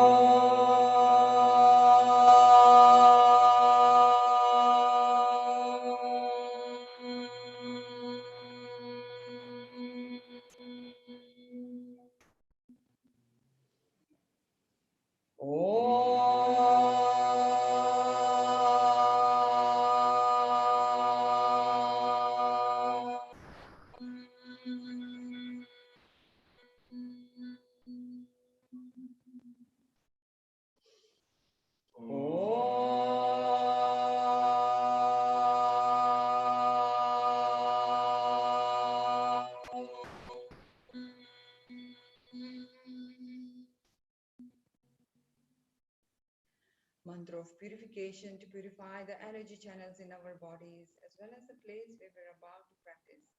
Om pavitraha pavitrova sarva vashtam gato piva yaha smarit pundri kaksham sabaya pintraha suchihi. Bring your chin to your chest, bow your head down, and just set whatever intention you want for your practice today. Keep that intention in your mind throughout your practice. For some reason, Vasantiji, we can't hear. The sound has gone very low. Oh, hello. Can you hear me? No, the sound is very low. I think there's been some change there. Oh, I'm not on mute, am I? No. So the sound was fine. Very lightly, very low, but very low. My sound is very fine. Hi, can you hear me? Yes, if you go louder like that, yes, then we can hear you like that. Okay, maybe I'll shout a little bit more. now we can hear you. Now we can hear you. So maybe Okay, you'll have great. to speak on this level if that's okay. Thank you. Okay, yeah, great. All right. Okay, so we'll start with the Kapalbhati. So what Nabanita, showed us previously. So what we'll do is, if you have any heart problems or if you are pregnant, please don't do it, or just stay here with breathing in and out slowly and gently. If you don't have any heart conditions, you can practice this breath with me. So what we'll do with every exhale, a powerful exhale, we'll just snap our belly, our navel to the spine. Yeah. So if you place your one hand on your belly and you exhale at the same time, you will feel your belly push in. Yeah. So if you are a beginner, just do it slowly. If you are a practitioner, a yogi, you can do it fast. Yeah. So keep your eyes closed, focus on your breath. Take a full breath in first. Exhale everything out. Breathe in halfway, and let's begin. Oh, so I can see Vani Patel, Milinda Darwala, Bhavini Pindoria, Devi, Ratan Halai, and many others all joining in. Of course, Nabanita Das, you're doing really good. We're all watching, so make sure, yeah, I think you've got an amazing group of students here working with you. Yes, definitely.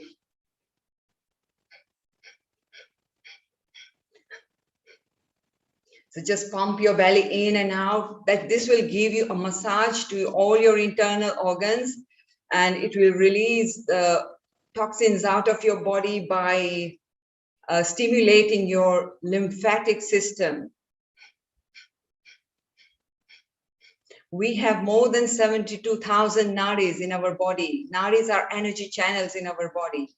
So all this Kapalbhati will be energizing those energy channels to stimulate excess toxins out of the lymphatic system, out of your body and your mind as well.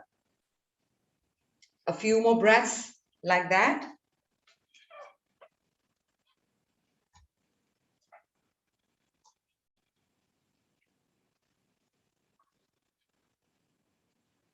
Nice. Now relax. Just keep your eyes closed. Reconnect to your normal breathing. And then take a slow and gentle inhale from the base of your spine all the way to the crown of your head. Visualizing that air. Exhale, crown of your head to the base of your spine. Feel the contraction with your exhale. Again, inhale, base to crown. Exhale, crown to base. One more inhale, base to crown. And exhale from the crown to beyond into the space above. With your next inhale, slowly, gently open your eyes. Good, and let's circle the arms all the way up. Lengthen the spine, stretch your spine, breathe in. As you breathe out, bring your hands in cactus and open your heart. This will open your heart, and we have a thymus gland. just underneath your breastbone and above your heart. So open your heart, squeeze the shoulder blades together, and release your hands down. Good. Relax the shoulders down, and we'll stimulate our neck muscles and stimulate all the lymph nodes in the neck. So you bring your chin to your chest, inhale and look up, exhale down. Inhale, look up, exhale down. Just listen to your body, do what is comfortable for your neck. Inhale up and exhale down. Come back to the center. Let's drop the right ear to your right shoulder and stretch the left side of your neck. Come back center, take an inhale, exhale to your left. Inhale center, exhale right. Inhale center, exhale left. One more, inhale center, exhale right. Inhale center and exhale left. Good, come back to the center, bring your chin to your chest and give me gentle neck rolls. Breathing in all the way up, breathing out down. Inhale, exhale. Let's activate all the new lymph nodes around this neck area. This also activates the vagus nerve, which is running from the crane of your neck all the way down to your spine. Let's change direction. So the vagus nerve is responsible for the parasympathetic system and the sympathetic system of your body. Breathing in and breathing out as you come down.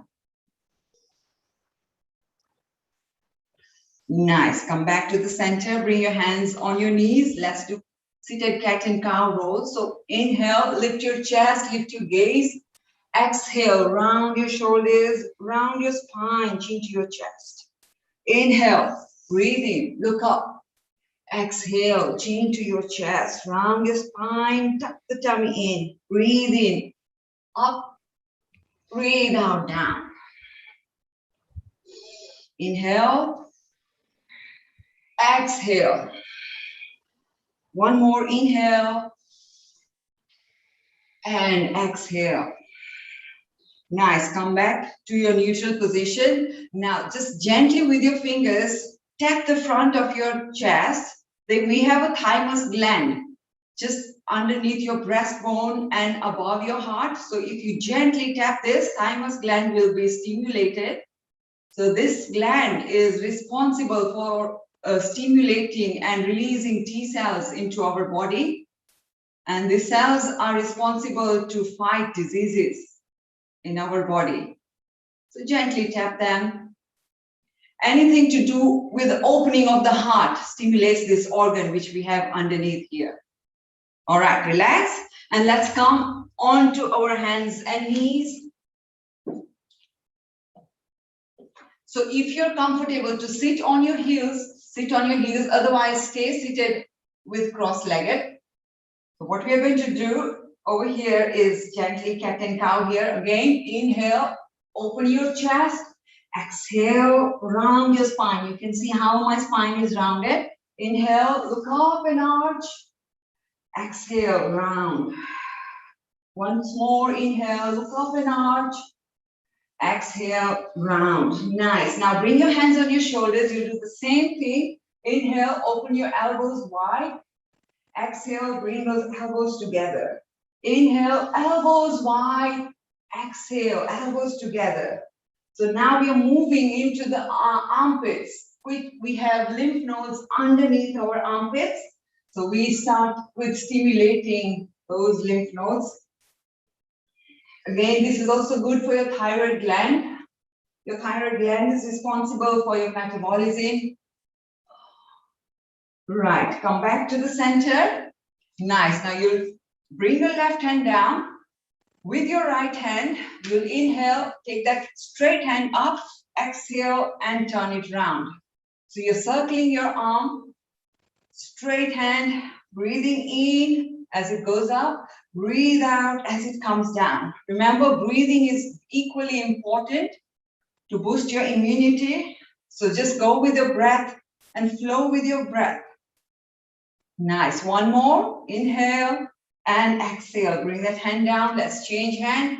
Inhale up, exhale down. We're stimulating all these lymph nodes underneath our armpits. Exhale down. Inhale up. Exhale down. Inhale up. Exhale down. One more. Inhale. And exhale down. Nice. Now let's come onto our hands and knees. Place your hands underneath your shoulders, knees underneath your hips.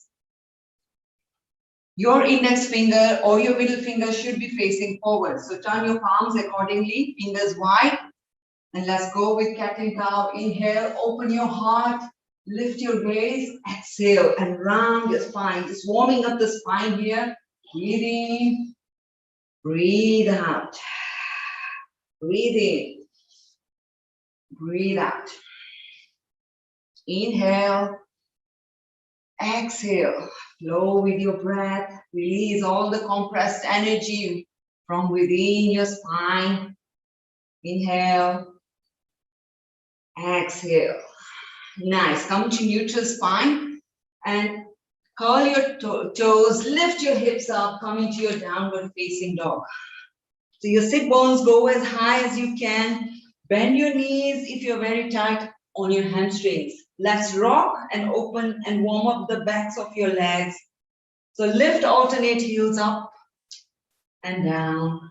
Swing your hips side to side. Just warm up everything in your legs. Again, prana is what your body needs. Prana is the breath. So keep on breathing in and out and keep smiling. Nice. All right. Lift both your heels up towards the ceiling. Take your sit bones up towards the ceiling. Exhale. Bring those heels down. Inhale. Lift those heels up, up, up. Take those sit bones towards the ceiling. Exhale. Bring both your heels down. Find length at the backs of your legs. One more. Inhale. All the way up, up, up. And exhale down. Good. Slowly walk your hands to the front of your mat. And hold your opposite elbows. Bend your knees. Just melt your chest on your thighs and swing side to side. Allowing lots of fresh blood and oxygen to flow into the upper body, into your spine, into your neck, into your arms, your shoulders, into your blood, into your brain. Breathe in and out. Nice. Slowly release your hands down and slowly uncurl the spine, coming all the way up. Your chin is to your chest, your head comes up last. Nice. Circle your hands all the way to the ceiling. Hold your right hand. Inhale, lengthen. Exhale, side stretch. Just opening to the side body. Come back center. Hold your left wrist. Breathe in, lengthen. Exhale to your right side, opening the right side, left side of your body. Come to the center. Inhale, exhale. Bring your hands at your heart center. We're going to start with Kapalbhati here again. So close your eyes, take a full breath in. Exhale it out. Inhale halfway and begin pumping your belly with your exhale.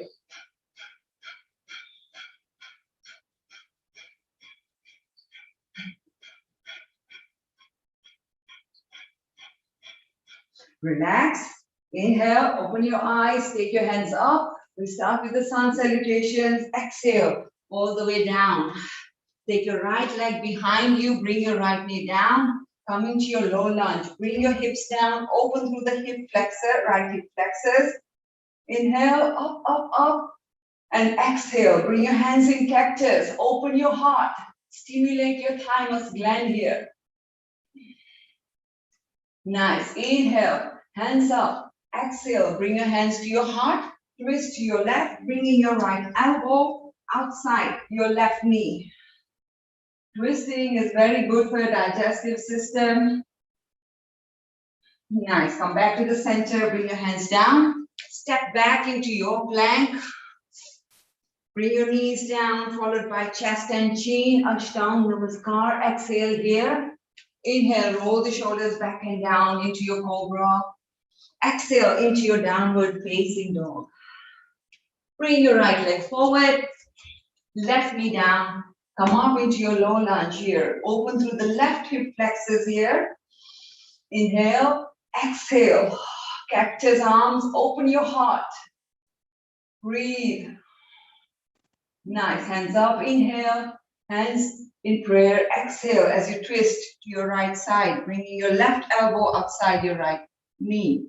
Twist and stimulate, activate all your internal organs here. Nice, come back to the center, hands down. Bring your left leg forward, forward fold here, exhale it out. Inhale all the way up. Exhale, hands to your heart. Same thing, left side, inhale, hands up. Exhale, forward fold. Left leg goes back. This time, don't bring that left knee down. Take your right hand up. Twist here, come into your easy twist. Bring your hand down. Take your right leg back into your plank. Bring your knees down, chest and chin down. Exhale it out. Inhale, shoulders down, cobra. Exhale, downward facing dog. Bring your left leg forward. Left knee stays up. Left hand goes up towards the ceiling. Find your easy twist here. Bring your left hand down and bring your right leg forward. Exhale it out here. Come up, inhale, hands up. Hands to your heart. Exhale. Inhale, hands up. Exhale, forward fold. Please follow my instructions and go with the breath. Right leg goes all the way back and come up into your high lunge here. Nice. So now from here, hands wide. Inhale. As you exhale, I want you to bring your hands into eagle. So cross your left arm over your right arm. Bring your palms to touch. If your palms don't touch, you can have them back to back, or you can just hold your opposite shoulders here. So if you are in an eagle with me, stay with me. So breathe in here. We're going to come into your eagle pose. So inhale, shift your weight to your left leg and bring your right leg up. Cross it over. You can have your right toes down on the mat for balance, if balance is an issue for you, or you can just have it into your full eagle like this and hold here. What this does, it compresses all your internal organs and it increases the blood flow within all these organs. So eagle pose is very good to boost your immune system. It also activates all the lymph nodes in your groin region. Nice. Slowly release that right leg, take it all the way back, place it into your high lunge. Just stay with the eagle arms. Inhale, take those eagle arms up. Exhale, bring them down to your chest. Give me two more like that. Inhale up. Exhale it down. Hold your tummy muscles really tight. Inhale all the way up. Exhale down. Nice. Release your hands. Inhale, hands up. Bring your hands down. Step back into your plank. Knees, chest, and chin down. Exhale. Inhale, upward facing dog. Exhale, downward facing dog. Good. Bring your right leg to the front. Come up into your high lunge here. Breathe in. Breathe out. Open. Your hands wide. And then cross your right elbow over your left. Do whatever is comfortable for you. Do whatever you did on the other side. Nice. Slowly we'll shift our weight on the right leg and bring the left leg up. Cross it over. Either placing that left toe, those left toes down, or just coming into your eagle pose. Feeling the compression in your groin, in all your internal organs here. Stimulate and activate everything within. Nice. Slowly release your left leg. Take it all the way back. Find your high lunge here. Inhale, take those elbows up. Exhale, bring them to your chest. 2 more. Inhale, elbows up. Exhale to your chest. Your energy is in your central line. Inhale up, exhale down. Your tummy muscles are centralized. Come back to center, release your hands, inhale, hands up. Exhale, hands down, and bring your left leg forward, forward fold here. Inhale, hands up. Exhale, hands to your heart. Give me 1 more round of Kapalabhati here.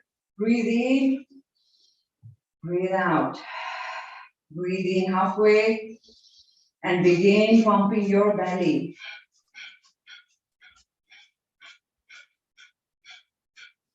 Stimulate all your nadis here, your solar plexus. Get the lymphatic system stimulated.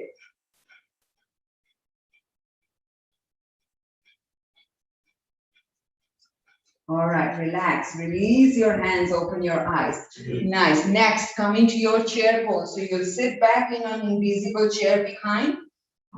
In fact, if you have a block or a cushion around you, I would advise you to place that between your legs. So what this does, again, it will compress everything in your groin region, in your internal organs. So squeeze into whatever you have between. If you don't have anything, it's okay. Just feel that you're squeezing your inner thighs towards each other. What we'll do here is sit in a chair, invisible chair behind. Bring your hands to your heart and we'll just move from right. Inhale, center, exhale, left. So nothing will move in your lower body. You'll just move and twist your thoracic spine. Inhale, center, let's begin. Exhale to your right. Twist, look at the ceiling above. Inhale, center, exhale, left. Inhale, center, exhale, right. Inhale, center, exhale, left. Inhale, center, keep squeezing whatever you have in between your legs. Inhale, center, exhale, left. Inhale, exhale, right. Inhale, exhale, left. Inhale, exhale, right. Feel everything burning in your legs. Inhale, exhale, left. 1 more on each side. Exhale, right. Inhale, exhale, left. Nice. Come back to the center. Inhale, hold here for 10 counts. 10, 9, 8, 7, 6, 5, 4, 3, 2, and 1. Release that block or pillow if you had something. Bring your hands down and widen your legs. So come into your wide. I'm facing you so you can see me. Hands down. What we are going to do is squat down and straighten. So we are bending and straightening our legs. Now we are activating all the lymph nodes in our groin region. All right, let's go. Inhale, exhale. Breathe in, breathe out. Breathe in. As you breathe out, you're pushing your knees apart with your elbows.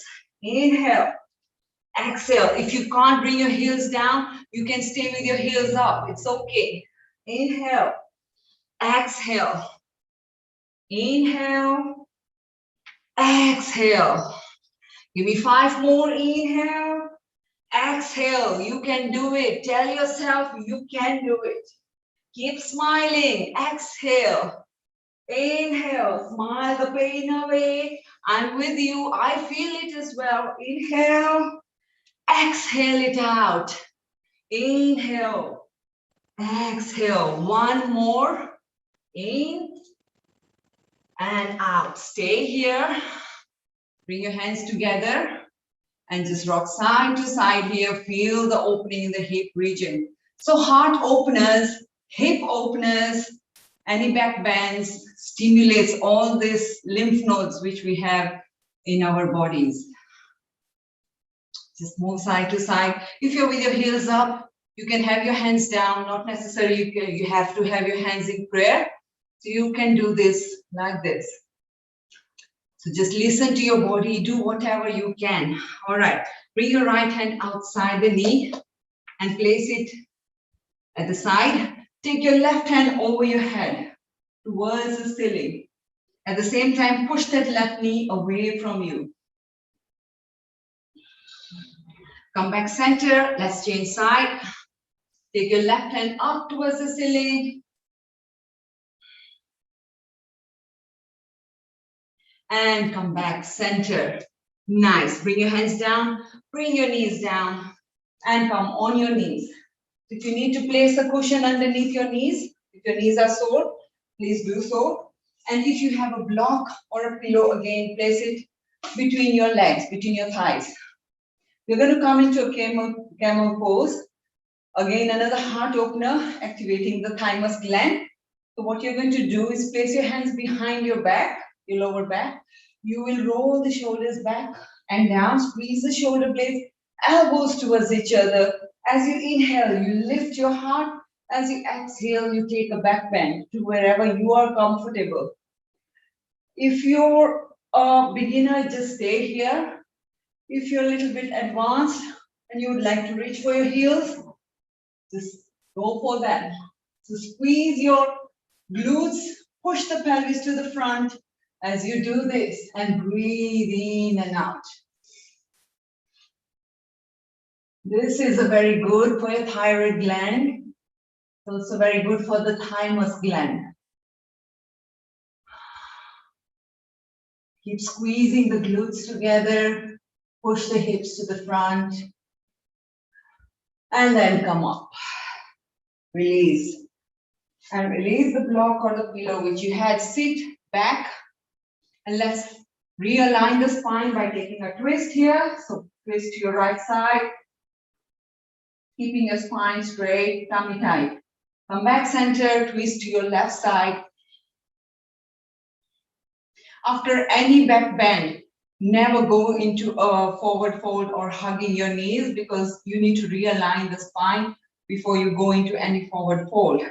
All right, now from there, come on your elbows like this and widen the knees. So take your knees as wide as you can, open them out. Your toes will be facing out. So make a 90-degree angle from your heels to your knees to your hips. So we are stretching out the groin and the inner thighs. So over here, you'll just rock forward, inhale. As you exhale, push your hips back. Inhale, forward. Exhale, push those knees back. Just listen to your body and do what you can. What is important is to do your best. It doesn't have to be perfect.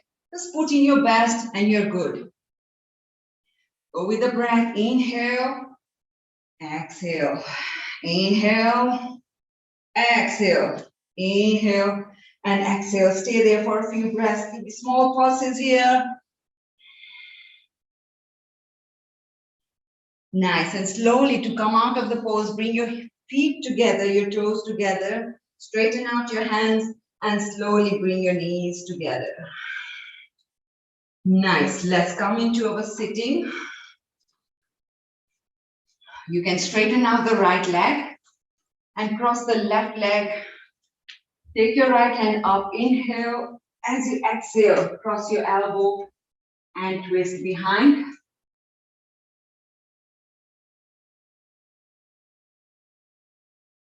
Keep your spine straight here. Come back center. Straighten out the left leg. Cross the right knee over. Inhale, left hand goes up. As you exhale, bring that left elbow outside. Again, keeping your spine straight here. This stretches out all your internal organs. Twistings are very good for your internal organ health, for your digestive system. Remember, your digestive system is also responsible to eliminate waste from our body. And come back, center. Nice. So we'll go down on our back to come into a bridge. Again, now, if you have a block or a cushion, I would advise you to place it between your thighs. And we'll lift up the hips. So over here, alignment, you should have your knee and ankles in one straight line. And you lift your hips up, squeeze into the glute muscles. The glutes are your butt cheek muscles. Squeeze into your pelvic floor, your inner thighs. If you're squeezing onto something that is already activated, and keep your tummy tight. Now rock your shoulders inwards and interlace your hands. So this will open your heart and stimulate your thymus gland here. Breathe in and out. Keep squeezing into your block. If you don't have anything between your thighs, squeeze those inner thighs towards each other. That is also good enough. And most important, keep smiling. Breathe in and out and slowly release your hands. Nice. Remove whatever was between your legs. You will cross your right leg over your left. Again, remember, bridge is a back bend, so do not hug your knees in after a bridge. Just cross your knees and take them over your left. Over to your left. Turn your head to your right side. It's very important to realign the spine, and the twisting realigns the spine. Come back center. Let's cross the left leg over the right and take both your legs to your right side, turn your head to your left side. Stretch out your back muscles and realign your spine.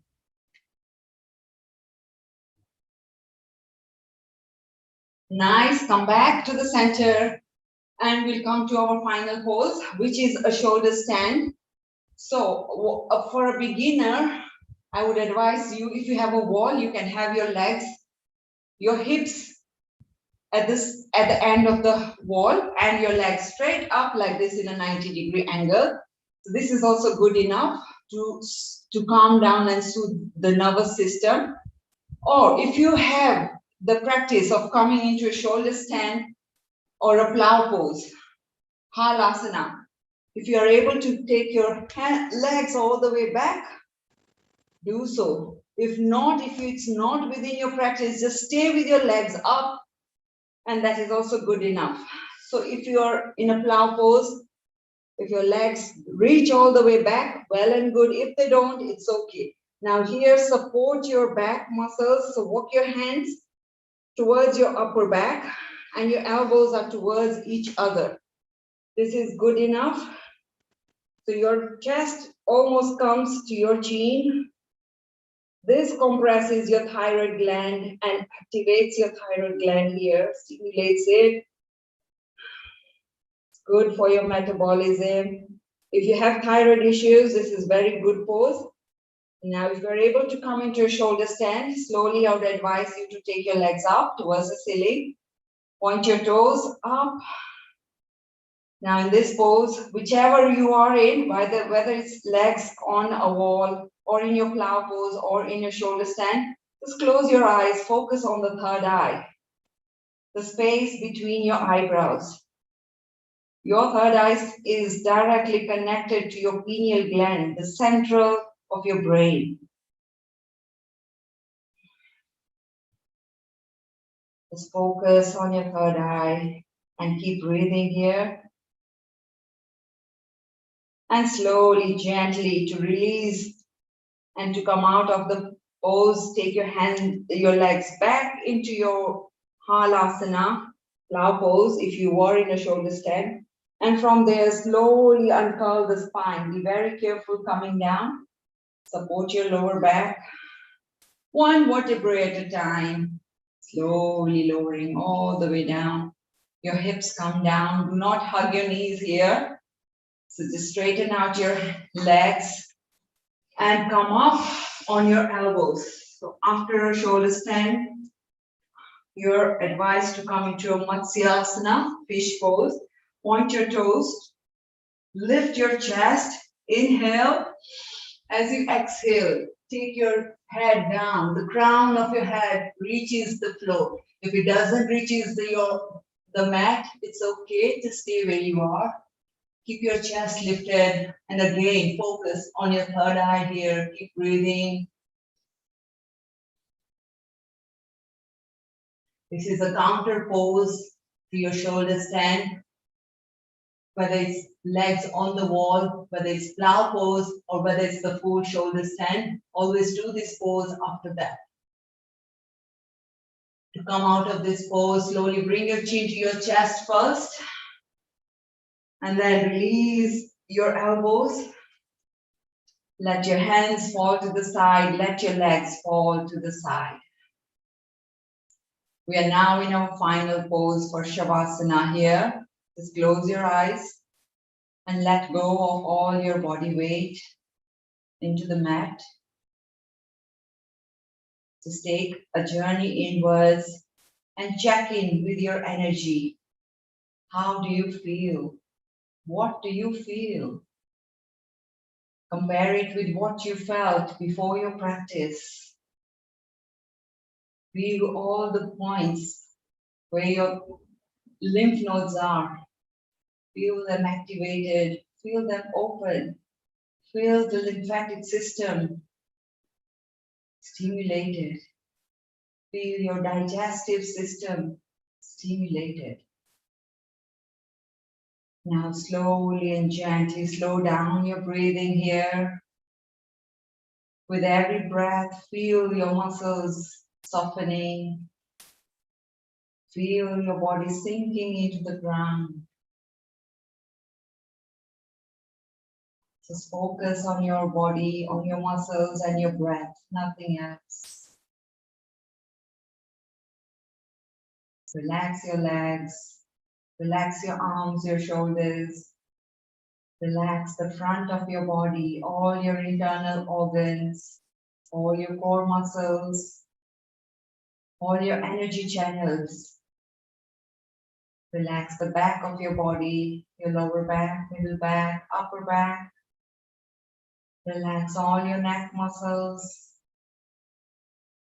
Relax all your facial muscles. And relax the crown of your head. Release all the unnecessary worries and thoughts. Release all the unnecessary tension and tightness from your body. Just let go in this moment, allowing your muscles to repair and recover from whatever you've done. And then very slowly and gently come back to your breath, come back to your body.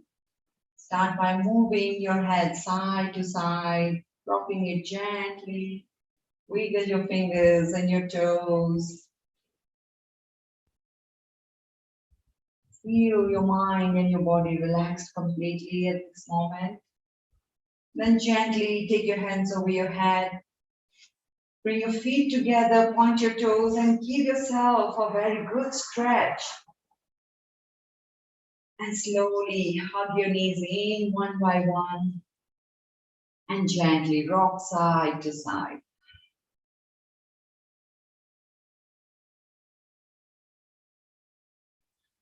And then roll on your right side body. Take a moment here in this fetal position.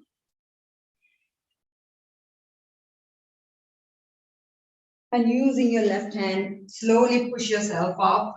Find your way up into a comfortable seated position. Whether it's legs in front or cross-legged or Padmasana, whichever is comfortable for you. Bring your palms together at your heart center. Connect the thumbs to your heart. Let's finish with the mantra of peace and one Om. Loka samasta sukhino bhavantu. Loka samasta sukhino bhavantu. Loka samasta sukhino bhavantu. Inhale for Om.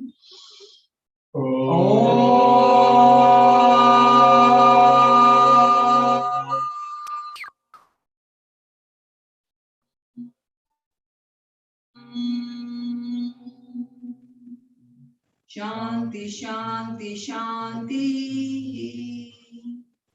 Bring your prayer to your forehead. May all the beings in the universe be full of happiness and joy and free from sorrow. Bring your prayer to your mouth. May we be compassionate with our thoughts, words, and actions. Bring your prayer to your heart center. May we be receptive to the grace of God. Rub your palms together. Keep your eyes closed. Generate lots of heat and beautiful energy between your palms and gently place them over your eyes, relaxing your eye muscles, allowing that beautiful energy to flow within you and relax your mind, your body completely, bringing in lots of peace and calmness to yourself, to your lives. Thank you, everyone, and a global namaste to all of you. Thank you. Oh, global namaste, dear Vasanti ji. Oh my God, that was beautiful. What a refreshing session. And also, I totally understand with you mentioning about the lymph nodes, making sure that everything is being cleared, everything is being flushed out, letting the blood circulation start moving around the body and everything like that. Really amazing. Well done. Really good. Definitely. Nabanita Thank ji, you. what did you think? What did you think of that? Because I know we've got Vani, Milan, we've got Bhavini, Jasu, Seema, all quite a lot of people all practicing and doing this with a lovely smile, all energized. They look full of energy right now, each one of them. Nabanita ji, what did you think of it? I know you were practicing all the way through too. Absolutely amazing. I've been practicing all of them, really feel very energized. And I would say it was just fantastic. I mean, the flow was so beautiful, one after the other, and with all the counter poses. And thank you, Nabanita. Thank you. Yeah. Oh, see, that's lovely feedback there for you, Vasanti ji. You know, it's like a flow because you were moving from one exercise to another exercise with really, really a very smooth manner, so that it's very easy. And also the fact that you were mentioning the fact that there's some beginners, make sure you do this if you're a beginner, so that also helps because we have people from, you know, like multi-levels here. Yes, so it's really helpful. I thought that was really useful. Thank you so much. Thank you, Dr. Honey. Thank you so much. Let's find out maybe from one of the practitioners who may have joined us just now, one of the members. Let's ask Hansa Patel. Hansa Patel, if you'd like to put on your unmute your mic, that'll be wonderful. She's got somebody with a big smile there. Hello, global namaste to you, Hansa ji. Hi. How was that for you? You have a beautiful smile by the time you finish the meditation. Tell us how was it for you? How was it? I love it. I join most of her lessons during the week and I enjoy every single lesson. It was wonderful. Yeah, wow. We thoroughly enjoyed watching you with your big smile. Which is great. Well, thank you, Hansa. Thank you for joining us as well. And let's find out from Vani as well. Vani's sitting there with her lovely big smile, all relaxed and just relaxing, not even moving. Probably they just do not want to move because they're so relaxed at the moment. But Vani, what did you think of that? I know she's just putting her little mute button on there. Whilst she's sorting that out, maybe we can ask Bhavini. Let's say, Bhavini, hello, Miss Bhavini Pindoria. All of them coming one by one whilst they're setting up. Hello, Vani. So would you, we just can't see your face. If you could just bend down. Hello. How was it for you, Vani? How was it? Yeah, it was brilliant. We had a lovely session with Vasanti as it is. We normally practice with her when she was in London. Really enjoy. She's lovely, obviously. Absolutely. Thank you so much, Vani. Thank you, because we were watching you doing these fantastic exercises, looking like total professionals. Very nice. It was fun to watch as well. It's good because rather than watching, we should actually be practicing it ourselves and getting the benefit of it as well, I feel now. So I'm really, as soon as all this is finished, I'm going to watch this video again. I'm going to practice all those exercises there. Bhavini, you're there as well with a big smile and a lovely little bubble on your head, right? Making sure that you're free to do your exercises. How was the yoga session for you? It was absolutely amazing. I started with Vasanti when she first started in the UK. And a few people do know my history. I suffer from arthritis and I have lupus as well. And the medication I was on to control my pain is actually a cancer drug. And having done yoga, I begged my consultants to take me off those cytotoxic drugs. And within about 6 months, I slowly weaned myself off. I was taking 15 tablets a day. I'm on 0 now. Wow, that So is it just definitely amazing. makes a Well huge done. difference. Congratulations. And thank you to Vasanthi for that. Oh, Vasanthi ji, well done. What powerful changes you're bringing into people's lives through So your knowledge. So honey, this is all about dedication. So the more you practice, the more it benefits you. Yeah. So it's all about commitment and dedication. That is all that is required. Nothing else. Yes, it's absolutely right. With anything in life, if you're constantly, even if you have a goal, you're successful with a goal when you achieve it. So you just continue until you've reached the goal. So it is about consistency, and also congratulations for having that energy, Bhavini, for having that dedication and determination, persistence, because that also shows a strength of character in you as well. So well done for that. So thank you for joining us and practicing this yoga with us and sharing that amazing, inspiring message with us. We got Seema ji as well joining us. I mean, she's an amazing host here on the Healing Our Earth, and she was watching and practicing, I'm sure, Let's just get a quick little quote from her, a little message from her. What did you think, Seema? Well, I actually came in at the end, but towards the end, I was watching. I was amazed at your halasana. Oh, is it? Yes, it's something I struggle with all the time. Okay. Because I have a bit of a mummy tummy that comes in the way. Oh. But like you said, it's all about commitment. Yes, and perseverance. Definitely. So I tried with one leg. I take one leg back and keep one in, like I start with the Sarvangasana. Yes, and then I take one. I could do an Ardha. That is also fine. That is also is good enough. Yes, that is definitely good enough. Actually, Seemaji, it's never a competition against others. It's always improving ourselves to the next level, always. So if you can do one leg, it's fine. You can do half of it, no problems. Then you do another inch, another 2 inches, 3 inches, double legs. It doesn't matter. Exactly. But it's your own progress, which is more important than ever seeing other people and comparing. Isn't that right, Vasanthi? Yes, that's true. We are all at a different journey level. So it's all our journey. It's all about us. It's not about comparing and judging anyone or yourself. So that's most important. You just go and flow with what your body tells you and allows you. We have to respect our bodies, our limits, and we take it slowly. So we'll reach the goal. Listen to your body. Listen to your body. Yes, definitely. Hani ji and Vasanthi ji, I do want to ask two questions. How does the halasana affect the thyroid, number one?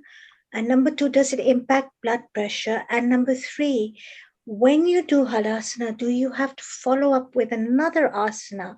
Because someone told me once that it works on the upper thyroid, the halasana, and then you have to do a counteractive exercise to balance it with the lower thyroid.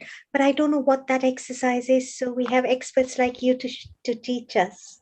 Yes. So what happens? So when we go into a halasana, you're compressing the thyroid gland because your chest is almost coming to your chin, right? Right. So we are compressing this thyroid gland, which we have here, whether it's a full shoulder stand or it's a halasana, whatever position you are in. So after doing that for a few breaths, you stay for as long as your body allows you. And then after that, slowly, you come down into a fish pose. So we end it with counter pose it with a fish pose. So a fish pose. Matsya, not Matsyendra. Matsyendra is a different asana. Okay. Fish pose is a Matsya asana. So so it's the chest we open up. So the thyroid gland which we compressed is now opening. We are stretching it out. We compress. Why do we compress a gland? We want blood to flow into that gland. Yeah, we want that gland to get stimulated and activated.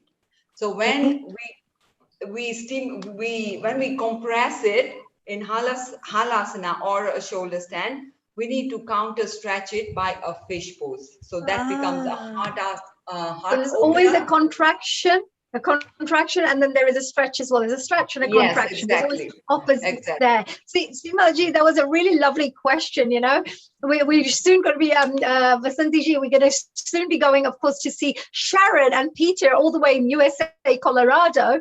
And before then, I know we had a couple other people like Vaishnavi and Milan. Maybe we can get a couple of quick little quotes from them. And this fantastic question that Simaji has asked, I think it's going to help a lot of people out there in the audiences. If you are having that kind of an issue or so, then there you go. You know, contractions and stretches. It should be doubled. That's the answer there. Thank you, Simaji, for the beautiful question there. Milanji, hello, Milanji, hello. I know that you're sitting there all nice and quietly and very patiently. May I ask, how did you find your yoga session? Oh, it's brilliant. I've been doing with Vasanthi for the last 1 year. Can you come a bit closer to the computer if that's okay, so we can hear you? Thank you so much. I've been doing this yoga with Vasanthi for the last 1 year. Actually, I've been told by my doctor to take a high BP tablet. And I said, I refuse to do that. And someone recommended me to her. And since then, I'm not on the medications or anything. And 1 year ago, I was different. I never used to lift my leg or anything. And today is brilliant. So thanks to Vasanthi. And thanks wow, Vasantiji. And Milanji, that is really congratulations to you as well. It's definitely better to be healthier than the other way around. And, you know, sometimes I think to myself that it takes us 10, 20, 30, 40 years to become lazy, to become tired, to get our body to be overworked or whatever it is, or not strengthen it. So it does take at least a year to get it back. You know, you have to take a little bit of time to remove all those bad practices and bad habits that we would have gone through. As you get older, health is your wealth. Yeah, I think for any time, you know, for any age, health is definitely your wealth. Because even if you're looking to do spiritual growth and follow a meditation path for spiritual growth, you still need your body to do all the practices. You need your body to do all the, you know, the asanas and any mantras, let's say, to sit in one place, and the postures. So you definitely need a strong body. So it's very good to look after the body, definitely. It's not physically, but it's mentally also. I've become 360-degree turnaround. I've just become a different person now. Absolutely. Well, we're very proud to hear that. Thank you, Milanji. Thank you for your share. Thank you.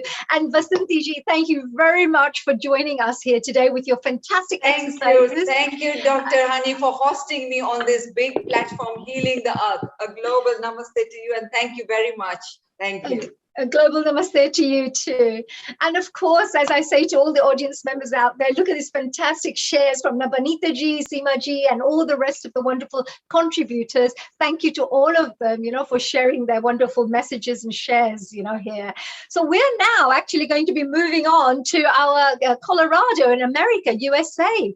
And we're moving on to actually welcome and say a big, warm, global namaste to both Sharon Rose and Peter May. A global namaste to both of you. Hello. Hello. Global namaste to you. As always, it's a pleasure, honey, and all of you to be with you. I brought a very special person today. Absolutely, and he looks amazing. Hello, Peter. Hey. We are so super excited to hear about all the things that you do, because you have such a varied background, which I know that very shortly Sharon will be discussing and talking about. But, you know, you have such a varied background from Tibetan meditation, studying about East-West spiritual philosophies, right through to doing music and being a Grammy Award winner. So it's like just a whole load of talents that you have in your package. We're very proud to have you here. Thank you, and what an honor to have you here, Peter. Before I move on, I would like to do a quick little introduction for my dear Sharon Rose, who everybody who's been a regular audience members of ours will know that Sharon is Healing Our Earth USA coordinator. She looks after all our special guests from that region of the world. She goes and finds the best of the best, and she invites the best guests, and which you will find out very shortly when you speak to Peter May. But before then, let me do a quick little introduction about who Sharon is, of course, if you don't know who Sharon is. Now, Sharon Rose is a winner of the Filmmaker of the Year Award from the 20th World Congress on Qigong, Tai Chi, Taoism, and Natural Healing. And she's also the director and producer of the forthcoming documentary series called Quantum Qi, The Taoist Art of Nurturing Life. It's a fantastic series. You have to watch it when it comes out. I've seen parts of it. It's amazing. Now, Sharon has also lectured, performed, and presented her films in numerous universities, spiritual centers, cultural organizations, and museums, and was a consultant to the National Endowment for the Arts. She is the author of The Path of the Priestess, a guidebook for awakening the divine feminine, and is currently completing a CD called The Nectar of Bliss, dedicated to the healing power of the divine feminine in cultures throughout the world. She is absolutely amazing, and you will just shortly find out. Sharon, so today, what do you have in store for us? Well, I have Peter speaking about Tibetan yoga, Tibetan meditation. He's going to lead this breathing practice that we do every week here. And also we're going to be talking about alchemy. He's an alchemist. And also he has a whole, let's see, how do we say it? Plant music. He's going to tell you, for Healing Our Earth, this is very special. So I'm, as always, so pleased to be with you, bringing my wonderful friend, Healing Our Earth. Today, we were in India, we went to the UK, and then to Africa, and now we're here in Crestone, Colorado. And here in Crestone, some of you know because we've been on for a while now, we have how many Tibetan centers? Oh, several, 5 or 6. Yes. Or more. Yes, the Rinpoches came here. They felt it was very much like being in the Himalayas. And the energy here is very powerful, and it's a fantastic place for meditation. So I'm pleased to bring my meditation guide, Peter May. Oh, absolutely. Well, I'm going to let you go and present the whole program right now. And I would love to come in at the end to perhaps, interrogate Peter. Oh, I would love for you to do that. So yes, I'll let you take the platform. But anyways, I just wanted to say, I love the fact what you just mentioned just now. The Colorado, with the Crestone especially, is like the Himalayas, but in the USA, because I know it's got the most gorgeous mountains. It's got pure water there. It's got a spiritual feel to it, vibrations to that place. And also the natives, the indigenous people that used to live there a long time ago, they used to use the actual land for spiritual practices. So there must be really powerful positive energy in that place. Is that right? Yes, and I just want to say thank you for this opportunity. It's amazing to connect with everyone. I don't know where they are specifically, but it's amazing. We're all over the world right now, Peter. We have over 30 countries who have just joined us today, and it grows all the time. So we have over 30 countries around the world who are watching this right now. Yeah, it's amazing to feel that connection, and it's such a gift, that we're connecting now since a few years ago, where a lot of things are opening up to connect, and we are finding that even through Zoom, we can connect very powerfully. And I've been doing it now since a spring ago, when everything shut down, and we've had to do that. And now we're finding that, yes, when we come back in person, that it's even more powerful, and there's different dimensions that we learn about. And one of the things about Crestone that makes it unique is that it has a conglomerated mountain range right in its little area, and it's very paramagnetic, which means slightly attracted to a magnet. And then below it is one of the largest aquifers in this country, and water being very diamagnetic, it creates this almost temple-like setting. And so our blood is paramagnetic and our bones are diamagnetic. So we have this support, and that's why some people believe and actually experience very powerful effects here. Wow, that's such a great way of explaining that. That's true, because they're very strong elemental forces there, right? Like water and earth, and the mountains made out of the earth, and the air, of course, and all these elements that we talk about, especially the 5 elements, are very strong in there, in equal footing, as we say. So it makes it quite a strong space. So Sharon, please go ahead, because I know you and Peter are going to be discussing a few things about Crestone. So I'm going to leave that to you. Over to you, my dear. Thank you, honey.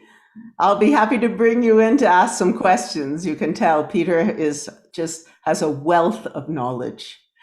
So I'm going to introduce him. Peter May, my dear friend, is a meditation teacher, alchemist, botanical formulator, wilderness guide, and natural sound recording artist and musician living here in the Sangre de Cristo Mountains in southern Colorado. He incorporates his love of nature and musical background to create experiential teaching experiences for healing and spiritual evolution. He developed and manages Prana Camp Life Force Awareness Training, which specializes in nature-based elemental awareness programs for youth and adults. He'll tell you about in a bit. He takes young people up about 14,000 feet to do this practice, actually, that he's going to teach today. He has studied extensively for almost 30 years in Eastern and Western spiritualities, and is a resident teacher of Chamoling Retreat Center here, from the Bun Tibetan tradition, the ancient shamanic tradition. He teaches it here at Chamoling and here in the studio also in Crestone. He currently also formulates alchemical blends with his botanical medicine companies, Windhorse Botanicals and Endurance Alchemy Lab.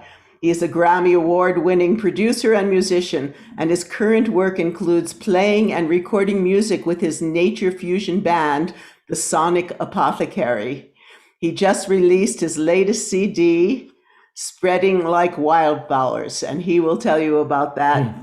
Namaste. Thank you, Sharon. It's a pleasure to be with you.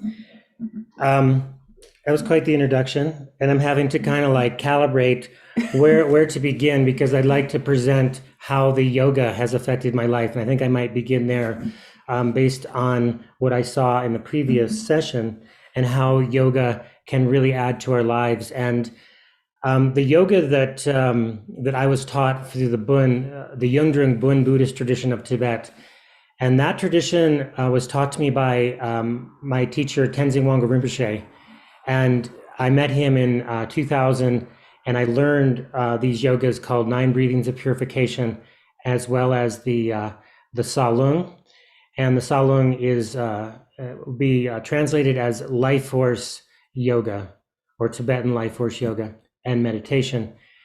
And I noticed that kind of marked a pivotal point in my life. The year 2000, I think we all went into the new millennium. Many things started to happen, and I noticed for me that with that quality of awareness support, for instance, I began to be able to sit still. And many people know me, I'm very active. I do lots of endurance races. I do, marathons on skis and beyond marathons, and I take people up high and do what's called a triathlon race. And I'm a firefighter as well. And I found that this meditation and breathing really supported those exercises. What I also found is that as I did these meditations and yogas, they also tuned me into the natural world, and I was able to receive information directly from the plants. And from that came a whole line of formulations. And one of the interesting plants I connected with, actually even before I moved here, is what we call the nut pine, or the pinyon pine, pinon. And I think you have some around the world in different parts of the world, and they produce nuts.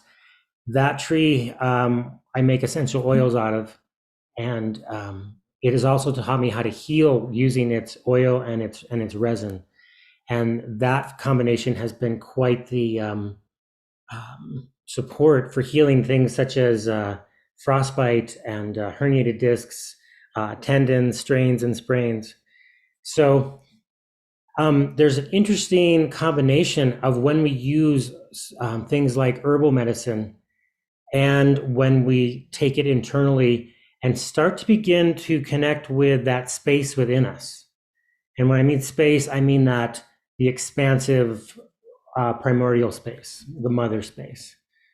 And at the same time, when we connect with that life force flow, the flow of life force, the flow of thoughts, emotions, energies, amazingness, the worst things ever, whatever we're experiencing, I like to refer to as life force.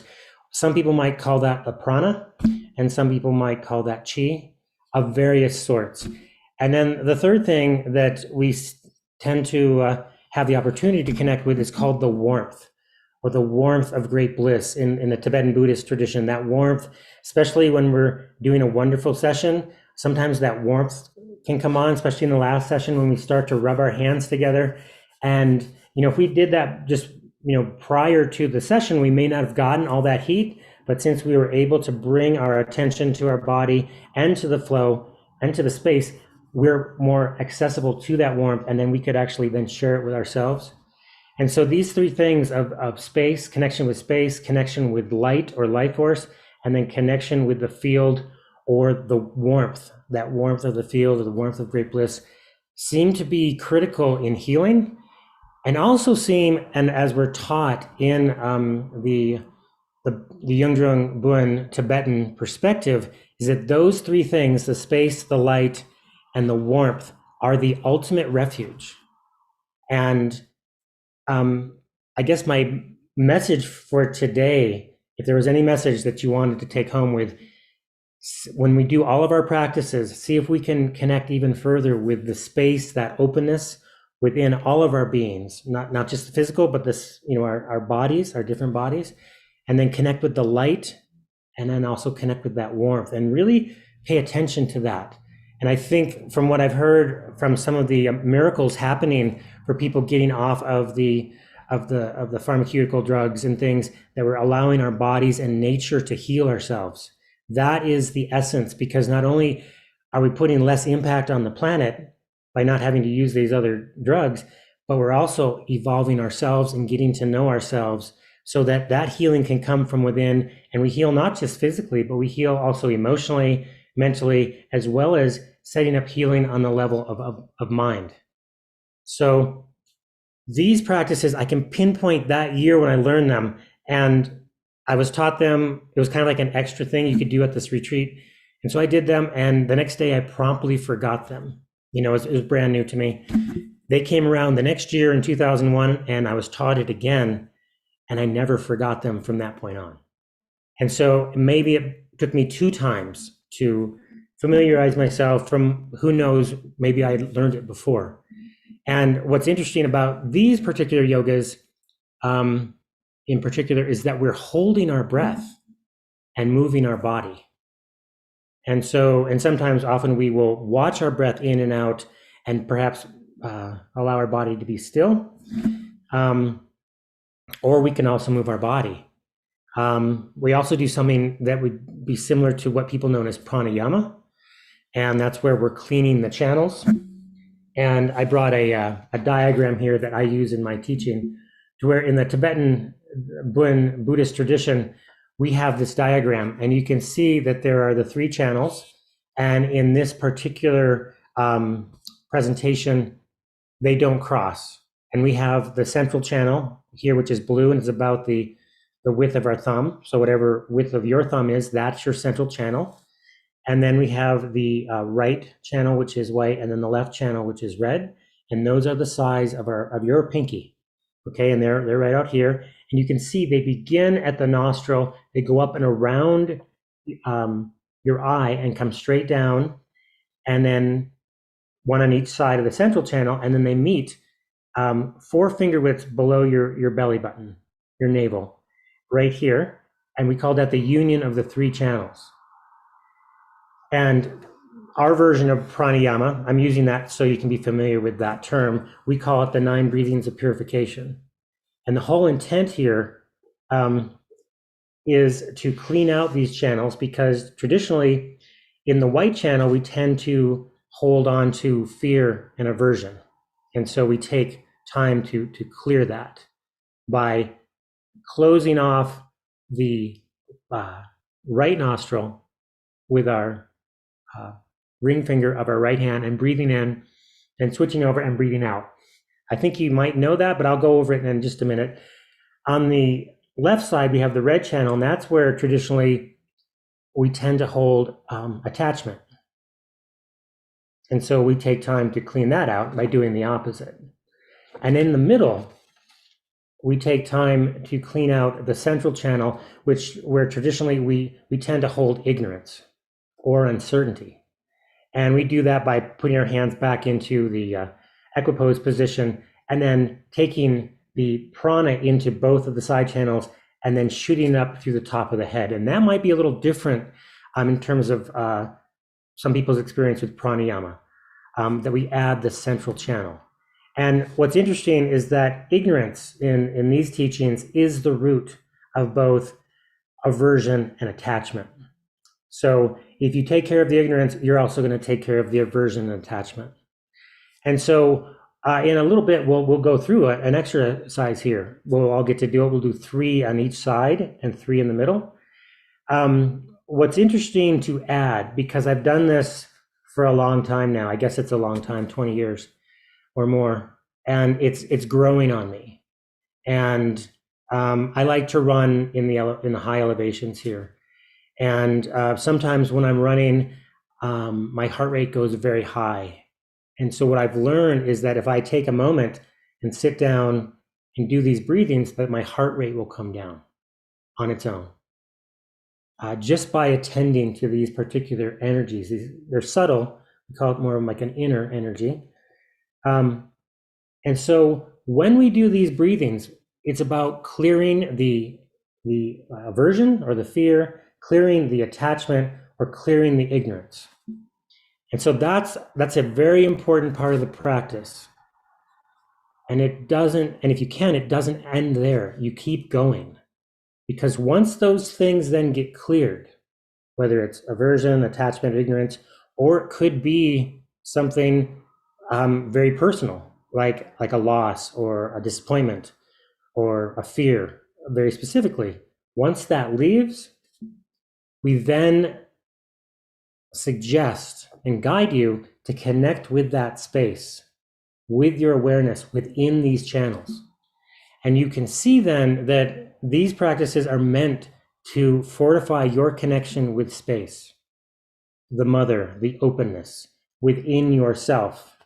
And yes, I believe that space within our channels also connects with the space, the boundless, limitless space. Let's talk about the stillness, the silence, and the spaciousness. Our teacher, Tenzin Wangyal Rinpoche, if you have not encountered his work, it is profound and very, very healing. And he talks a lot about these concepts of the stillness, the silence, and the spaciousness. So tell us about that. Sure, and I'll get the chart back up because it can be very helpful to know, to have a visual for some people. Tenzin Wangyal Rinpoche has taught us about in a sense, the secret refuge, the space, the light, and the warmth of great bliss. And with those 3 refuges come 3 doorways or 3 gateways. And the first doorway is the doorway of stillness. And that refers to the stillness of body. And maybe many of you have heard about body, speech, and mind in the Tibetan tradition. And so stillness is the gateway to the refuge of body. And that space within the body, that emptiness within the body. And so we use the stillness. Even when we're moving, we can still sense that stillness. And oftentimes in some yogas, we are being still, and that is the perfect time to connect with that stillness.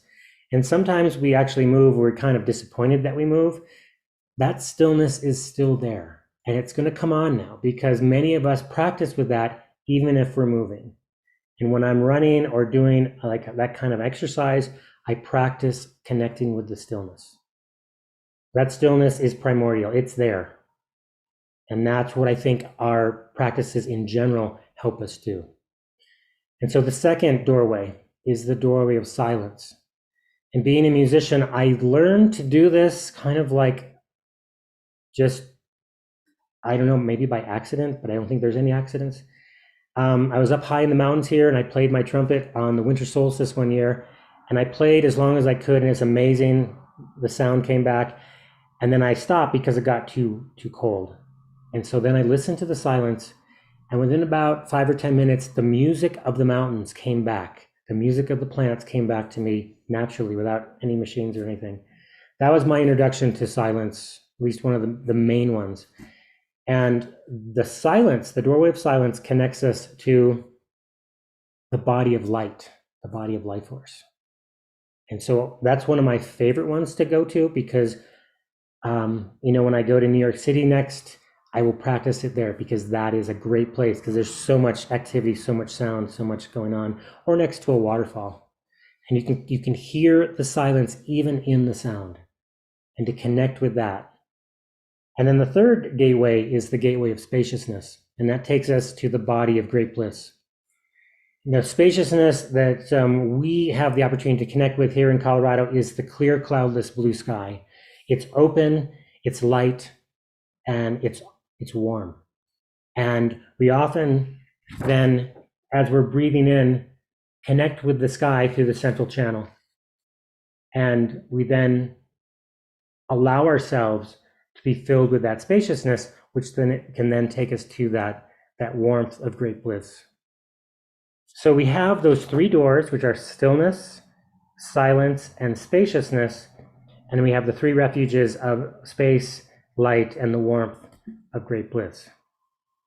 And often during these practices, we'll look for those three doorways within the channels, just to reinforce, because it's just good to be able to go back and forth, because sometimes during our day we don't have time, but we can maybe take a moment to feel the stillness or hear the silence or connect with the spaciousness, and to make this more of a daily, minute by minute practice, second by second, keeping our awareness connected with the space, connected with the life force, allowing that warmth to come on its own, especially when we run into life's challenges.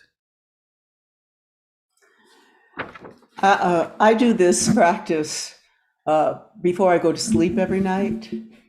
I like to do it when I get up, or if there's any disparate thoughts, emotions going through me, then it's just simple practice, which I'm now going to leave and let you teach. Sure. I'm very pleased to have Peter here today to bring you this wonderful practice. How long has it been? Well, it didn't come out into the world till when? So the Yungdrung Bun tradition dates back over 18,000 years.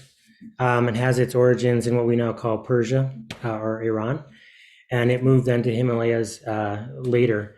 And these practices were kept secret until about 1990.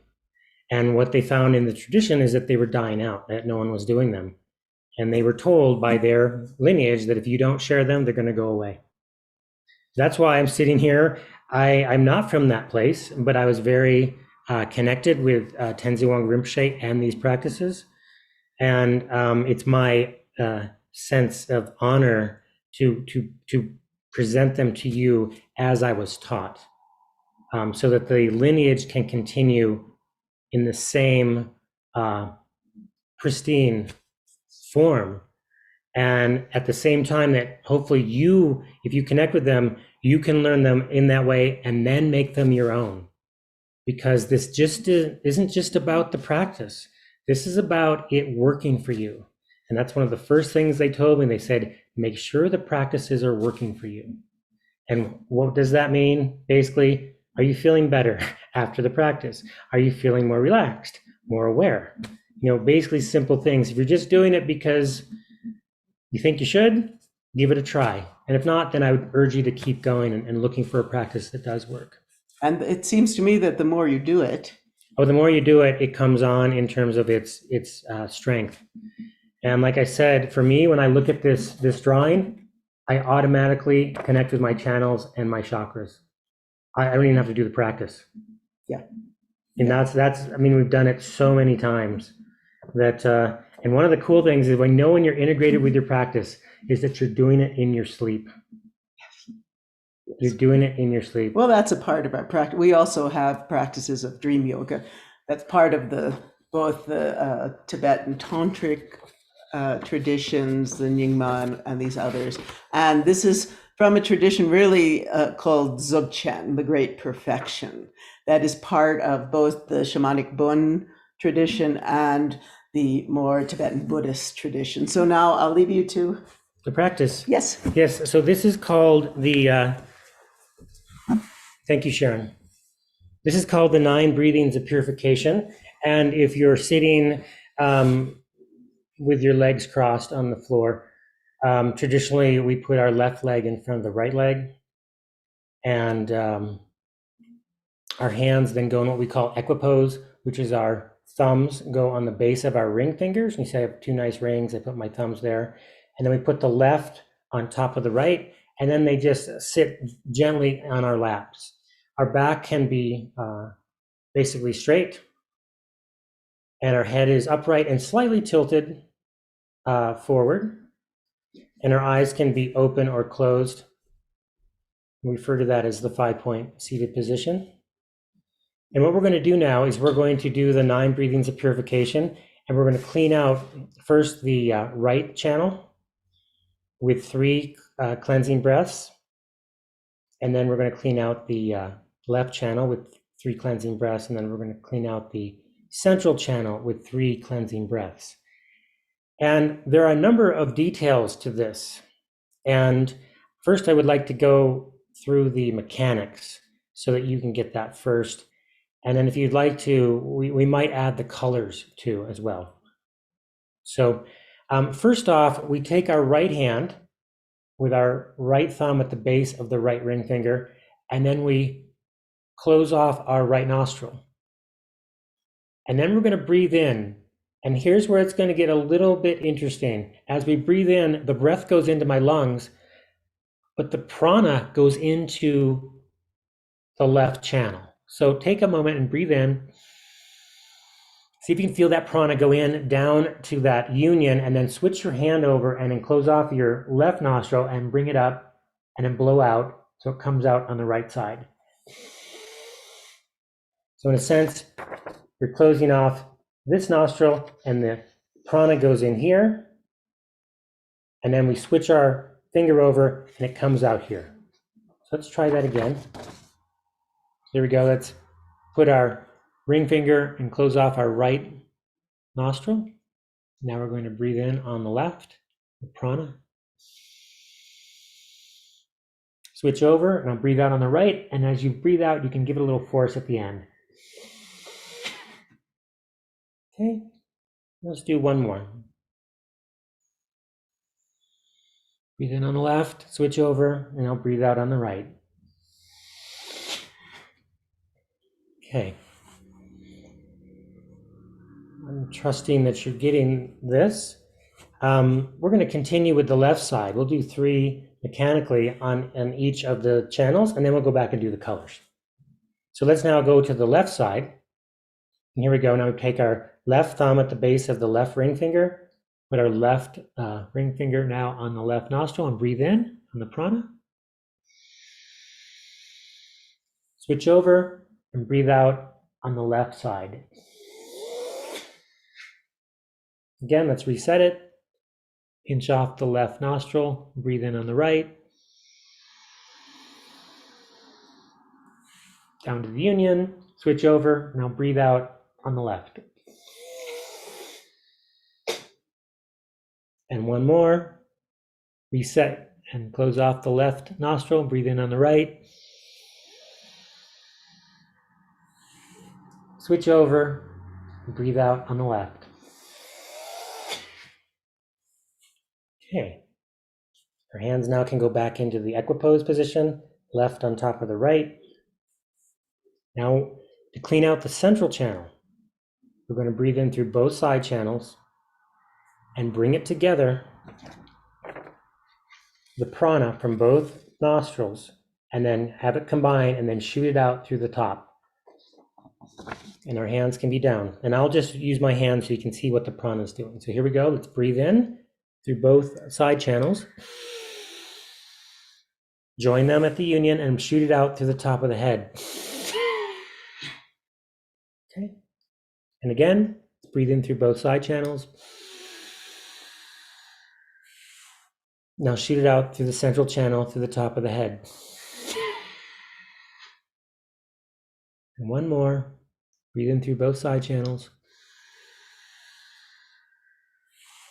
Now shoot it out through the top of the head through the central channel. Here we go. So let's just take a moment now. And your eyes can either be closed or open. And I will ask you and invite you to look into the space. And if your eyes are open, you can look 16 finger widths right about here in front of your computer, maybe about halfway, depending on how close you're sitting to it, and look into that space. I know there's nothing there, but just see if you can look into it. And if you prefer to keep your eyes closed, which sometimes it's just, that's what we prefer, then I'll ask you to look at the space within your eyelids. So let's just take a moment to connect with the space.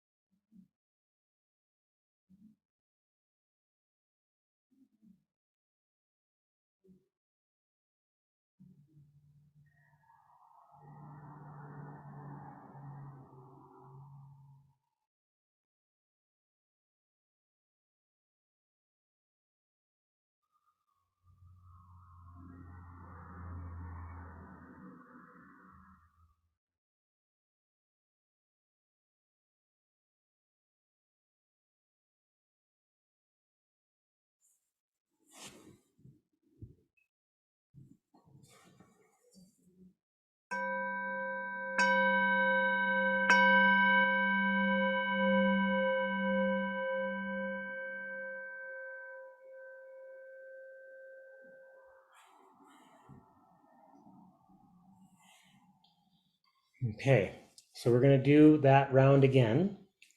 And this time, hopefully everyone is getting those motions, the mechanics of the practice. We also work on the subtle dimensions with light. And what I'd like to now is present the more involved version of this practice, where we're going to, as we're taking in the prana, we're going to connect with a light, and the light is the color of lime green, that vibrant light of springtime green with sprouts and things. It's so alive green. And we imagine that light's coming in as we breathe in, and it comes in, and then as soon as it switches over to the other side, so we're gonna breathe in the green light on the left side, and as soon as it gets to here, it starts cleaning out, and what comes out is blue smoke. And so we can imagine blue smoke coming out. So we'll do that 3 times. Green light in and blue smoke out. Then we'll switch and we'll clean out the left channel. And this time we're going to take in the green light through the right side. And this time pink smoke is going to come out. And you can imagine the pink smoke coming out. And as the smoke comes out, that's kind of like the aversion coming out, or the attachment coming out. And then when we do the central channel, we'll take green light in through both of the side channels, and then a whitish brown smoke comes out through the central channel. And it can add a lot for some people. If it's hard, then I'll ask you to keep trying. But if it takes your attention away, connect with the space. But again, I will guide the colors so you don't have to worry about the colors. And we can just take the colors in and allow the smoke to come out. And then this time what we're going to do is we're going to take a moment to connect with the stillness and the silence and the spaciousness within each of the channels. So we can get that opportunity to better connect with those doorways, those gateways, so that we can come to know that space through those gateways. Okay, so here we go. Our hands can begin in equipose. And we'll begin on the right side. So we can pinch off the right nostril. So here we go. I invite you now to breathe in the green light on the left. Switch over and now breathe out the bluish smoke on the right. Reset your hand. Breathe in the green light on the left. Switch over and breathe out the bluish smoke on the right. And reset. Again, breathe in the green light on the left.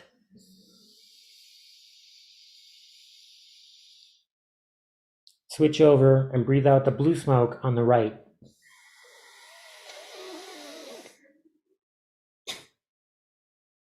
Okay. Our right hand can go back down. This time we'll clean out the left side now. Here we go. Let's breathe in the green light on the right. Switch over and breathe out the pink smoke on the left. Reset. Breathe in the green light on the right. Switch over and breathe out the pink smoke on the left. And reset. Breathe in the green light on the right. Switch over and breathe out the pink smoke on the left. Now, both hands can go back in our laps in equipose. Now we'll clean out the central channel. Here we go. Let's breathe in the green light through both of the side channels. Now blow out the brownish white smoke through the top of the head through the central channel. Again, breathe in the green light through both nostrils. Now breathe out the brownish white smoke through the top of the head. And one more. Breathe in the green light through both side channels. Now breathe out the brownish white smoke through the top of the head. Okay. I'll invite you to connect with the space with your eyes either open or closed. And if they're open, I'll invite you to gaze about 16 finger widths right in front. And if they're closed, please connect with the space within your eyelids.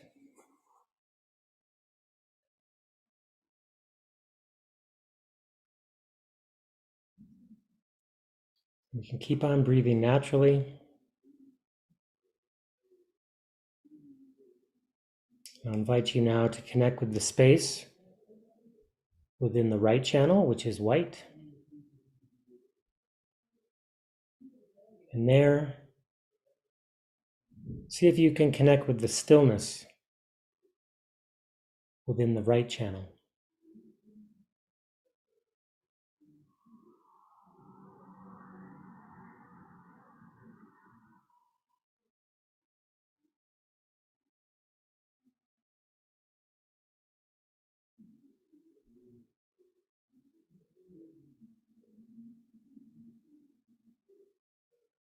Now, see if you can hear the silence within the right channel.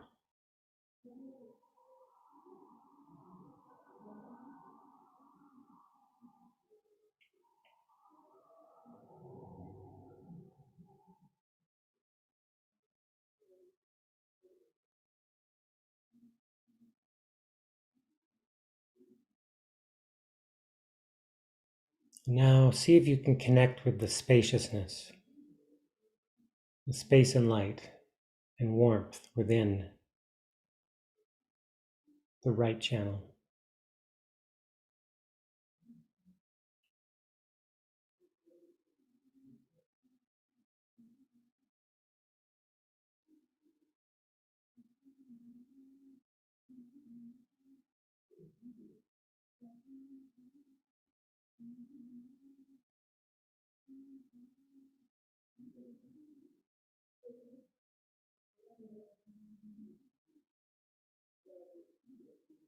Now let's move our attention to the left channel and the space within the left channel, which is red. Through our awareness, I'll invite you now to feel the space within the left channel.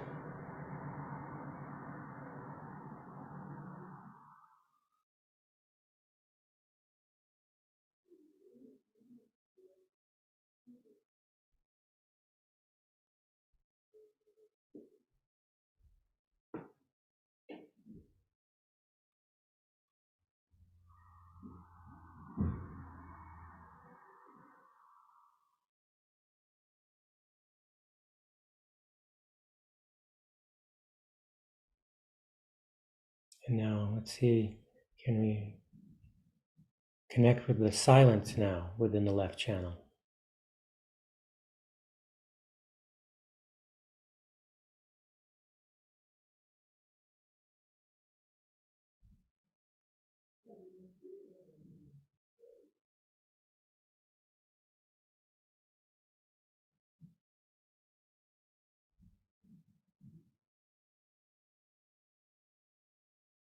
Now I invite you to connect with the spaciousness within the left channel.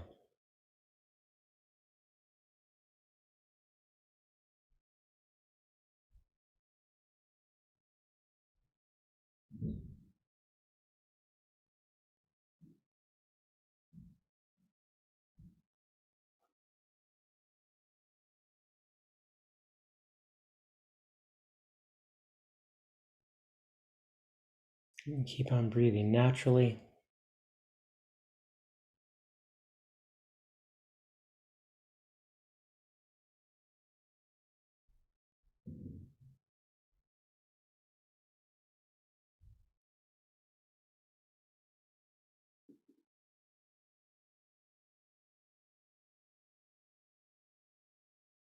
Now I'll invite you now to move your attention to the space within the central channel, which is blue. I'll invite you to connect even further with the space and the stillness within the central channel.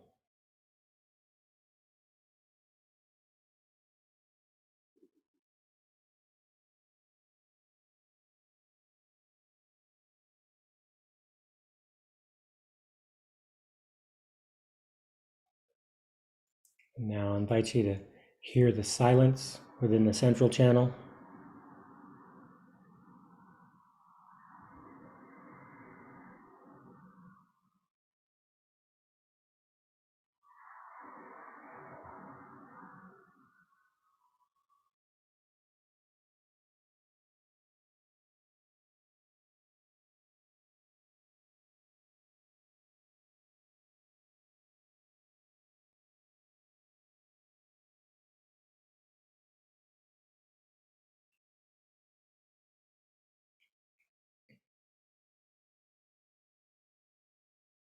Now I invite you to connect with the spaciousness,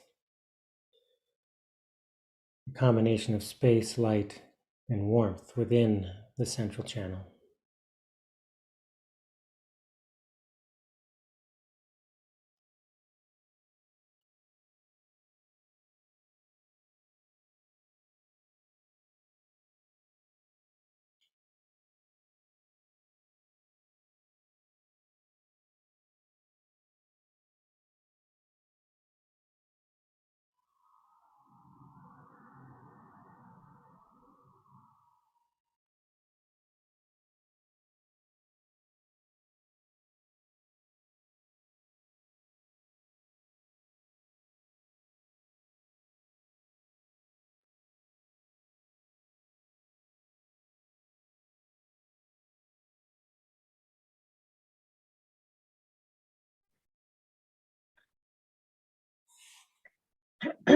Thank you so much. Peter, that was wonderful. What a beautiful, relaxing meditation. Wow. Did you practice a little bit of that, Sharon? I was off to the side, yes. Any opportunity I get to do this practice. Gorgeous. So isn't that wonderful? So refreshing. Everybody's like, in their little cuckoo land, don't want to come out, feeling fully relaxed and refreshed. Thank you. That was beautiful. And what a lovely way to explain this as well, you know, the explanation of how you come up with these meditations, the right and the left nadis, as we call it, with the sushumna, nadi in the middle as well. Very nice. And how you can get rid of all the attachments and things just through the power of breath. That's also very powerful, I feel. And how about you, Sharon? What do you do? How long have you been practicing this wonderful practice for? I think I learned, I was, in 1985, I met my teacher of Dzogchen and Tibetan Tantra named Namkhai Norbu Rinpoche. He introduced a different version of this in a long life practice that we do, a soul retrieval practice. But then when I came to Crestone, so 2013, I jumped in with the Tenzins, this group, Chamaling and Peter, and we've been practicing regularly every week. When COVID hit, some of us practiced together outside. That was beautiful, with some of us on Zoom. And since there's a core group here, and then there are people that join us from different places. And if anybody wants to learn or join, we can be in touch about a beginner's class, because this is the 9 breathings. We also have the 5 elemental Tibetan life force yogas, and where we go through all the different chakras and clean them like we clean the channels. Right, very nice, very powerful. And what changes do you find? Because I understand that we go through the energy system, we go through cleansing of every single chakra. And what is the shift that takes place in people's lives, Peter? And why do you think that happens? I mean, can you explain what actually takes place? Because whilst we're cleansing the chakras, it's actually helping us to change our reality in a way, right? Exactly. In the Tibetan tradition, the life force and the mind are always together. And so when we do these particular exercises, we're doing them we're holding our breath, which is our life force and our mind, at these chakras, and then we're doing spinning motions. So everything that's not us gets pushed to the side, and we're able to then go to our true essence. And then the obstacle then has a chance to dissolve.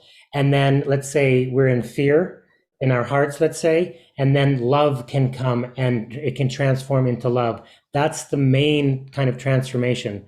We also see physical effects of healing in terms of headaches and allergies going away with one of them, intestinal and stomach aches going away with one, elimination issues. One of the air associated with the air element, where we do this one like we did with the eyes, we can put on our bodies and then allow healing with our own hands. Right, that's the energy that emanates from our because there's channels here, aren't there? There's the chakras. Exactly. Yeah, so as you rub them together, you allow the energy to come through, and you're actually healing your body with it through that energy, and the intention as well, of course, right? With the mind, And we were also able to see through one segment our magnetic fields rise, and we were able to do that. We did it for many months. That people would come in and their field would go up, their emotional state would go up, and they felt much better and relaxed. So we are bringing science to this as much as we can, in a simple way, but it is having effects. Absolutely. No, and I also noticed as well, because when I go for Guru Purnima, for example, when we go once a year to meet our spiritual masters, and we spend some time at the retreat centers or just to do some prayers over 3 days, meditation over 3 days. As soon as you're there, you don't have any thoughts of anything negative at all, because you come into this field of real pure vibrations, very highly charged vibrations, that there is no chance for us to have bad thoughts thoughts or negative thoughts, you always feel lighthearted, you always feel joyful, you feel, so there is some definitely energy, a shift that takes place. Yes, absolutely. And there's a little healing. Your skin gets a little, brighter for some reason. So there seems to be a lot of prana and life force around. And you're saying through doing these kinds of practices, we're actually generating that within ourselves too. We're generating that same energy within our own aura. Yes. And one interesting thing is if we find something negative in ourselves, like a negative thought, we then allow this process to then transform that energy, that negative energy, into a positive one. Right. Fantastic. Yes. So that's a practice. Have there been any maybe, really wonderful case studies that you could share with us, like maybe some of the students that would have come on board with yourself practicing regularly? Have you seen any kind of shift that took place from the first day that they came to maybe a year later or whatever? Maybe Sharon can answer. Oh, come on, Sharon, let it all out. Come on, let the cat out of the bag. Well, the first thing is that when we begin, we're always looking to what is it that we have to practice with? What issue? We find an issue. And this goes very deep because there's a whole alchemical we call it inner alchemy that happens. And in terms of, so especially here in Crestone, where the energies are very powerful, the place, these Rinpoches have said that many people will attain light body here, if you know, rainbow body. But the energy is very strong. So what happens sometimes is that when people begin, they go through this kind of letting go, and they go through some emotional changes, right? But the group is so strong, and the energy and our support for each other is so heartfelt that we, nurture each other through everything we're going through. Because here in Crestone, our mission is to help everyone come onto the path, heal our earth. This is a big thing here. So also, I do want to mention, we must bring Peter back again because he has so much to talk about in terms of his plant alchemy, the elixirs he's making, which are of very much benefit to those of us here. He's made special immune sprays, and also his music, which is very much connected with all of this, the music. Just tell us a little about the music. Yeah, that would be really good, because I was going to take some questions as well from Seemaji, and Nabanita will be coming shortly to ask you a few questions, but please share that. Yes, please do. Yeah, I just wanted to share one of the amazing healing that this practice has done is it's helped people heal from altitude sickness. Just in a nutshell version. In about an hour and a half. And being a guide, that's something that's very important. And it's done it more than once or twice. So, but yeah, the music is, the plants are always singing, and so are the rocks, and so are the mountains. And I got into it because I learned to use plants as a kid, as a young boy. And then I'm finding that I can ask the plants for their song, and I can put it with the physical formulation and then utilize it with the sonic and the smell and the feel. And you notice we're starting to get into the senses. And if you can saturate your senses, you're more likely to embody the healing and the connection to you, because they're actually singing with elemental voices. And I like to come from that elemental perspective. Yes, and I know that sometimes people say, like, I remember my spiritual master guru saying that sometimes, even stones get vibrated, as we say, idols get vibrated with positive energy, and those energies will remain forever and ever and only grow. So the more you go to that place, the more you have your belief in that stone and the vibrations, the more you will energize that stone, and those vibrations will never go. I've also heard of, people sitting in the Tibetan caves, like Buddhist monks, who would have little idols and just stones that they would keep meditating. They'll chip a little bit every single day with so much love and intention. that by the time they finish, it takes 20, 30 years for them to chip and make a bigger Buddha out of it, maybe.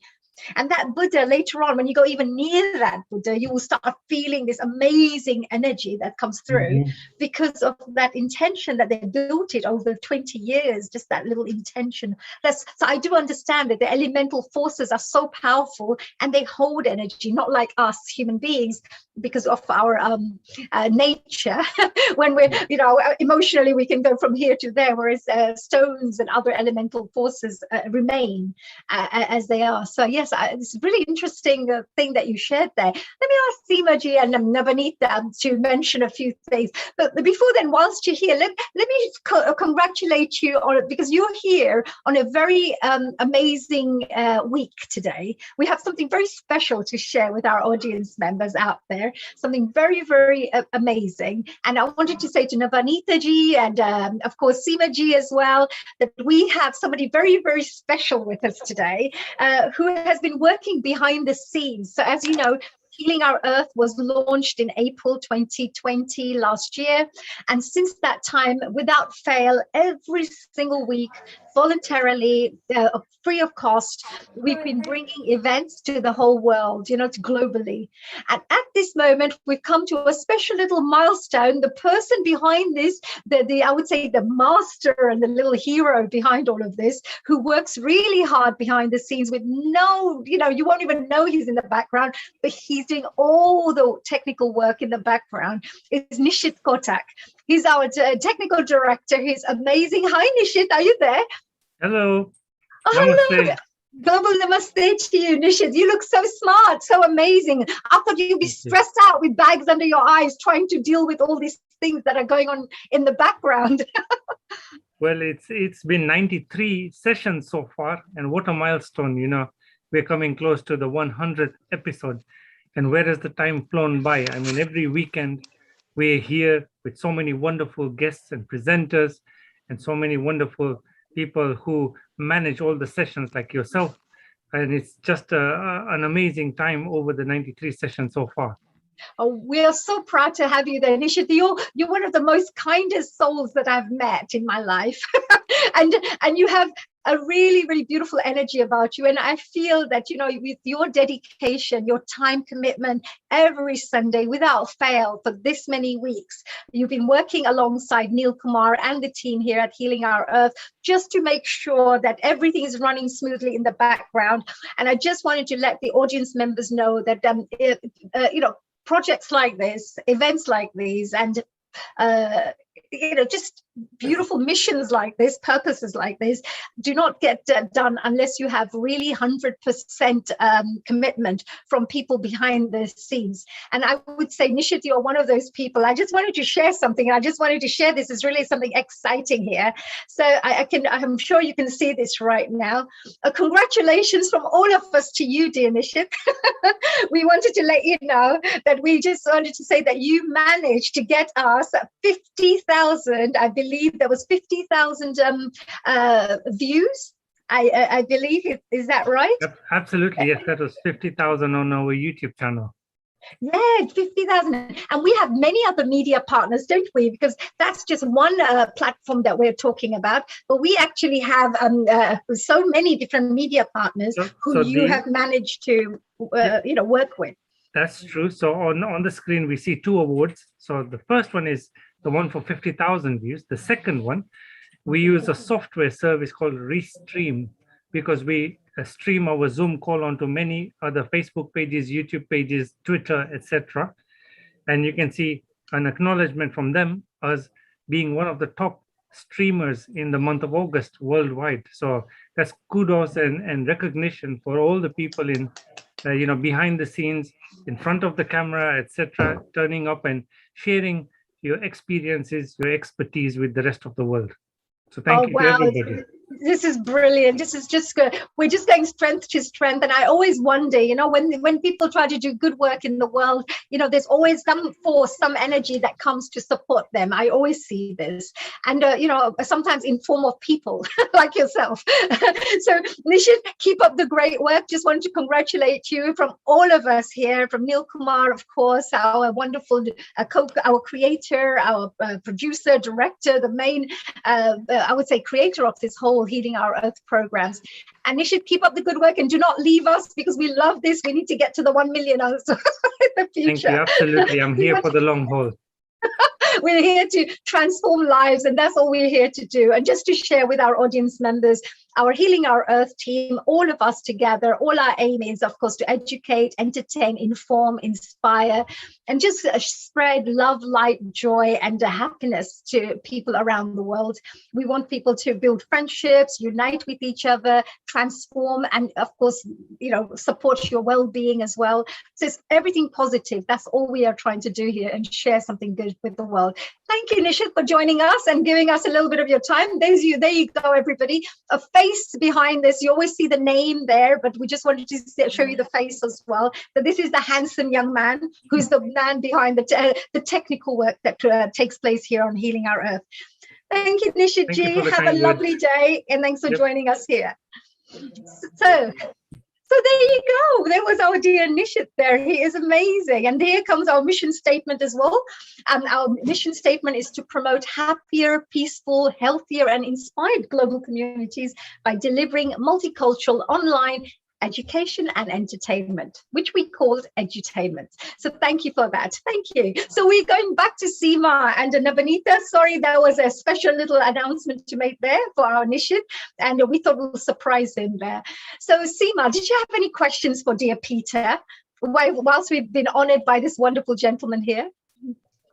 Thank you so much, Nishit ji, and thank you, honey. Yes, I do have a couple of questions for Peter. I'd really be interested in knowing more about the elixirs that you're creating. Are they bitters, ancient bitters, like our grandmothers used to make, or? That term is used in a general sense, and I actually brought some just so we can. They're actually many, many different kinds, and so the one I brought today is what's known as the legendary Intuition Support Kit.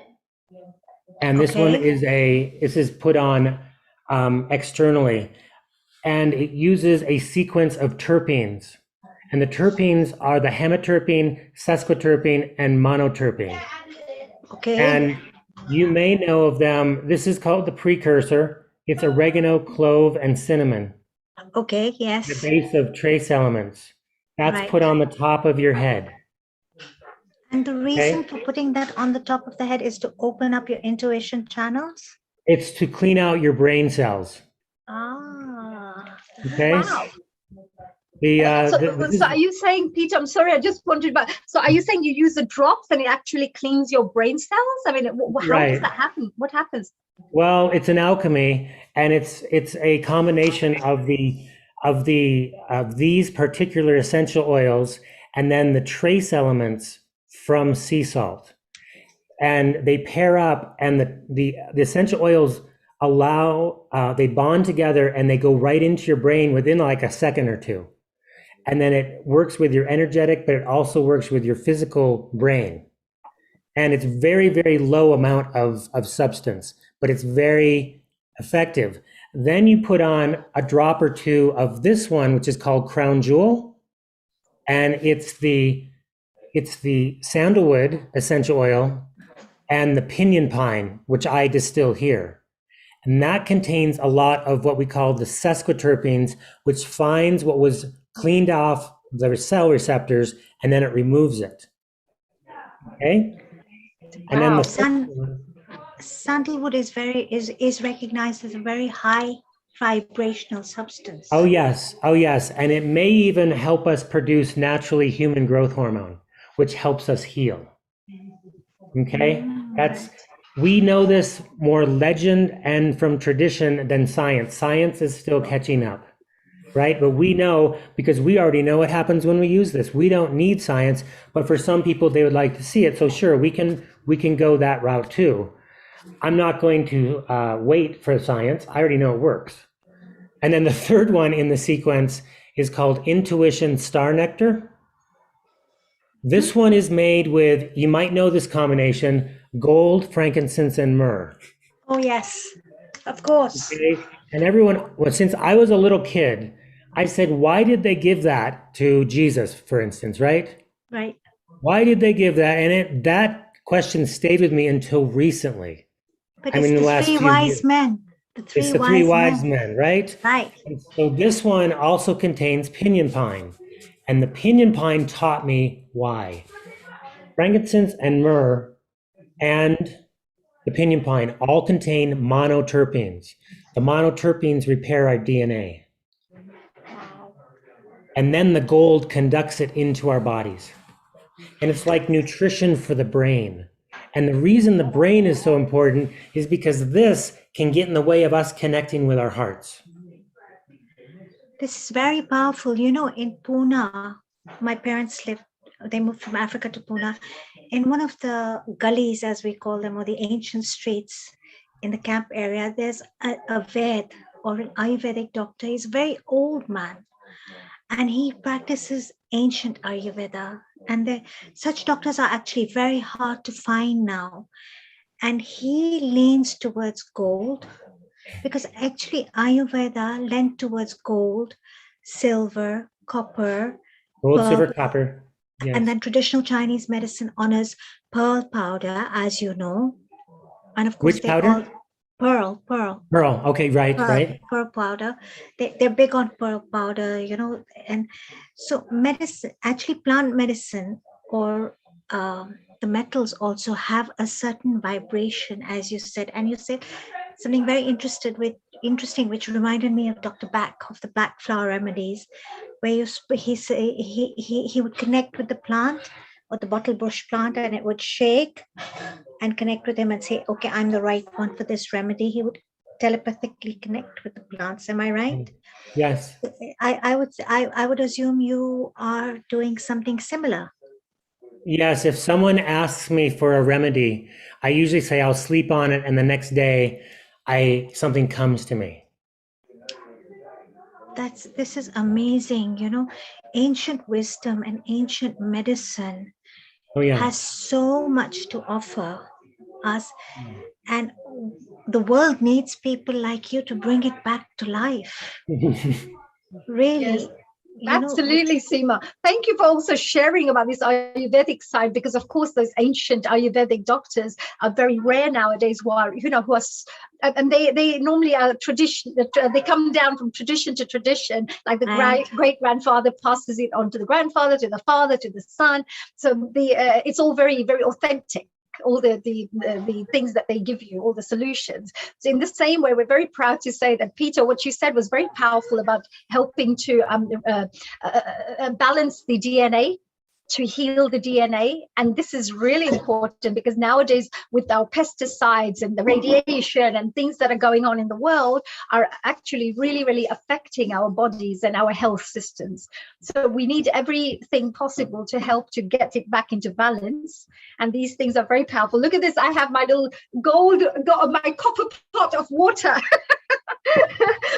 So whenever I have my water, I have it in a copper pot as well. I always leave it in a copper pot because it's meant to be good for you, as I always say. But I was going to say, Seema, thank you for that. Thank you for your wonderful contribution there. I would say Peter as well, and Sharon, thank you very much for joining us today, both of you. What a wonderful, enlightening experience we've all had. And we would love to have you back again, Peter, to talk to us a little bit more about how we can improve our health, well-being, happiness, through the wonderful techniques and tools that you have available. So sure. Thank you, honey. Thank you very much. And when we resume, the last thing is that these are all sound activated, and it uses very exact frequency. And that frequency is two things, which is the same, 528 hertz, and our laughter. So bring that joyful energy into it, right? Oh, that's so beautiful. But the sound therapy, all the vibrations we talk about, whether we're speaking words or the sounds, also all have their own little vibrations that we talk about. So it's really nice to put it all into a bottle, a magic potion, as we say, and utilize it for our well-being. Thank you, Peter. That is wonderful. Is there any websites that people could maybe find out a little bit more about you? Yeah, it's windhorsealchemy.com. Right, windhorsealchemy.com. Yes, and that's the intuition kit's on there, as well as many other things, but we can maybe get into those next time. Absolutely. Yes. We'd love to have you on board. And Sharon, thank you very much as well for joining us. We are going to be moving on. Oh, thank you, There goes. I'd like to add one more thing. Sure. Peter, I was just going to, Sharon, just mention here is the windhorsealchemy.com.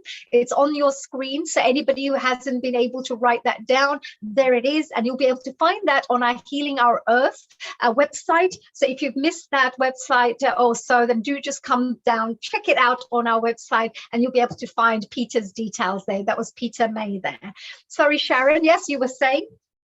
Yes, Peter does these, it's called a journey, in which he integrates a lot of what we've been talking about, the oils, the plant music, the breathing. Right. So and maybe he does these virtually, so maybe sometime we could have him do it. Absolutely. Well, Peter, we're not going to let you go. We're going to be back again. So we'll have another invitation. Now we're going to be moving on to our next session as well. So now everything that you've been talking about, actually, I'm going to be putting into practice. And I'm going to be sharing a little meditation experience with everybody. So if you can stay behind, Peter, Sharon, we'd love to have you there. Seema, our dear Lakshmi ji. And I know that we have quite a few of our wonderful Meeta ji and our wonderful Healing Our Earth members who are also here. Plus the audience members, if you're out there, you do not want to miss this, because this is a really powerful exercise that I'm going to be sharing with you. Very simple, yet very effective and powerful to help you cleanse and to help you to enjoy your spiritual evolution and your spiritual journey. So thank you, Sharon. A global namaste to you and dear Peter. Have a lovely day and welcome from our Healing Our Earth, and goodbye for the time being from our Healing Our Earth. A global namaste. Thank you. So for today, we've been having such an amazing time, and all these wonderful guests that we've had here today, all helping to share their knowledge, their skills, and of course, supporting your health and well-being, which is the aim, of course. So today I have a little short presentation that I wanted to share with everybody, but at the same time, I also wanted to invite, perhaps, if Meeta ji, Lakshmi ji, Seema ji, Sharon, if a few of you would like to join us, perhaps, then I may ask you a couple of questions along the way as we do the presentation.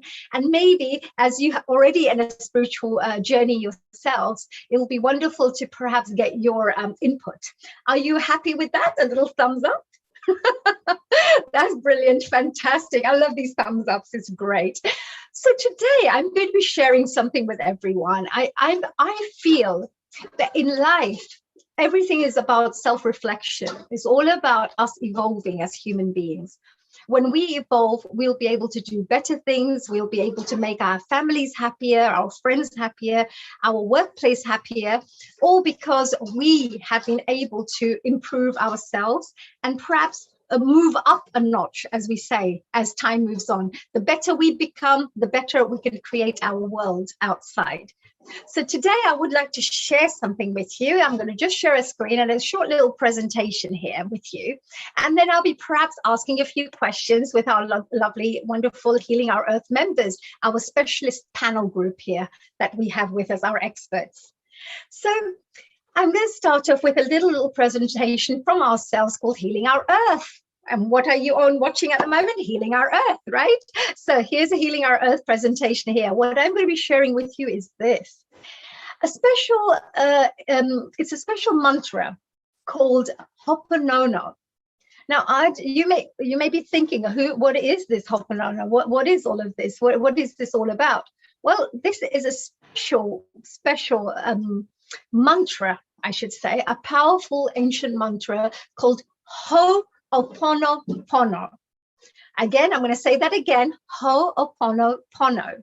Some of you may have heard of this before, and some of you may not have heard of this before, but it's a very, very powerful ancient Hawaiian mantra. And the mantra is actually, the way it normally goes is, I'm sorry, please forgive me, I love you, and thank you. But how do you use these actual words, and what is it for? Why is it so important, for example? Well, first of all, Ho'oponopono has a certain vibration to it. Like we normally say Om, we say Om Bhurbuva Swaha. So we have all these different words that we have, or Om Namo Shivaya. So each one of these words has its own vibration. And the Ho'oponopono also has its own vibration. What it actually means is, Ho means two, and Pono means to cleanse, to rectify, to correct. So wherever you are in your life, there could be problems, challenges that you may be experiencing in life. And those problems and challenges that you're experiencing are due to something, some energy that's going wrong. Some energetic imbalance is there in your life.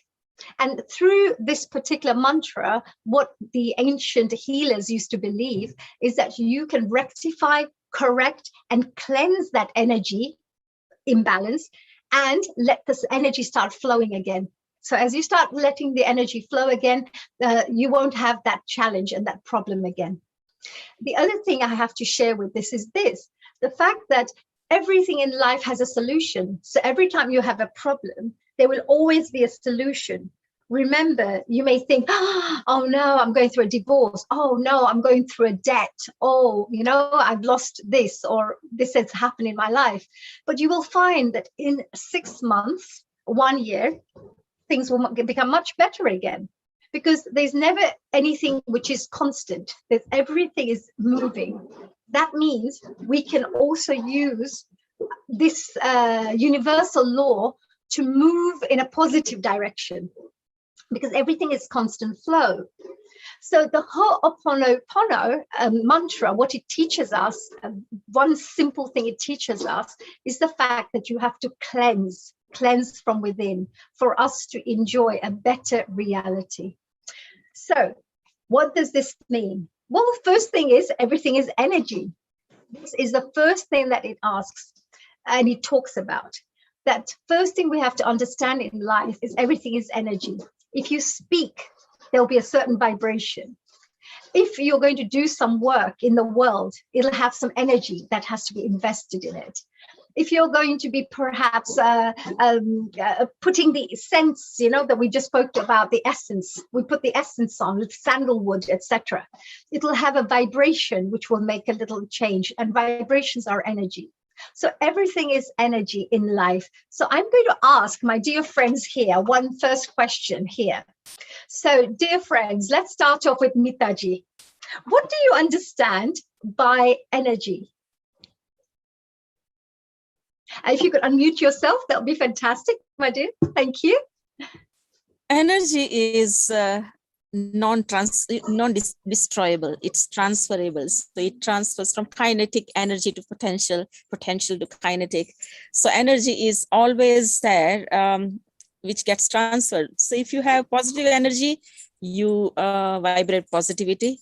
If you have negative energy, you resonate with negative energy. And sometimes you feel some people are like vampire of negative energy. You feel like all your positivity, no matter how much positive you might be, is being sucked up, and you need to replenish it. So yeah, so physics point of view, energy is if something is in inertia, not mood, like this phone is staying unmoved, then it has got, its potential energy, which can be converted into kinetic once it is in movement. So that way, you just mentioned about the phone, but if you really go down into microscopic levels, even this phone is made out of little energy pieces, you'll have little movements here. So even anything that looks solid is actually made out of energy. Just we look solid right now, But you go deep, deep, deep, deep, and everything is little energies that are moving around within our body too. We're energetic beings. Absolutely. And the best source of, positive energy you see is in children. Children are, living in present moment, so they have that.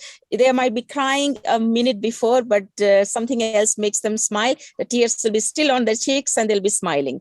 So that they forgive very easily, don't they? They just don't care, right? They say, oh, okay, fine, my mom is my mom, so it's not like I'm never going to speak to her again. This is what's happened. There's never that, right? Absolutely. Thank you for that, Mitaji. I'm going to come back to you in a minute, yes, to ask you to continue with that. So I just wanted to share the fact that as Mitaji just mentioned here, everything is energy. Our feelings are energy as well, as she said, the joyfulness that we feel, etc.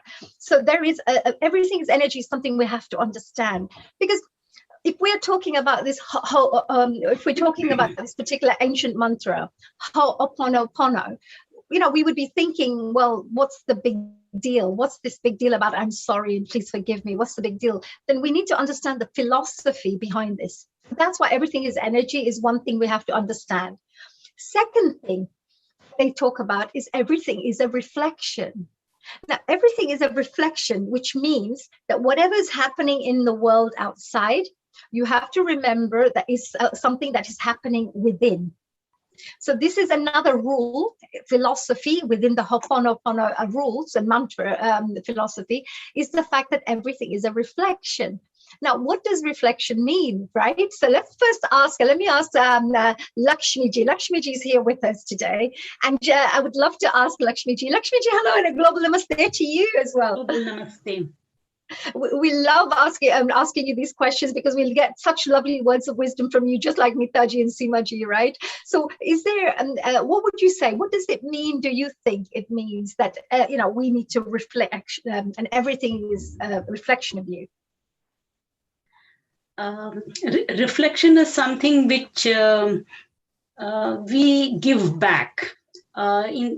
We give back. For example, every action has a reaction. So the reaction is the reflection. So when you start reflecting about yourself, you do realize that your shortcomings, your the positivity, the negativity, and so many other qualities is exposed, when you start reflecting.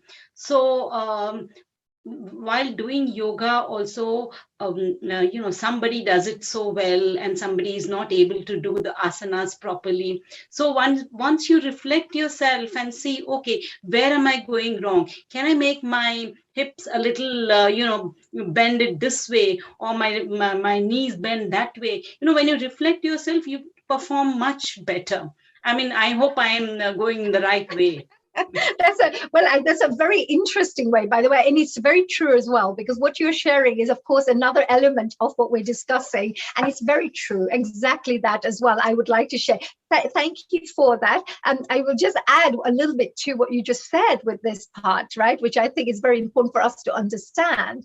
And that is the fact that everything is a reflection, and there's a bit of a mistake here, as you can tell. Sorry about that. There you go. Everything is a reflection because everything comes from your subconscious mind. Everything we're experiencing in our lives is in our subconscious thing. For example, we have heard that some people trust everybody easily. Why do they trust everybody easily? Because they themselves are very honest people. So they don't have a feeling that somebody else would cheat them, right? So in a way, everything that's coming out from you is within you that comes out.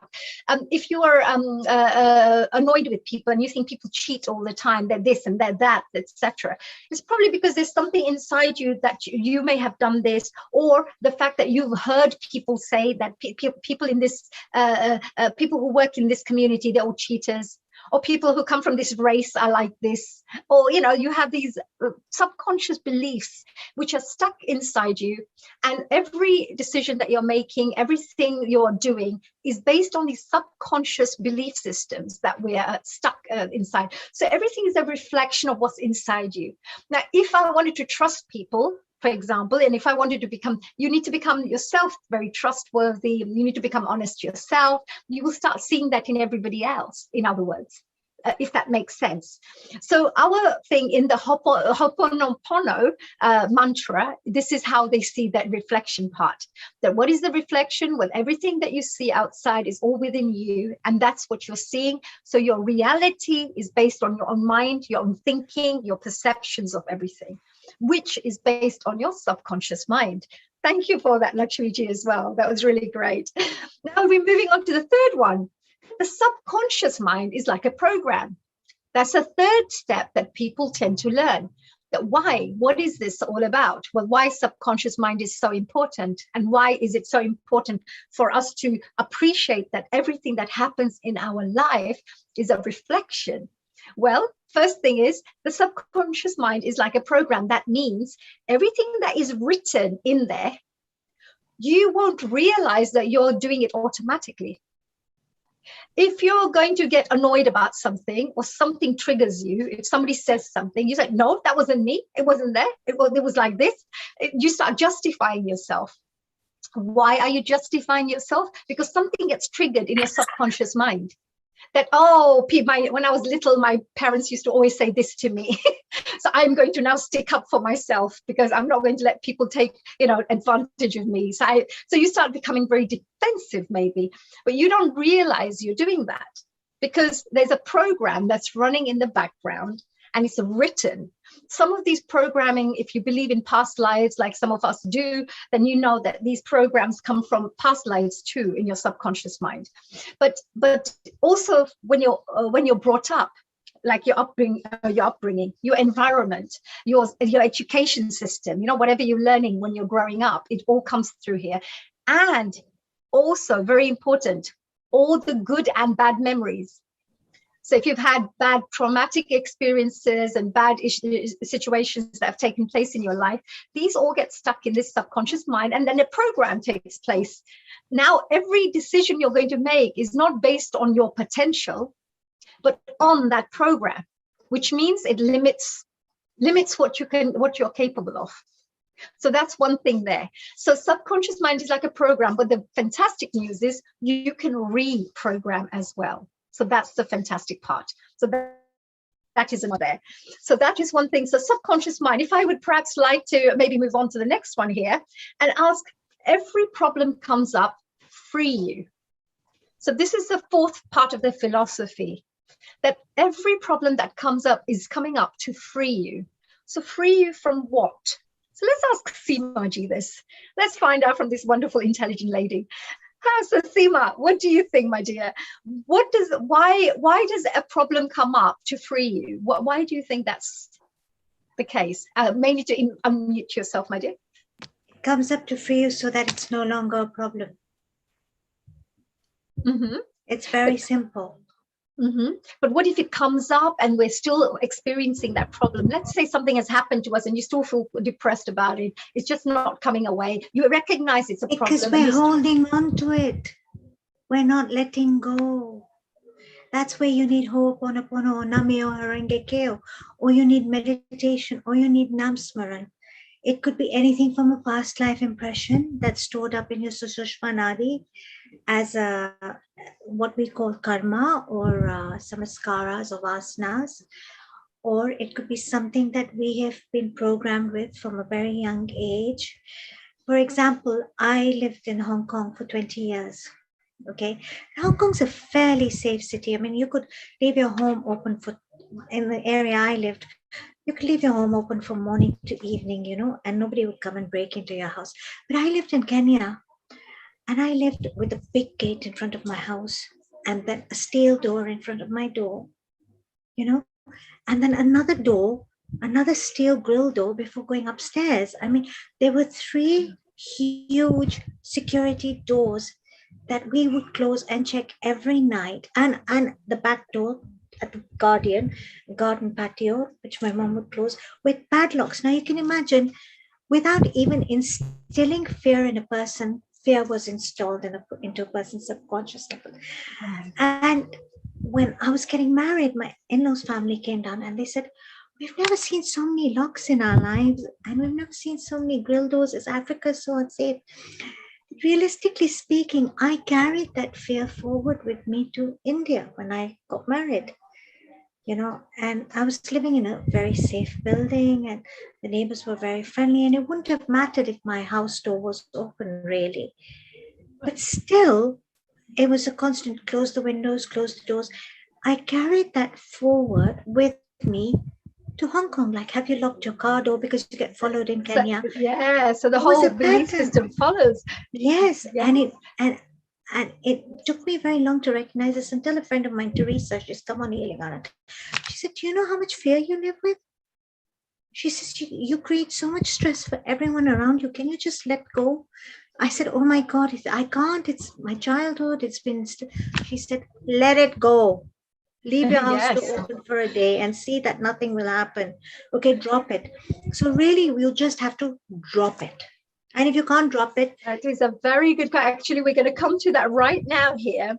Very nice. Thank you so much, Seema. I'm just going to pop down to that one. I'll ask you that question just shortly. Hold that thought just for now. But you just said a very beautiful thing here, It's a little away from our bit that we're saying, right? Wrong one. Yeah, a little bit away from what we're saying at the moment. But what I did want to ask was, why do you think a problem is there to free you? Like, what is it? Why would a problem be there? So Mitaji, if you could share maybe, why do you think, why would a problem be there to free you? And why do we say, because problems are, oh my God, why do I have to have another problem? Oh God, so you hear Indians especially saying, oh, another problem's come up. Oh, another this has come up, problem. But some people in the personal development side say, fantastic, we've got a problem. That means, blah, blah, blah. We're going to be able to grow more. We're going to learn more, whatever. So for you, what does it mean to freeing yourself when you have a problem? Yeah, we need to think outside the box. You need to be creative. So the box is where you are tied up with all your bondages, with your existing thoughts, with your program of your subconscious mind, with your patterns of thinking. And if you look from a helicopter view, a problem seems to you with an aerial view, you can see the problem is very little, very small. But if you are within it and not out of the equation, then you are going to feel that the problem is controlling you and you are not able to escape the situation, and you can make it responsible for any situation you are falling into. You can say, because of this problem, I can't do this, I can't do that. So it frees you because it gets you out of the situation, to think outside the box, to be creative, to solve it. That's the one. That is very good, because every problem that comes up, very nice. Thank you, Nitaji, is because there is always an answer. There's always a way to solve that problem, because what they say is within us, deep within us, we have a bit of a divine spark. That divine spark, like inspirational intuition, whatever you would like to call it, the little side in us, the godly divine side in us, which is connected to the whole universe, the one makes us one. It'll always have a solution for something. So it will be always inside you, that solution. So meaning every problem has a solution. And the reason it comes is because you are meant to free something from you. Because a problem can only be there if it's annoying you and irritating you for some reason. It can only come up because something's frustrating you, making you angry. It's coming up in your mind over and over again. Why? Because it's stuck somewhere inside you. If you understood the spiritual understanding of all of this, nothing really matters. Everything's Maya. Everything's just illusion. We're just evolving as human beings. Whether you go through mistakes or not, it really doesn't matter. The whole world has made mistakes. Or whether you get angry or not, it doesn't matter. Everybody has to feel something and feel emotions.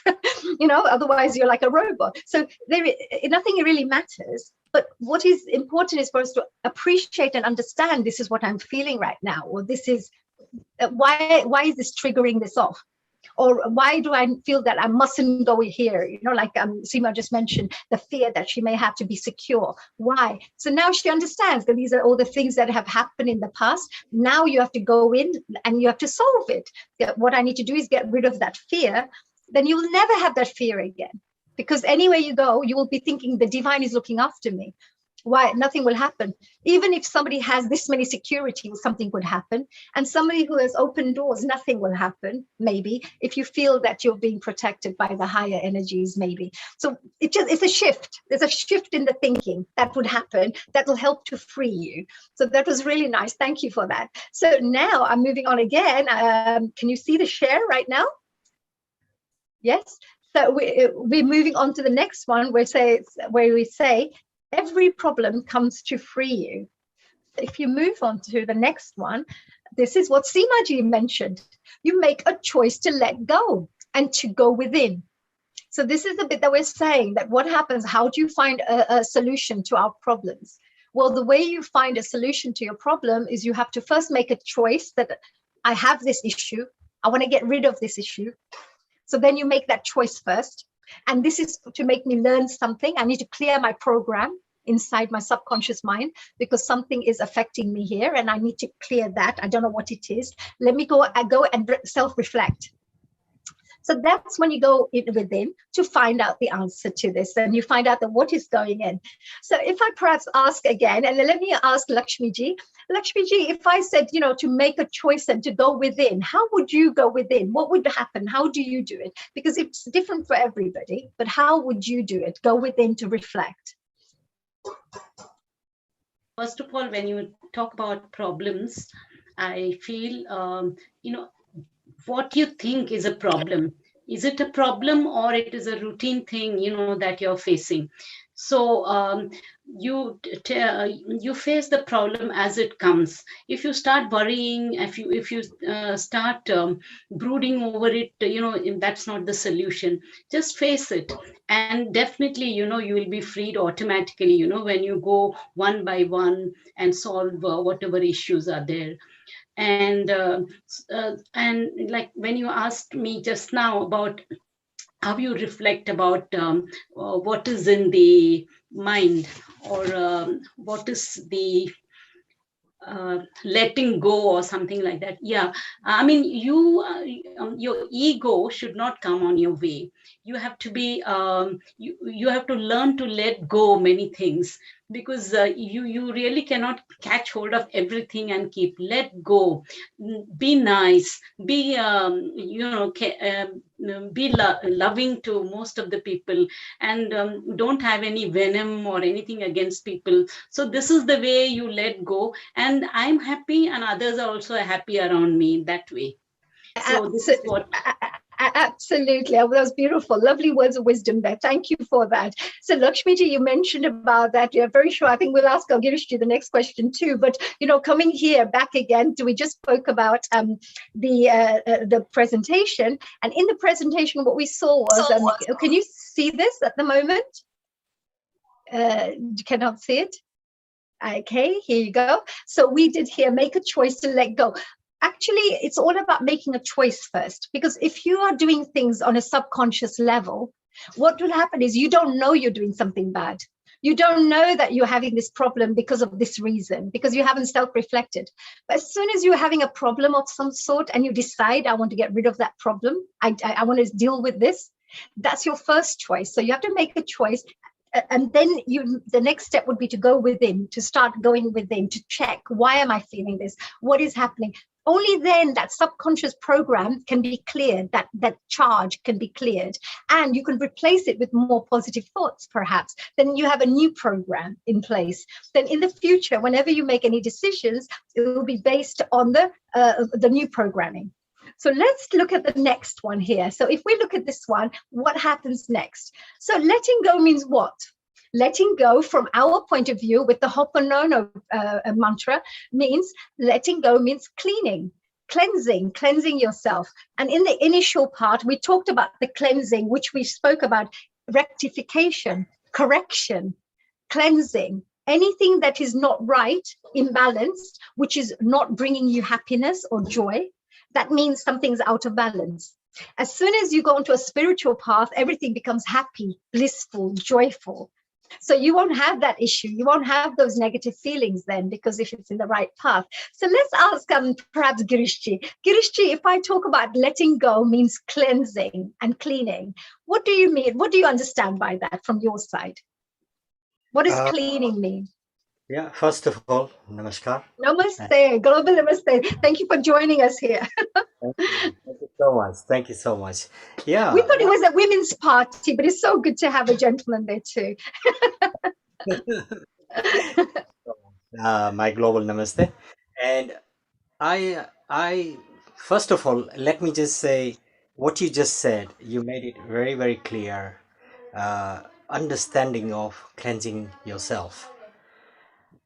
Cleansing yourself is basically, first of all, having good feeling within yourself. Yeah.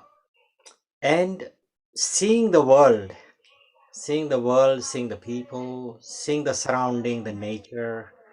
If you see everything as a beauty, it becomes beauty within yourself. Yeah. It makes you feel very calm, very peaceful, and it connects you automatically. The world is so beautiful. There is no anything which disturbs you. It's all within you, how you feel. If you feel, the world is full of problem, if you feel my surrounding, it's not happy, it's because of you. Yes. So we went through that right at the beginning that, the whole, everything we have is a reflection of you within you. If you're a happy person, you'll find everything is happy. If you're it's a habit of somebody who's a happy person will always be happy. Whatever situation, they may think, oh, isn't this adventurous? Oh gosh, we had a puncture. Oh, isn't this exciting? We're going to have to learn how to do a puncture. And somebody else who is saying, oh, kick the tire, kick this. We're getting delayed. We're doing this. So you can see how two different people will see the same situation in different ways. And it's all coming from you, of how you're reacting with everything. So you're absolutely right. Thank you for that. Thank you. So if we now move on to this part where we're just saying the where and how do we move on to the next part? How do we let go? What does letting go mean? How do we clean this? How do we do this? So the next part here is we move on to why do we want to clear? What do we want to do? Well, what are we trying to achieve? Well, the purpose is to achieve a state of peace within us. Because only if you're feeling and your emotions are frustration, irritation, annoyance, anger, jealousy, whatever, the negative energies that are coming up, that's shifting you away from your peaceful nature, because it's taking you away from that. So it's very important when we talk about self-reflection to go inside. We have to think, why am I feeling that? What is it that's triggered me? What has happened here? Oh, I remember, because all those people used to tease me because of that. And now I've become sensitive because of this. And because I've become very sensitive, I'm reacting in a very unreasonable manner.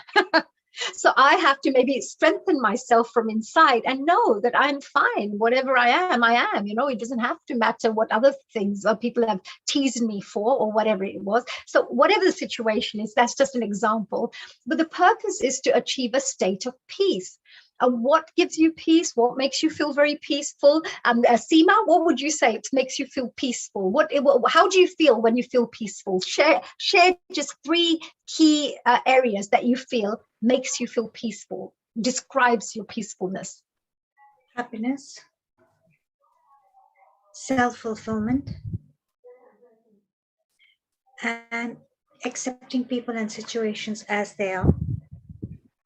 Knowing that you can't change anybody or you can't change the situation, so you may as well be in the flow of it.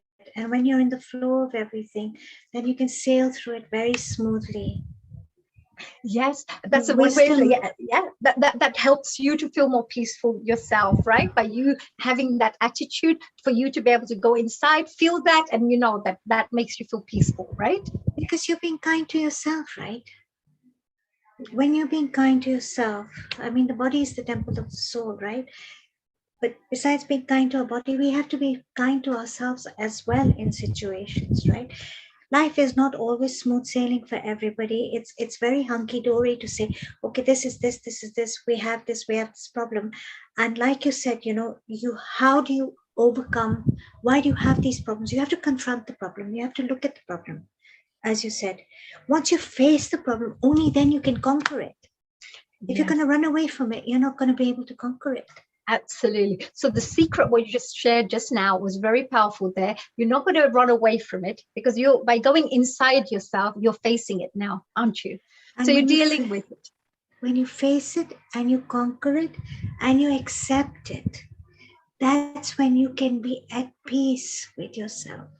Absolutely. Beautiful. Very nice. Nicely said. You see, peace for people means different things. Because some people, when they say peaceful, means that, you know, I have, what would you say? A very serene feeling, you know, a blissful feeling. Whatever's happening, chaos is happening around I'm just bindas. I'm just in my little neutral state, right? That nothing happens to me. It doesn't affect me. That's for some people peace. Other people, I want to sit in the Himalayan mountains and sit quietly. I don't want any noise. I don't want to talk to anybody. I just feel peaceful this way. Whatever the case is, one peacefulness, which is the spiritual peacefulness that we call bliss, is a different feeling that we all get within us, which is very hard to describe and explain unless you're already into the spiritual path or you do regular meditation, because you will get this beautiful, blissful feeling that everything is all right, everything is fine, and nothing matters. Because it's a really a very high consciousness feeling, you know, high consciousness leap, because you now are away from your physical body. That, oh, they may think honey calaria is this way, or they may think Seema is this way. You know, the names and the identifications and whatever. You forget all of that. You know, you're just a little soul. You're here to contribute. You're part of the whole. God has sent you here to do some work, some good work for humanity, to contribute in the best way you can. You have a different feelings and different thoughts at that time. So all I'm trying to say is this is a very powerful feeling, you know, that we will get. When we get this feeling of peacefulness, it's a very, very powerful feeling. So when we move on to that, as you feel better, only then things around you get better. So simple, yet it's so powerful. Because as soon as you start feeling peaceful, because you've now recognized what is affecting you, what was the memory maybe that came in that triggered you off in this area, now you start feeling better. When you start feeling better, all of a sudden everything around you starts getting better, and you didn't realize why. That's because your vibrations are now connecting with other people's vibrations. It's now starting to bring those things in. Your meaning of life, you're changing the meaning of life.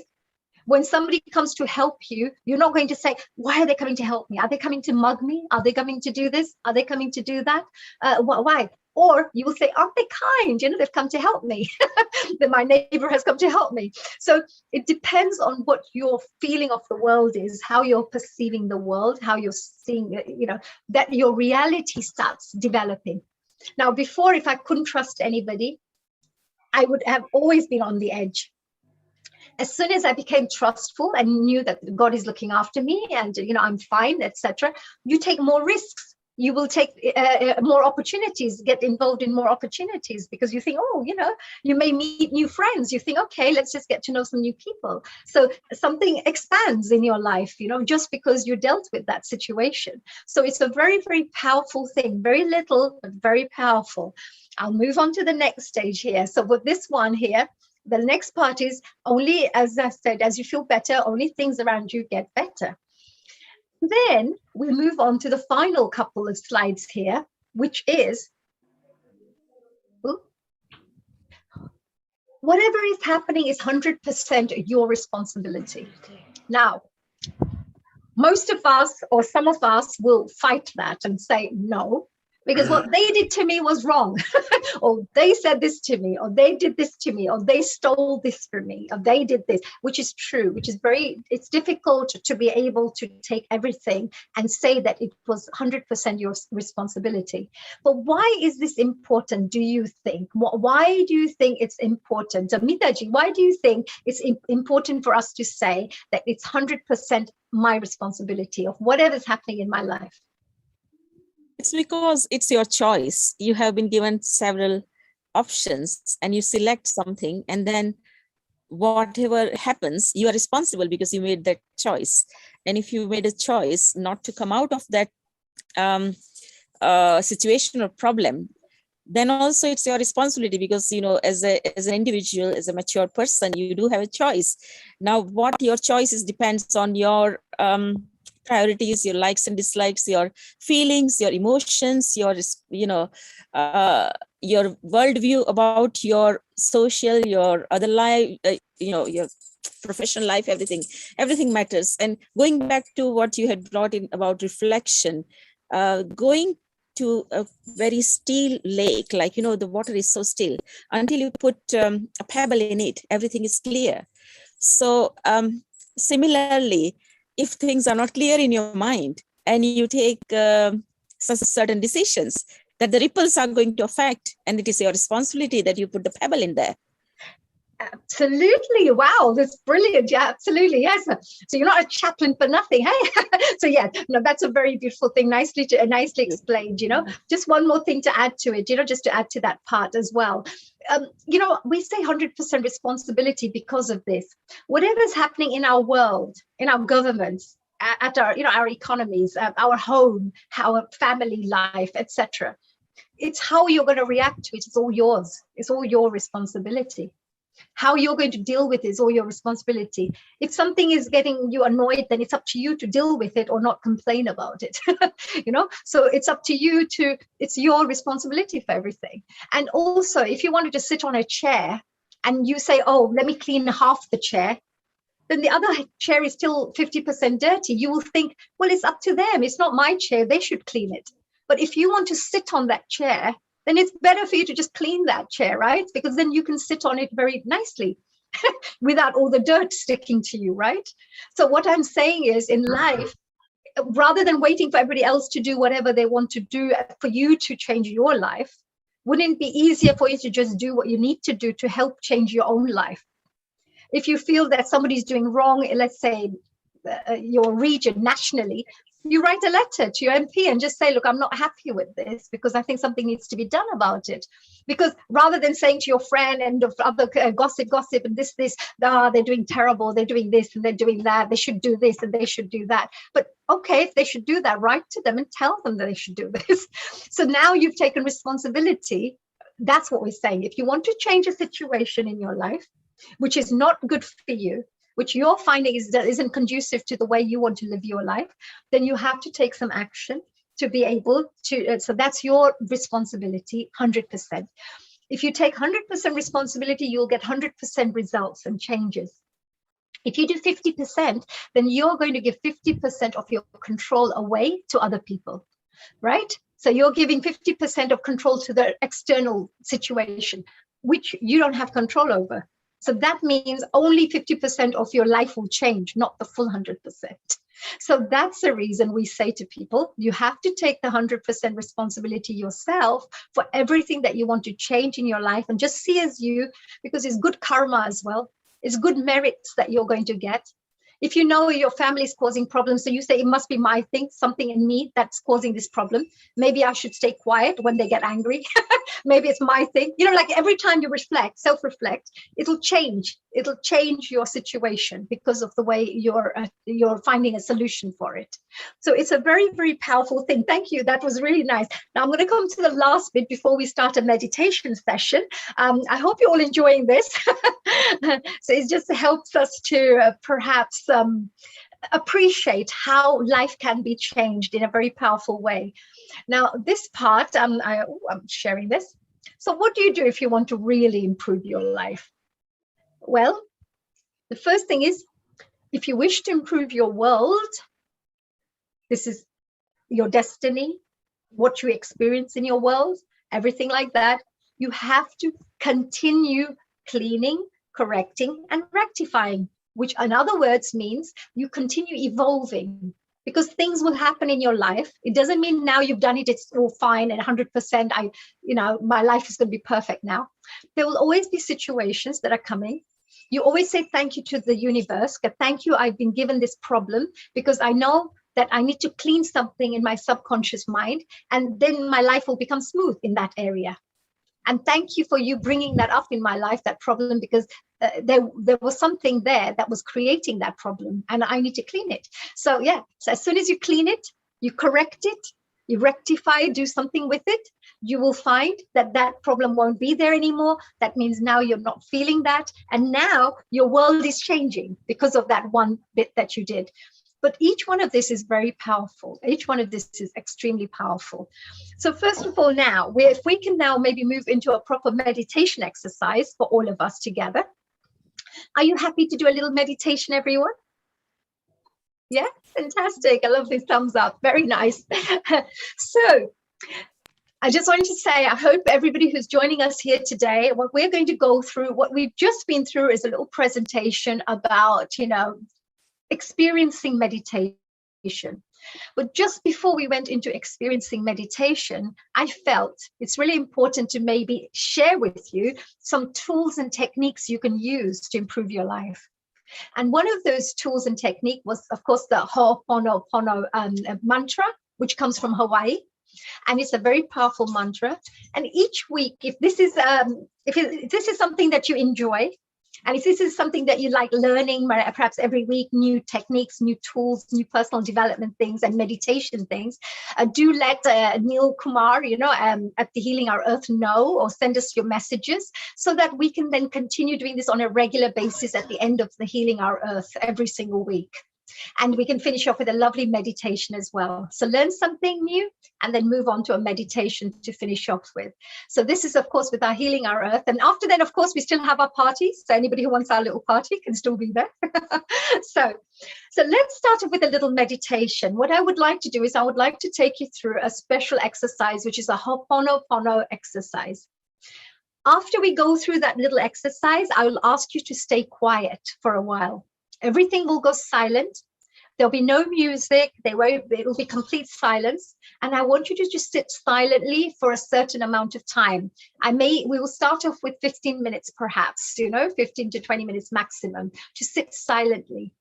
In between, I may go through a few little visualization exercise guidance things with you, but I'll ask you to sit quietly. Right at the end, we finish off with a prayer. When the prayer comes in, the Om Shanti, Shanti, Shanti prayer comes in, that's when you know you can slowly come out of your meditation for us to close the meditation. But today I would like you to try a silent meditation, which is the most powerful self-reflection meditation. And if you enjoy that, from next week, we will continue doing a few more exercises like that. So let's start off with our first exercise that I'd like you to do just now. I would like every single one of you to get ready for this particular exercise. This is the Ho'oponopono exercise, which is the Hawaiian mantra that we talked about. It's been used by the kahuna, which is all the mystic healers that used to live in this indigenous area. And this has been used for centuries. The aim of this is always to have better relations with your close people, like your family, your friends, your society members, community members. The aim is to always enjoy very strong relationships with everybody in this world, and to enjoy and become a more happier person. So what we're going to do here is to say, first of all, a little prayer in our heads to the divine energies. If I can ask you to please close your eyes.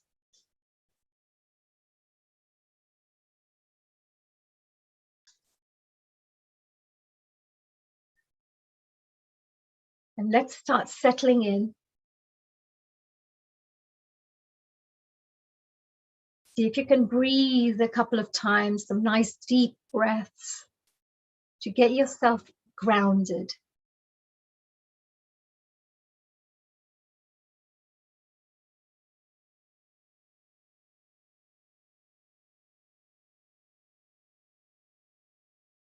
And as you start feeling a little bit more relaxed, I would like to start for you to think about one situation in your life that is kind of troubling you. Something in your life that has been causing maybe upset, any kind of thing that's been causing you upset, frustration, anger, annoyance. It could be a traumatic experience that you may have had long time ago, which is still in the back of your mind. Or it could be a recent event that took place and you're very, very upset about it. Whatever the situation is, let's think of one area that is troubling you.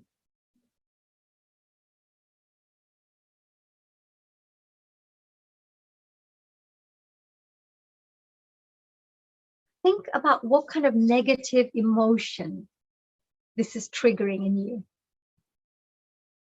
What is that negative emotion that's coming up?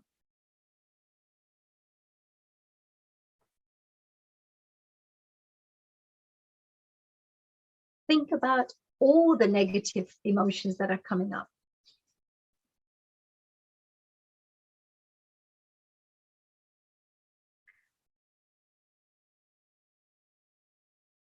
And as you sit there, let all the thoughts come up in your mind. Let them just float up from your subconscious mind.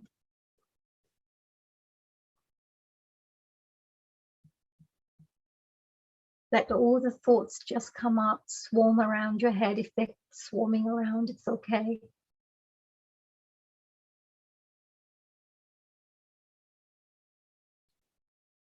And try to acknowledge it. Acknowledge what you're feeling right now. Don't push it away. Don't hide it. Just acknowledge what you're feeling right now. Maybe something you said that you feel terrible about. Something you did. Some argument you had. Some big life challenge that you've gone through. Some illness, perhaps. Whatever's troubling you.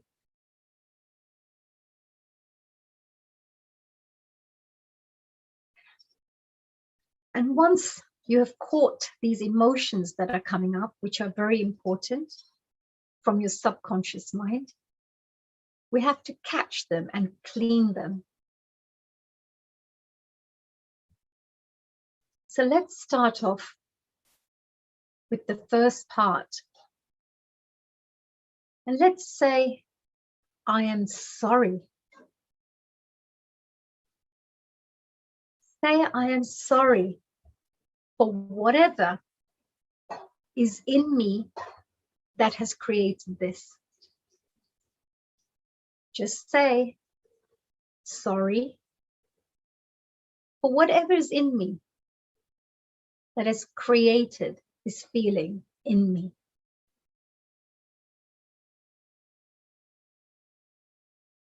Feel that feeling.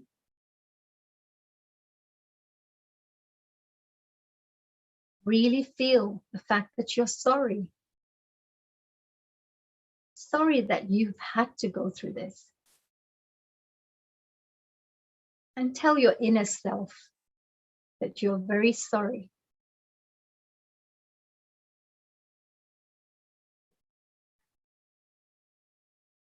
Next, say to yourself, or say to that feeling, please forgive me. Please forgive me for feeling that, for going through that, for being maybe part of that. Forgive me. Forgive my family. Forgive my relatives. Forgive my ancestors. For whatever reason, you have been programmed in this way. Forgive everyone who may have contributed to you feeling this.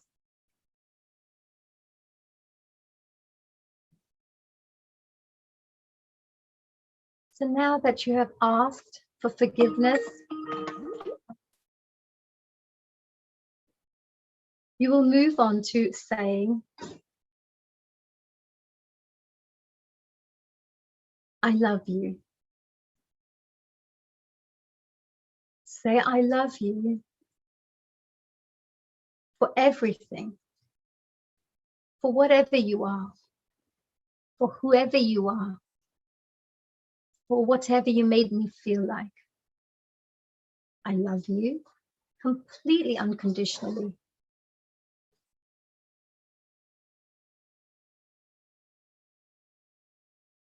Feel that love, because without this situation, you would have not been able to clear this energy that's in your subconscious mind, in your program, in your samskaras, if we look at it more spiritually.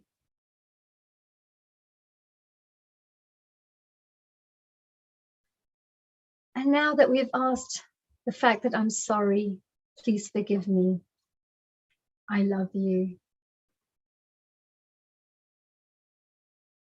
Also say thank you. Thank you for this beautiful opportunity to clean and let go. Thank you. Just say thank you to this beautiful feeling. Thank you for this beautiful opportunity to let go.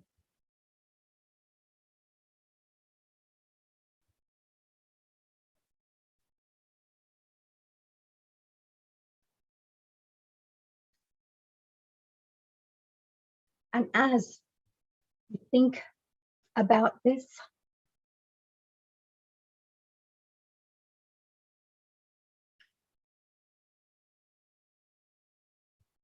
we want to make sure if there's still a charge that's inside you, if there's still a charge that you're still feeling,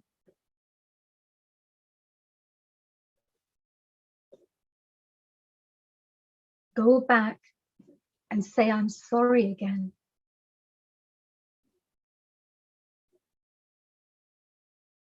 Say, please forgive me.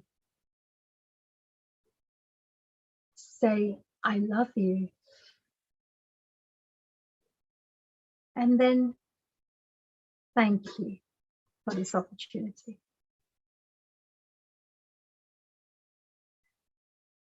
And now we come to a very exciting part. The exciting part is, what will you do about it? After you've cleansed it, all the cleaning has taken place, what will you do about the situation? Every problem has a solution. And your divine energy that's within you has answers to everything. So go within and find out, what solution can you implement in order to deal with this situation?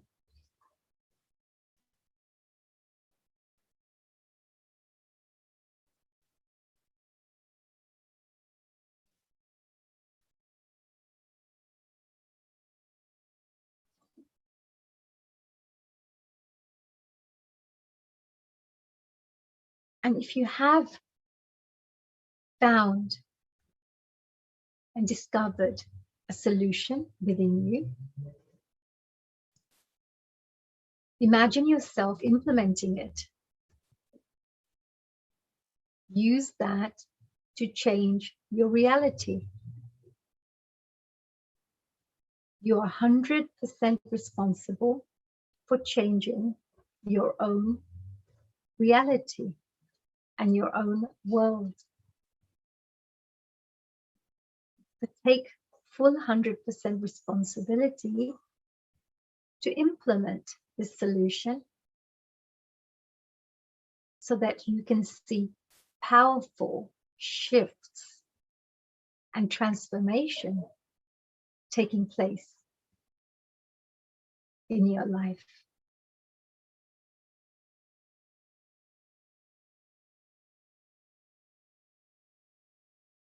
If you can't find a solution, ask the higher powers. You may call God, Lord Krishna, Jesus, whoever you feel can support you and help you get the answer.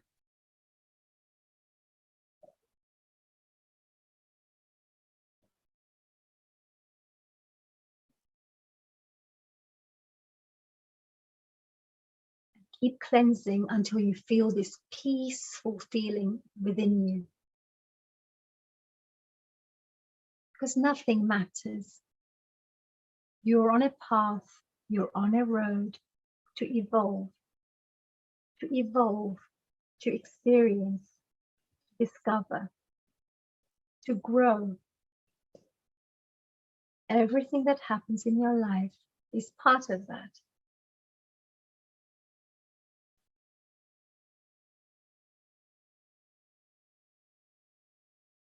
Nothing matters. What matters is you continuously evolve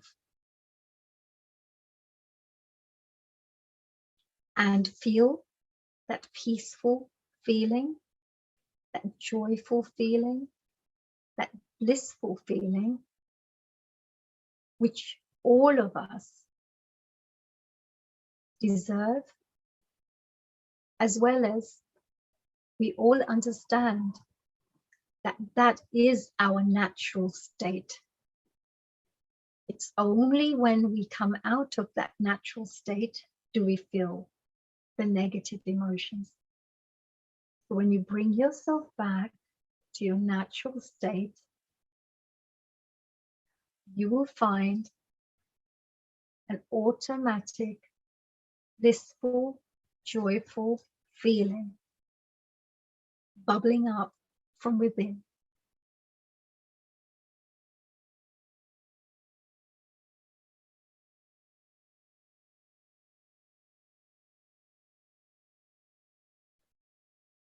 We're going to now move into our meditation.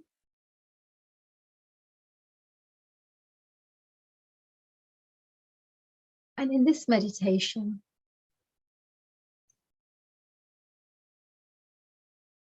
I will do a mantra.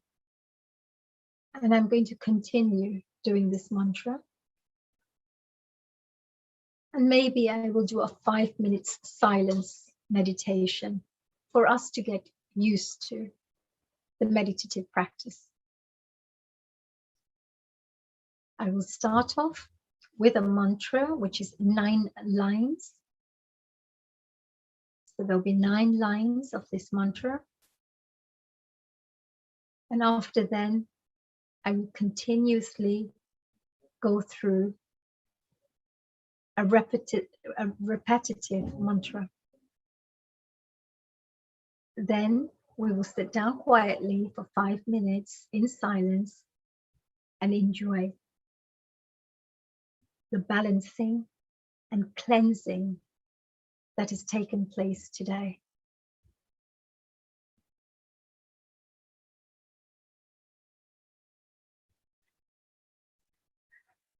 Guru Brahma, Guru Vishnu, Guru Devo Maheshwara, Guru Sakshat Param Brahma, Tatsmai Shri Gurave Namaha.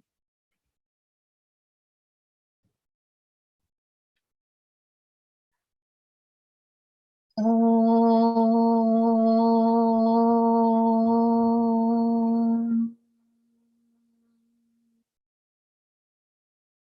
Shri Shiva Kripananda Swami Namo Namaha. Om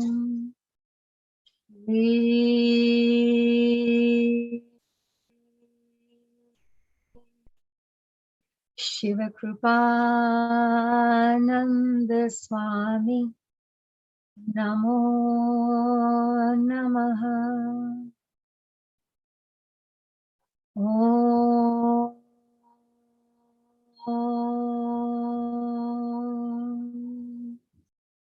Shri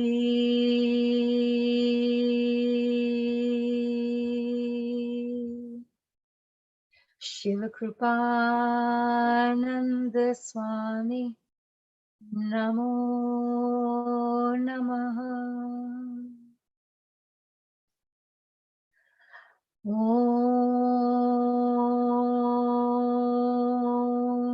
Shri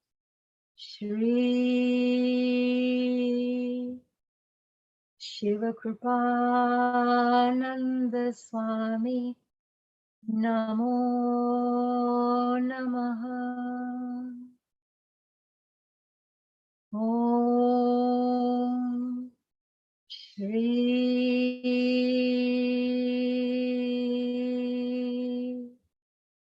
Shiva Kripananda Swami Namo Namaha. Om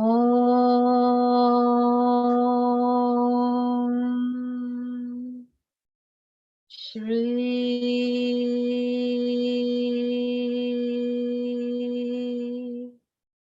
Shiva Kripananda Swami Namo Namaha. Om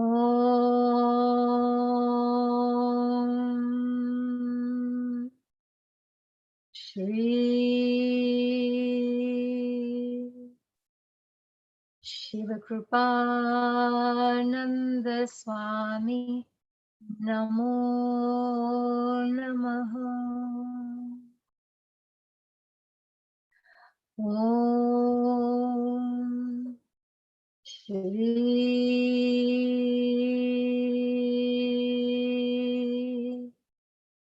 Shiva Kripananda Swami Namo Namaha. Om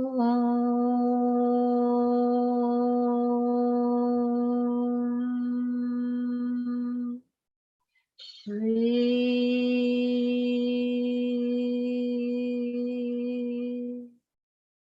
Shiva Kripananda Swami Namo Namaha.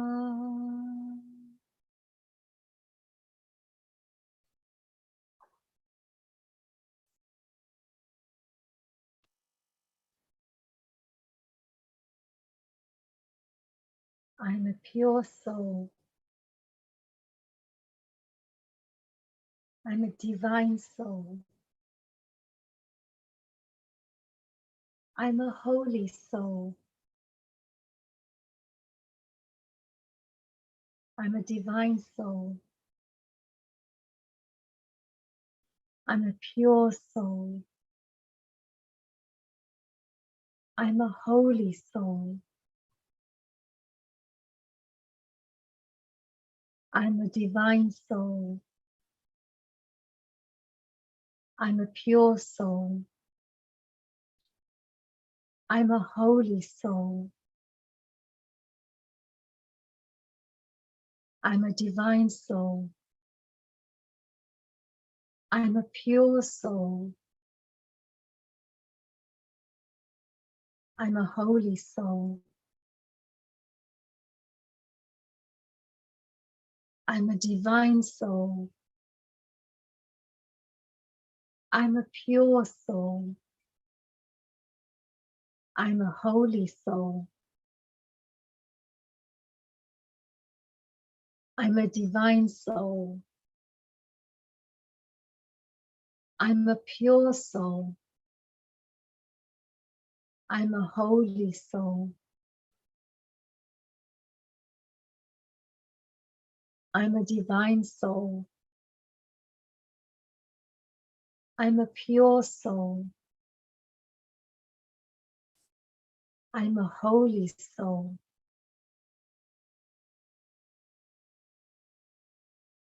I am a divine soul.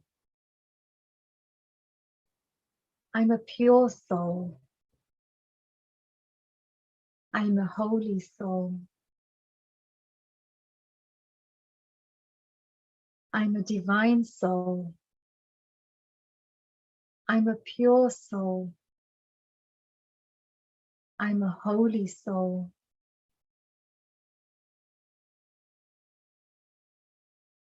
I'm a divine soul. I'm a pure soul. I'm a holy soul. I'm a divine soul. I'm a pure soul. I'm a holy soul. I'm a divine soul. I'm a pure soul. I'm a holy soul.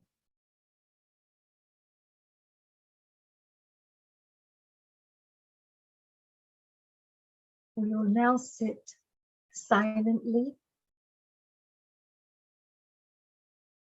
I'd like you to all concentrate on your Sahasrara chakra, on the top of your head. Think about where your crown chakra is.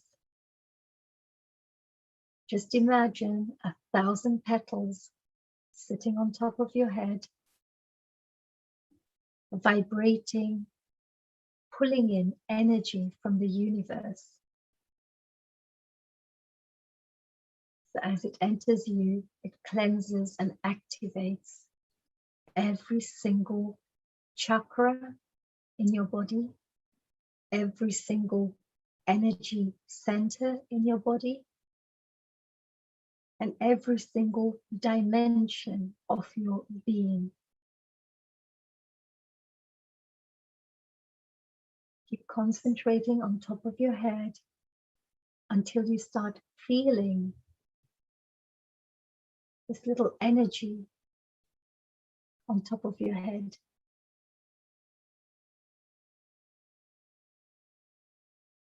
It may feel like little ants crawling on top of your head, or cold or warm air or so.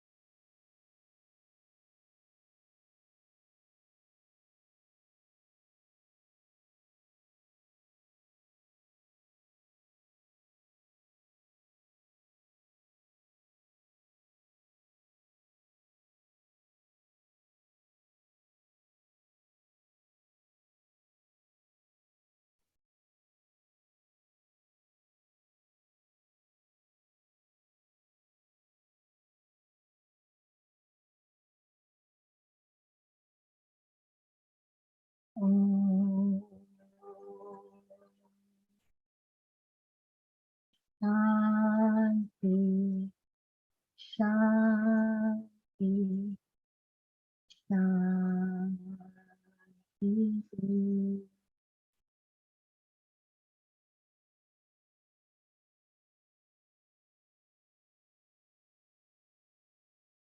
beautiful feeling that you're a divine soul, you're a pure soul,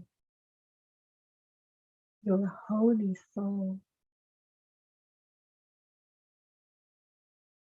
I want you to clear whatever was troubling you right at the beginning of this meditation, knowing that anything is possible and you're 100% responsible. You have all the solutions within you. And by clearing what's within you, you make room for more positive programs to be put into your subconscious mind, rather than limiting and negative beliefs.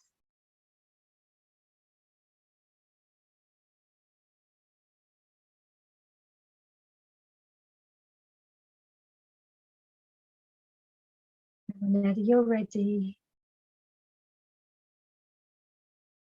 I'd like you to slowly open your eyes, come out of your meditation. Keep your eyes closed if you need to.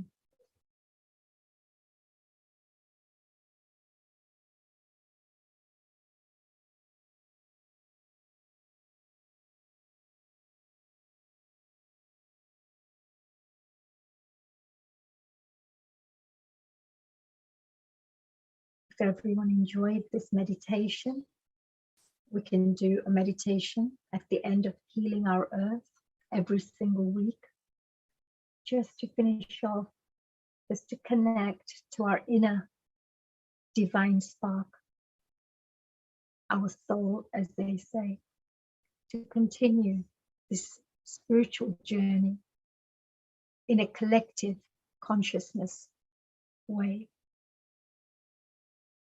And we can slowly increase the meditation time to make it comfortable until we reach around 20 to 25 minutes of silence.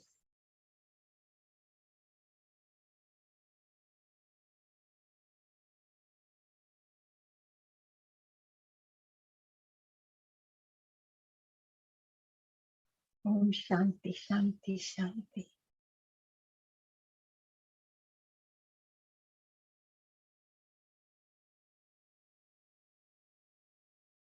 Oh, so how did everybody find that?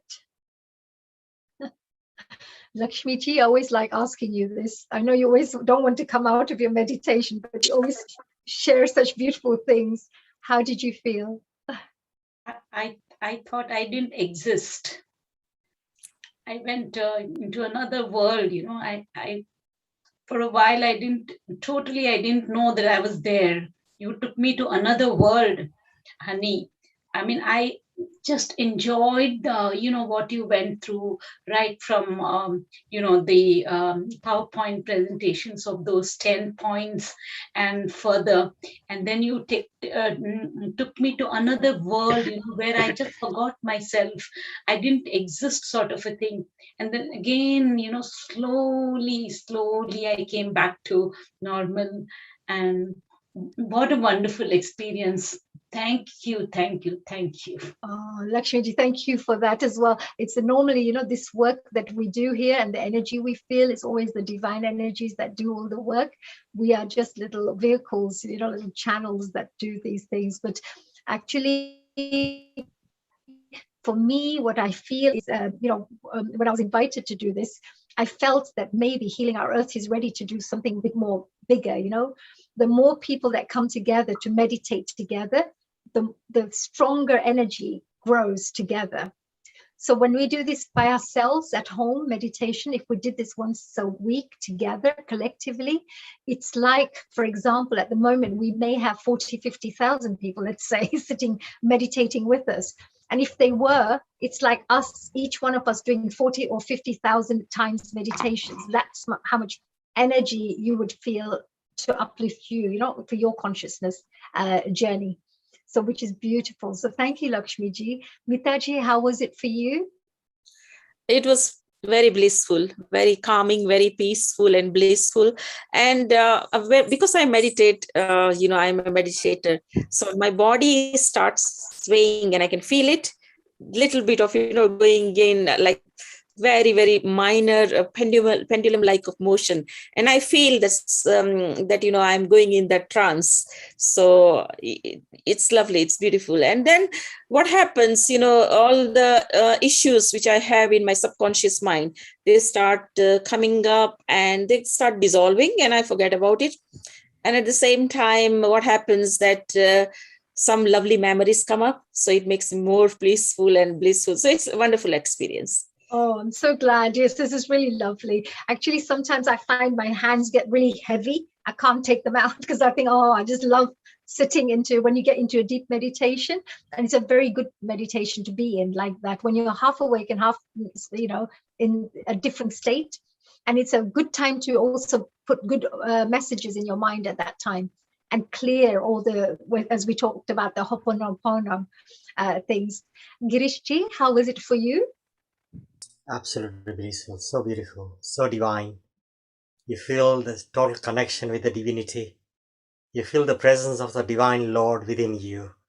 And you can feel that warmth and happiness and love.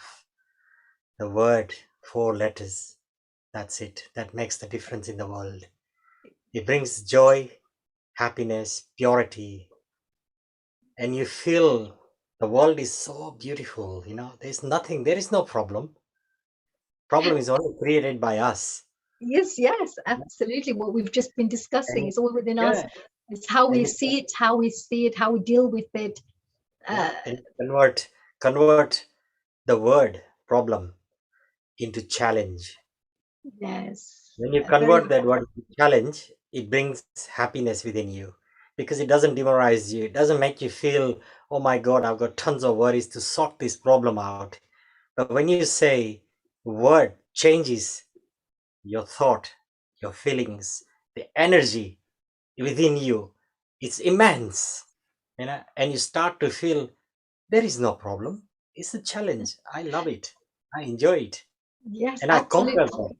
that. Yeah, and I conquer Absolutely. that. And conquering is a good part as well, to clean it completely. In the Ho'oponopono, we said, you know, right at the start, that when we talk about the challenges or whatever, these are just programs in us. If we clear those programs, it won't affect us anymore, you see. So it's a little program there's a charge, it's an energy charge in you that's creating the problem. And you'll find it'll be like a repetitive patterns. I've been through it, where you have certain issues that keep coming up, then it comes up again, it comes up again. That means you have to go back in, clear it up, as we say, and then you know you'll never have that same pattern again, you know, that repetitive. So it's very true. We all go through this growing process. And thank you for that, Girishji. Navarinita, how about you, my dear? Oh, it was wonderful. Sorry, can you hear me? Yeah. Yes, we can. Yes. Yeah. Because you're a regular yoga practitioner, so just would love to know your feeling. I think this is one area I'm still developing. I'm not up to that level yet, and I was really, you know, learning how you are guiding us. And one thing I must say is there was one thought which was bothering me for a very long time, and it used to keep coming back. And today I promised that I'm going to completely get rid of it. And I did that in the process when you are guiding us.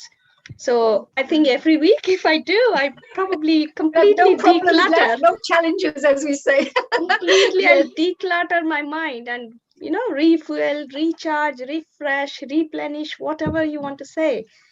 And it was super. I don't have words to describe. I have to practice more. I was a little bit fidgety in the end because I'm still getting used to it, but I will get there. No, that's brilliant. Actually, we do this half an hour every single week. We do. So it's always half an hour we do of silence, like 26 minutes roughly, with the mantra in the beginning and the mantra at the end. So about 25 to 26 minutes of silence. But by doing that half an hour, but we have to build to it so that the body stays, because the body at the moment is fidgety, wants to move around, the thoughts will start going. So you have to build it from 10 minutes to 15 minutes to 20 minutes over a period of time.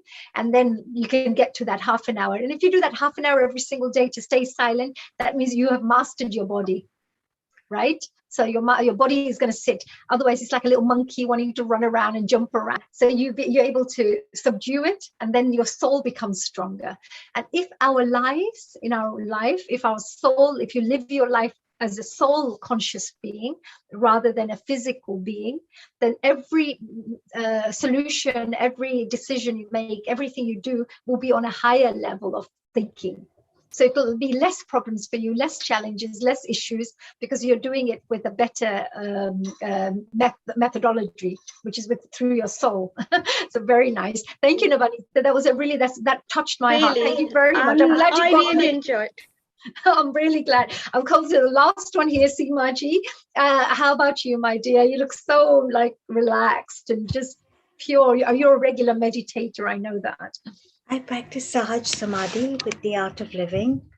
So this was a very different form of meditation for me, because I always piggyback on a Gupt mantra, on a silent mantra that has been handed down to me by my spiritual master, His Holiness Sri Ravi Shankarji. But having said that, it was a beautiful bowl of dessert for the soul to end the evening with this beautiful meditation. And it's funny that you brought up Ho'oponopono, because I've been exploring Joy Vitale and the course for the Ho'oponopono. You know, sometimes when you're aligned with the universe, it's so funny. Things just come up and then you get a confirmation again, puts it in place. And I have taken this as the confirmation, because I've been exploring, studying further with Joy Vitale and the Ho'oponopono, and it's been coming up on my feed. So Joe Vitale is very, very powerful. He's got really good things to teach and to share. And what you're saying, but you know, this is what we're saying, that we create our world.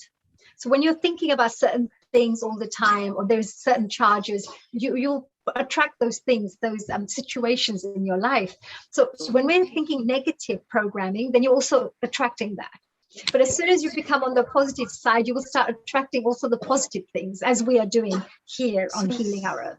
So it's really important that we watch our thoughts. Yes. And you know, honey, these meditations are fantastic. I've meditated with 100 and 200,000 people in the ashram. And it's so powerful that you can literally go into a state of turiya if you're there. So if we can do these collective meditations with Healing Our Earth, as you said, 50,000 people, can you imagine the amount of energies we can shift? Absolutely. And then what we would do is just normally I do a little prayer at the end where I do, you know, like because we pray for everybody who has joined as well. So, you know, so that we're actually sharing blessings and making sure that our intention is to help every person who's connecting with us to grow on a spiritual level. So, and to evolve as a human being. So if we finish off with a nice little prayer every single week as well, that prayer in itself will create a shift if there's enough people praying and meditating together. So you're absolutely right, you know. Collective meditation is a yagna. Yes, yes. That's yes, how it is. Wow, you It creates said so a shift in beautifully. energy. Yeah, I love that yagna bit. Yeah, because you're clearing, aren't you? Because in the yagna, you're taking away your negative energies, your negative thoughts, your negative situation. Sometimes you're praying for a certain result also. So in a way, it's like that you're clearing the energies, the path, which is causing the blocks in your life. You're clearing those.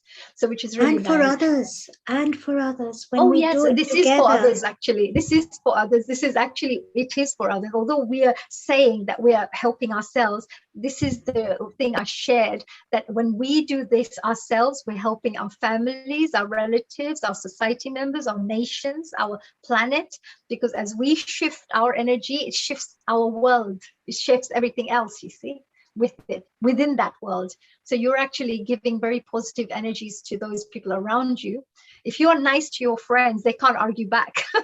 So then they'll have to be nice to you, right? And then that shifts another thing, and another shift. Then that means then you start being nicer with each other, start going out together. Then you have a better social life. Then you have a better, so it will shift with that one positive energy that you start off with. So it changes your whole future. So it's a very powerful. I'm really glad everybody joined us today. I just wanted to thank also those people who joined today. It was a little taster. It was a little introduction to what we could do every single week, where perhaps we could do half an hour of some teachings, of like we did the Ho'oponopono, something like that, some new thing that we can learn every week to improve ourselves. And then maybe half an hour concentrating on our meditation and our prayers, just to make this world a better place, and helping our spiritual growth as well at the same time. So which is great. So with that, I just wanted to say that we're coming to the end of our Healing Our Earth special meditation and yoga session and event. I wanted to say a very big thank you to these wonderful people, from Lakshmi ji to Mita ji, Seema ji, Navanita ji, Girish ji, all of these people who came and joined us for our special panel discussions through the meditation as well, and being wonderful guinea pigs of mine for today to practice the meditation, which was really wonderful. And the rest of you as well, all the global people out there, audiences who are watching this right now, if you enjoyed the meditation, please send us your messages, share those messages on our social media. We have, of course, Twitter, we've got Facebook, we've got Instagram, we've got YouTube. If you share that, then we will be able to, if we have enough response, then we'll be able to do this on a regular basis. So with that, from Honey Kalaria, I'd like to say we're coming almost up to our 100th event in the next couple of weeks. Next week, I just wanted to say we have a special program as well, which is the COVID program. So here it is on the screen, just reminding you the COVID special is taking place on Sunday, 12th of September from 2 to 7 p.m. as always. And in the future, we have some other events happening as well. I believe on the on the 19th of September, we have the vegan and vegetarian kitchen, which I think Seema is going to love, and so am I, because we love that little vegan kitchens. So the vegan and vegetarian kitchen, you don't want to miss that, because you're going to get some really amazing recipes to improve.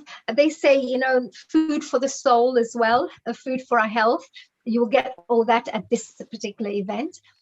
And in the future, we also have the Diwali on the Trafalgar Square, which is on Saturday, 23rd of October. That is, of course, brought to you by the Mayor of London. Neil Kumar has always been, for many years, one of the leading people organizing these events with the Mayor of London, and, of course, the Diwali committee, the Diwali in London committee.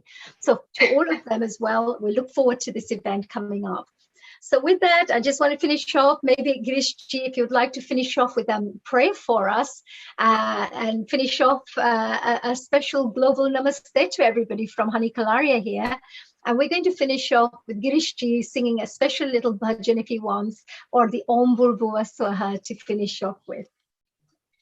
Thank you.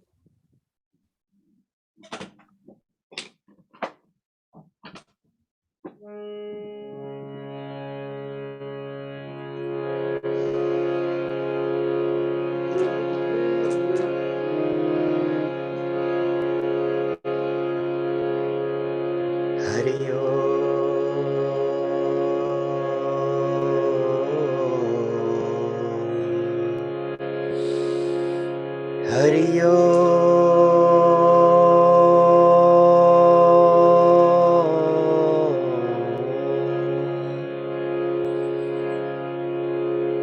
Om Bhurvuvah Swaha Tatsaviturvarenyam Bhargo Devasya Dhimahi Dhiyo Yonah Prachodayat.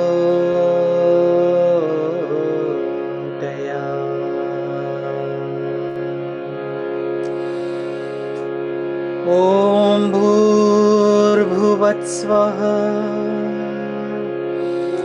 तत्सवितुर्वरेण्यं भर्गो देवस्य धीमहि धियो यो न प्रचोदयात्। ॐ भूर्भुवत्स्वः तत्सवितुर्वरेण्यं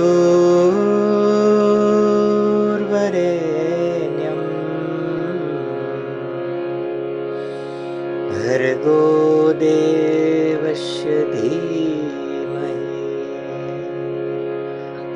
धियो यो न प्रचोदयात्।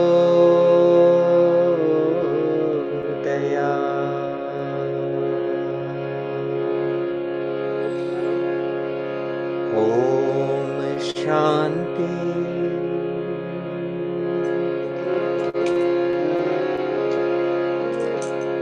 ॐ शान्ति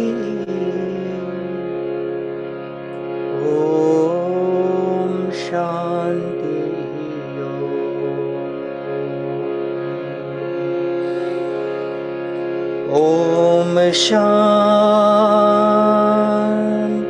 ॐ शान्ति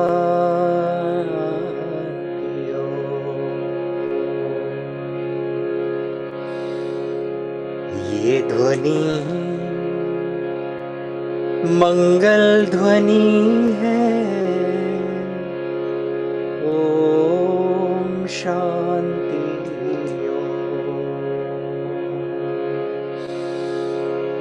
ओम शांति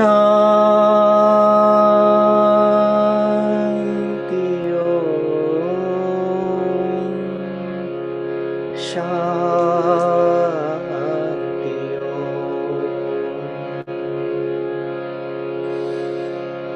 बड़ा है सुख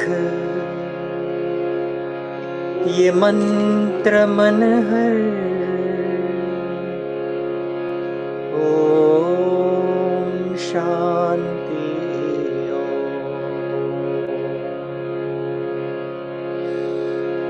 ओम शांति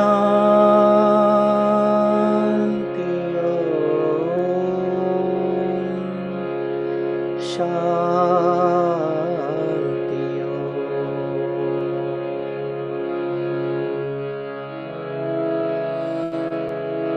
असतो मा सत्कमय तमसो मा ज्योतिर्गमय मृत्योर्मा अमृतं गमय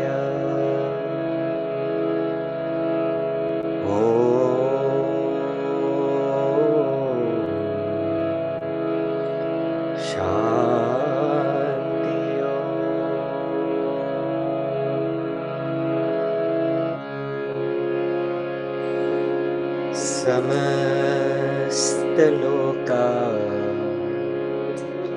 सुखिनो भवन्तु समस्त लोका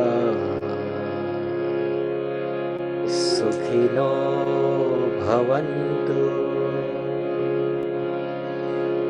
समस्त लोका सुखिनो भवन्तु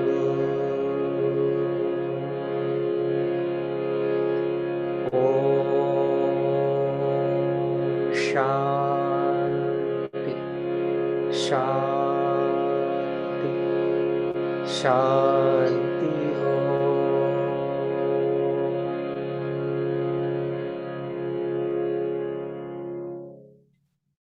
Thank you, Girish ji. That was absolutely beautiful. Really, really beautiful. So serene. and so divine. Thank you. And with that, to all our global audiences, just wanted to say a big global namaste to everyone who's watching from any part of the world, because we're going from Hong Kong to India to Africa to USA to Spain and all sorts of places. I just wanted to say Europe. So just wanted to say global namaste to every single person out there. Join us next week from Honey Kalaria and the whole of the Healing Hour